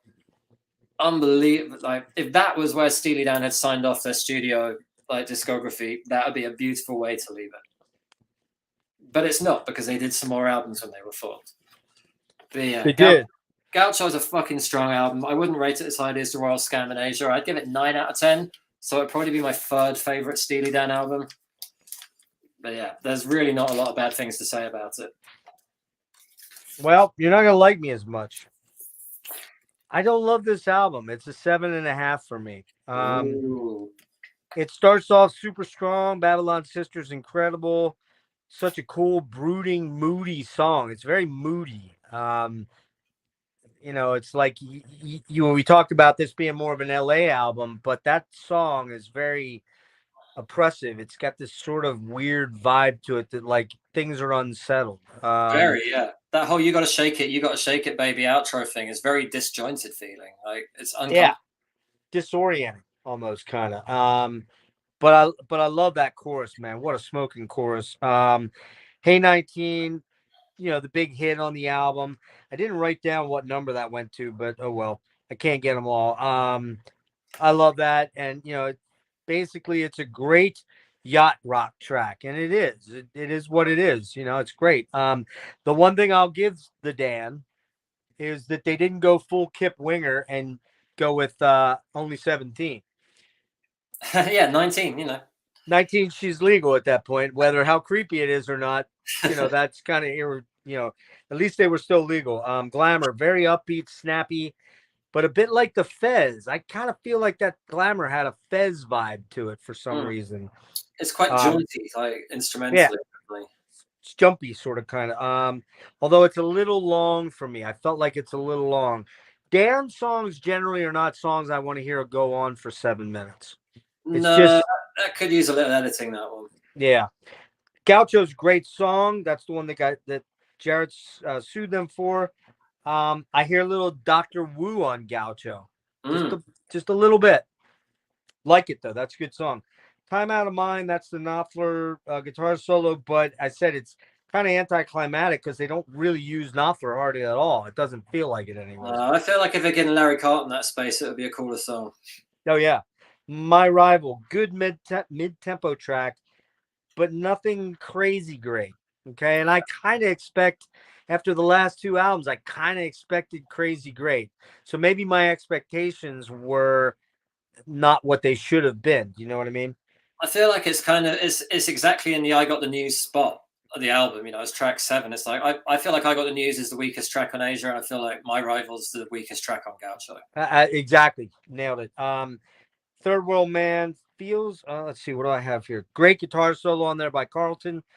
It's got a very low key, chilled track. Great. Incomprehensible. I hate when I can't read my own fucking writing. But here's the thing. It feels like these songs on here aren't as varied or as dynamic as the two prior albums. Both Royal Scam and Asia, there's just so much cool. It's like a roller coaster ride of just coolness, right? This album feels a little more linear and just a little less peak and valley. And by peak and valley on the other two albums, I mean peaks and valleys of fucking awesome and fucking close to awesome. Whereas this one, I kind of feel like there's good, really good, good, okay, good, really good, okay. That's the best way I can put it. I think they were done. I think they were checked out by this stage. It sounds that you nailed it. It sounds like they were they shot their load. It's off air. You were telling me the story about Walter Becker's like partner, wife, or girlfriend dying of an overdose while making the album. Walter Becker like breaking his arm or something, and having he got hit by a car, right? in New York City, and somebody hit it. He shoved her out of the way, hit him, broke his leg, and had all kind of infections in the. He had to have like pins, I think, put in and stuff like that, like surgeries, because I think he had compound fractures, and then she dies of a drug overdose, and the family sues him for $17.3 million in 1980 or 79 or whatever it was. And probably good for it. he won. No, he won. He won the lawsuit. They claimed that he got her addicted to barbiturates and all, benzos and sedatives and all that stuff. And I guess they established in the lawsuit that she had a problem before they even met, and they were kind of, probably ping-ponging off of one another. And so I like it. I like it. Like I said, 7.5. It's right there. As you notice, none of these albums dip below a 7, I don't think, right? I've not given anything lower than a 7. Yeah. So we might in the last two here quick, but I don't have much to say on the next two albums. In fact, the last I have nothing to say, but this one I do have some things to say, and I actually really quite enjoyed this one much more than I thought I would have. But so what you got on this one? 2-4. All right, so 20-year absence by these guys. Were they still touring during that 20 though? Yeah, they started touring again in the early 90s. That's what I thought. They kind of got away from each other for about a decade. Yeah. And they started touring, and then this was recorded in 97 through 99 and came out 2/29/00 on Giant. And this one was self-produced by Becker and Fagan. Right. Won 4 Grammys. That's pretty impressive, actually. I mean, it's an incredible sounding album. To me, they also used 30+ studio cats on this one. Mm-hmm. And I got to be honest with you, dude, I kind of felt like they kind of got back to sounding like old Dan again on this one a little bit. Modernized. Yeah, I mean, I think they used a lot of very good musicians on this album. Like, it was a combination of guys that they were using in their live band and just like studio cats. Like, I see Michael Lenhart's name is all over this, and he's still in the band now playing trumpet. Okay. Jim Pugh as well, I think, might still be in the band. I might not know any of these guys in the 00s. I'm more of a 80s, 70s, 90s guy. John Harrington was playing guitar on this, and he still plays guitar in the live Steely Dan band now. Keith Carlock on drums as well. Okay. Carolyn Lenhart, she's one of the Danettes. I think she's Michael Lenhart's sister, maybe. Yeah, there's bits of this album where I hear like echoes of older songs, like some of the grooves. It's like, oh, cool, they're doing the Josie groove. Oh, cool, they're doing like the oh, there's a bit of the Purdy Shuffle for a second. Mm-hmm. The song that really stands out to me on this album, which is not a good thing, really, is Cousin Dupree, which is about a guy who wants to bang his cousin. Jeez, I didn't catch that in the lyrics. I got to be honest with you. Dude, the chorus goes, "Honey, how you've grown, like a rose. Well, we used to play when we were 3. How about a kiss for your cousin Dupree?" Ooh, that's pretty cringo. Fucking bad, man. Man, that's very cringo. Life is short and quid pro quo. What's so strange about a down-home family romance? Like, oh man, that's really cringy, dude. Yeah, maybe they toured somewhere in West Virginia. Okay, I didn't say it. Never mind. Yeah, man, I like West Virginia. But yeah, I don't know, man. Like, I feel like those Grammys were probably just like given like because it was the Dan rather than because achievement awards, right? Lifetime achievement awards. Yeah, like, might have been. Yeah, like, probably because they should have given them for fucking Asia and the Royal Scam, and they didn't. Like, I don't know how long the Grammys existed. Did they exist that long ago? I don't really know much. Oh, they go back quite a ways. Okay, the 70s, I believe. Yeah, I would say musically, production-wise, even the way the songs are written, like it's kind of flawless. But I don't know, like the songs just don't speak to me quite the same way. It's an older Steely Dan. It's a much jazzier Steely Dan for me. Yes, very jazzy. Yes, for sure. Like if you want to level the accusation at Steely Dan of being like a Muzak band, like yeah, it's because of this and the album. You nailed it, dude. Now this is where the yacht rock thing could really be leveled and be a legit thing. Yeah, totally. Like if these were the only 2 albums, I would not give a shit about this band. Yeah, I'll what do you give that one? You know, are you gonna knock that one down? I gave it 7 just because it is, for what it is, it's incredibly well done. But I listen to it as a curiosity rather than for enjoyment. I still listen to it in the hope that I'm gonna find something I love in it. But I listened to it again today and I didn't. I give it a 7.5 out of 10. Okay. So it's very jazzy. It's very Dan, but it is kind of varied, which is what I kind of like about it. It gives a little bit of there's some more variety to it. It's not just linear. I like Gaslighting Alibis. There's a lot of funk in here, and by funk I mean the Dan funk. What a Shame About Me. I wrote very Steely Dan. Two Against Nature, kind of like that. It's bossa nova-ish, free jazzy-ish, great funk. I like that track quite a bit. Janie Runaway, very Dan, very solid. Almost Gothic. Oh no, Almost Gothic is a track. I didn't write anything down for that. Jack of Speed. What do I got here? Funky but cool jazz. Not easy. Oh, not easy listening. So I don't know. Maybe I didn't quite like that one. Then I didn't even rate Cousin Dupree. I just did. It didn't hit me. I kind of like the end track because it's kind of moody. It's got that, but then the moody intro, and then it builds into a snappy tempo. Great guitar work on that one, which frankly, that was the one thing I missed on this album that I didn't really pick up on. The guitar work is solid. It's great, but it's not Carlton. It's not Diaz. It's not. Am I missing one? I might be wrong, but I think Walter actually plays a lot of the leads on this album. That might be why. Maybe that's why I didn't find it as a man. Got the sheet here. Yeah, like nearly all the guitar on this album is Walter. Okay.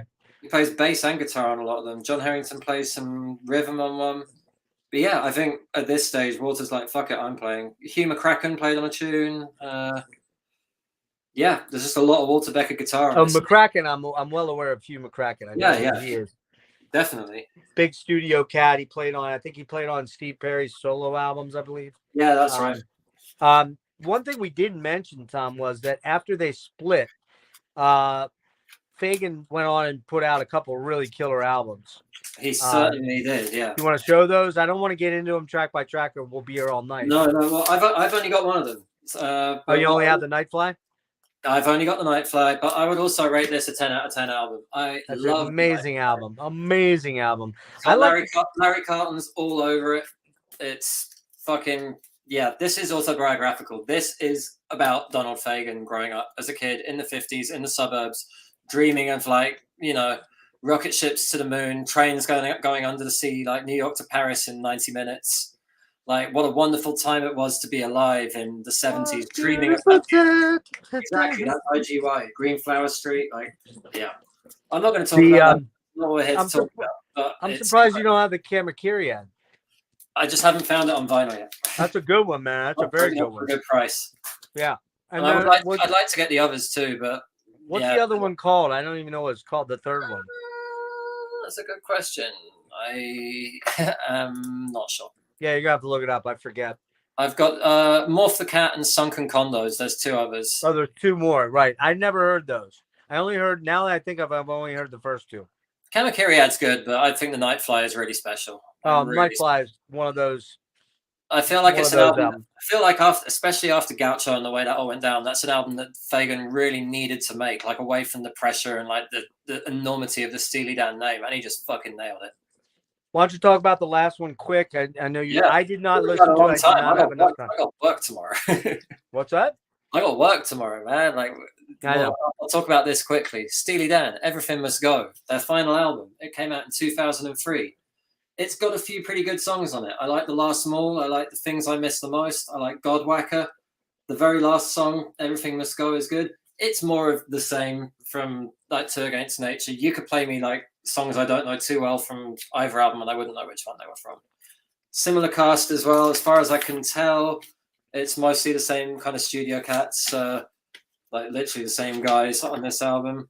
Yeah, Keith Carlock, Hugh McCracken, John Harrington, Jim Pugh, Michael Lenhart. So by now it's basically the Steely Dan like big band orchestra. Like the band they play with live, while also the core of their studio band. They didn't need to go out and hire like professional musicians anymore because they already were for their band. Right. When Steely Dan reformed in the 90s, they didn't reform like as a 5-piece rock band. They reformed as like a big band orchestra. They had a horn section, multiple keyboard players, like at least 3 ladies on backing vocals, like multiple guitar players. So like at some points there'd be 3 guitar players, I think. Wow. Like Drew Zing and Walter Becker and another guy might be there sometimes. Just because if you want to play stuff like Asia Live, like there's a lot. You need all that. You need it all. Yep. You want to sell it short by only having like half the guitar parts being played, or missing out horn sections, or missing out keyboard parts. Yeah, and just because I've got more vinyl, here's a live album they released like a year or 2 ago, which was the current band. It's called Northeast Corridor. It's great. It's all recordings from after Walter had died, sadly, but it's a good track listing. It's beautifully recorded. Fagen gives the band a lot of leeway to improvise and make up their own solos in places, which is interesting. I love hearing different versions of the songs. John Harrington's the musical director, and he interprets the songs in a really cool way. Like especially some of the older songs. Like there's a version of "Ricky Don't Lose That Number" on here, and that's not arranged for a big band originally, but they find a way of arranging it for that band where it fucking works. Also, on the same day they released this, Donald Fagen's The Night Fly Live, same band.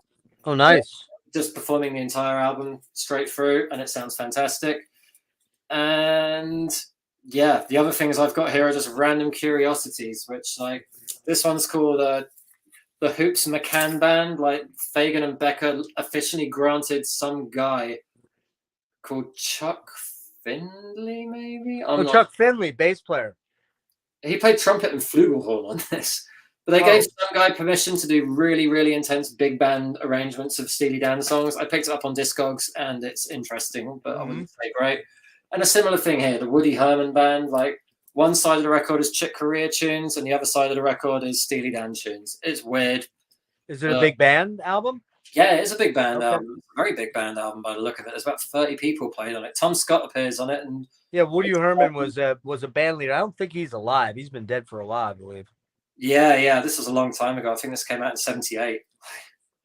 Wow. And they listed the Steely Dan tracks in the wrong order as well. And here you can see the previous owners tried to correct it. Like some weird thing where someone decided they could.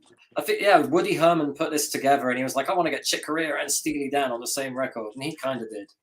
That's pretty weird, Chick Corea. That's a weird juxtaposition right there. Yeah, because Chick doesn't actually perform on the record. Neither Donald or Walter. It's just their music being performed by like this crazy ass big band. Yeah. This is what happens when you go down rabbit holes, man. As you well know, like you find weird shit. You do. And well, look, man, I know you got to get rolling. I want to do two very quick things. One is I want to thank you deeply for doing this. I hope you enjoyed it. I think you were kind of excited about it. Yeah, and definitely. I want to ask you if you know this band.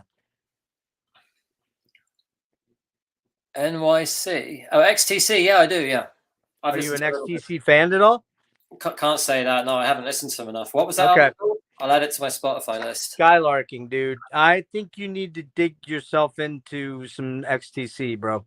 Okay. Because I think you're going to fall down that rabbit hole and go absolutely insane for it. You talk about Brit pop or Brit, the Oasis stuff. I mean, this is, to me, it doesn't get better than XTC as Brit pop. Cool. Does not get better. And it is not metal. It's not heavy. It's insanely good Brit pop. I would say they're kind of like the 80s version of the Beatles, but not like the Beatles. Steven's remastered some of their albums, hasn't he? Steven remastered this. This is a 5.1 Blu-ray. Oh, beautiful. This has he did all these, and I only grabbed this one. It's got the Blu-ray and the remastered, remixed. Cool. It's got like all the fucking here. I know you got to go, but it's got the instrumental mixes, the 5.1 mix. It's got the bonus 2016 mixes, the stereo remaster, corrected polarity version, because this was originally produced and recorded by Todd Rundgren, and there was something with the board being out of polarity, and it's full of shit. Now, good luck finding these. I don't know if you still can. Burning Shed had them. You know what Burning Shed is? Yeah, I've bought Burning Shed stuff. Okay. Before.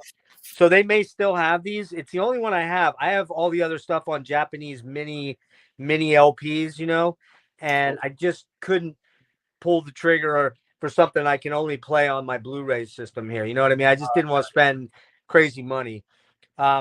We got to figure out another band to do, bro, because we got a lot of work to do. Do you know this band? TNT, yeah. All right. Tony Harnell. Yeah, man. Intuition. Not getting anywhere near that one, but no, that's way too high. Ronnie Latecro, what a guitar player, dude. Here's a funny thing, man. I got tapped to play guitar on an album it was a Scandinavian death metal band, and like I'd sent him my solo for the first song, and he was like, "Yeah, sounds cool. Like I'll send you the rest soon." And then he ran into Ronnie Latecro, and he was like, "Dude, I don't need you on the album anymore." Ronnie ended up playing. So Ronnie stole a fucking job from you. He did, yeah. Couldn't feel well, bad. You know what? Let's do it. Let's do a TNT deep dive where you can slag on Ronnie. Just kidding, man. Just kidding. Ronnie's fucking badass. That dude is a badass. Oh, yeah. Especially that first album, man. The first album, The Seven Seas. Did you ever hear that? I haven't ever listened to a lot of TNT. I've heard some of the hits, maybe. Oh my! And so last thing, man. Last thing, and I'm gonna let you out of here. What'd you think of it? Did you get through all of it, or just one or two tracks? I thought it was great. I listened to the whole thing while I was working today. They have two other ones. The third one has a different singer on it, but this is the first one. A little bit more metallic, still fucking amazing vocals. Just a lot no keyboards, very, very low keyboards on it. Mostly all guitar. I don't want to say it's not hair metal. They sounded different. They just didn't have a hair metal vibe, except for on the Night of the Crime. The keyboards come in, but I think they're fucking awesome. That's one of my favorite albums from the 80s, man. It's really good. I'm not the hugest fan of that particular moment in time for like rock production. Right. I feel like if it was a 1990 album, I'd love it a lot more. Like just the way that rock production had moved on a little bit since then. Yeah. But, musically, you can't fault it. The musicianship's great. The performances are good. The songwriting's cool. It's a concept album, right? It felt like one. For what? I felt like lyrically some of the songs were following on from each other. Nah, not really. Not that I remember. I mean, that song, how about that song Out for Blood with that 2-minute intro solo on it? That was badass. Yeah. Oh, Jesus Christ.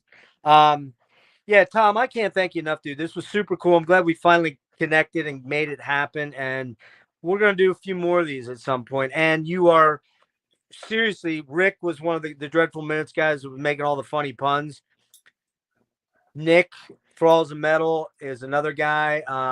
Those two guys are always in our usual Saturday night streams where we get together and we talk music. And great dudes. Very good friends of mine. Awesome guys. You'd fit right in, man. So anytime we're doing one, I may hit you up and say, hey, man, you want to jump in? And yes, they talk a lot of death metal, and you might feel a little.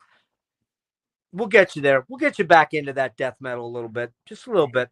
You can try, man. I got a lot of Steely Dan records I want to listen to again now. Well, these guys, the funny thing is, these guys always rag on me that, I'm the one that turns the thing into a whatever, a hair metal night or an 80s, a 70s metal thing or something. They're always like, oh, Christ, Jeff, are we going to go into Triumph now again? I'm like, fuck yeah, we're going to go into Triumph again. You know what I mean? That kind of stuff. So yeah. I already did Triumph, or I would have brought you in for Triumph. I did it a couple weeks ago, but dude, when we had a day off on the Spirit Adrift tour in August, we watched the Triumph set from the US Festival. We were like, we're never gonna be this good, dude. Rick Emmett. All right, man. I gotta go to bed. All right, brother. Thanks for having me, dude. You bet, man. Thank you so much. Thank you so much, and everybody that's hanging in there. Thanks a lot, man. We'll see you, bud. Have a good one. Take it easy, guys. Bye-bye. See ya. Hey, guys, real quick, I'm going to wrap up by just saying thanks for the 7 or 8 people that did pop in tonight. Very, very cool. You guys probably missed Don Anderson. He was in for about a half an hour quick. He couldn't stick around. Fantastic guy. You're going to see more of Tom, I do think and feel. And last thing, we've got a stream with next Saturday with Angel and Serge. We're going to do The Cure. And I have a new interview that's coming up the week after that on Tuesday, the 20th, with an old buddy of mine that I went to high school with, Johnny Joelli from Hardline, melodic heavy hard rock band from the early 90s. He does a lot of other stuff. He has a band called Crush 40 where he does Sonic the Hedgehog or some Sonic game thing. I don't know who it is. Crush 40. And then he also plays with Axel Rudy Pell, which is kind of like a Dio / Hendrix Dio Ingve sort of guitar player from Germany. Johnny sings lead vocals for his band. He's been doing it for like 20 years. So I got Johnny coming on. I think I'm going to take a little bit of a break the rest of this week. I may do some Share a Six Pack episodes, but that's probably about it. So thank you guys. Thanks for being here. I appreciate it. And I'm going to get out of here.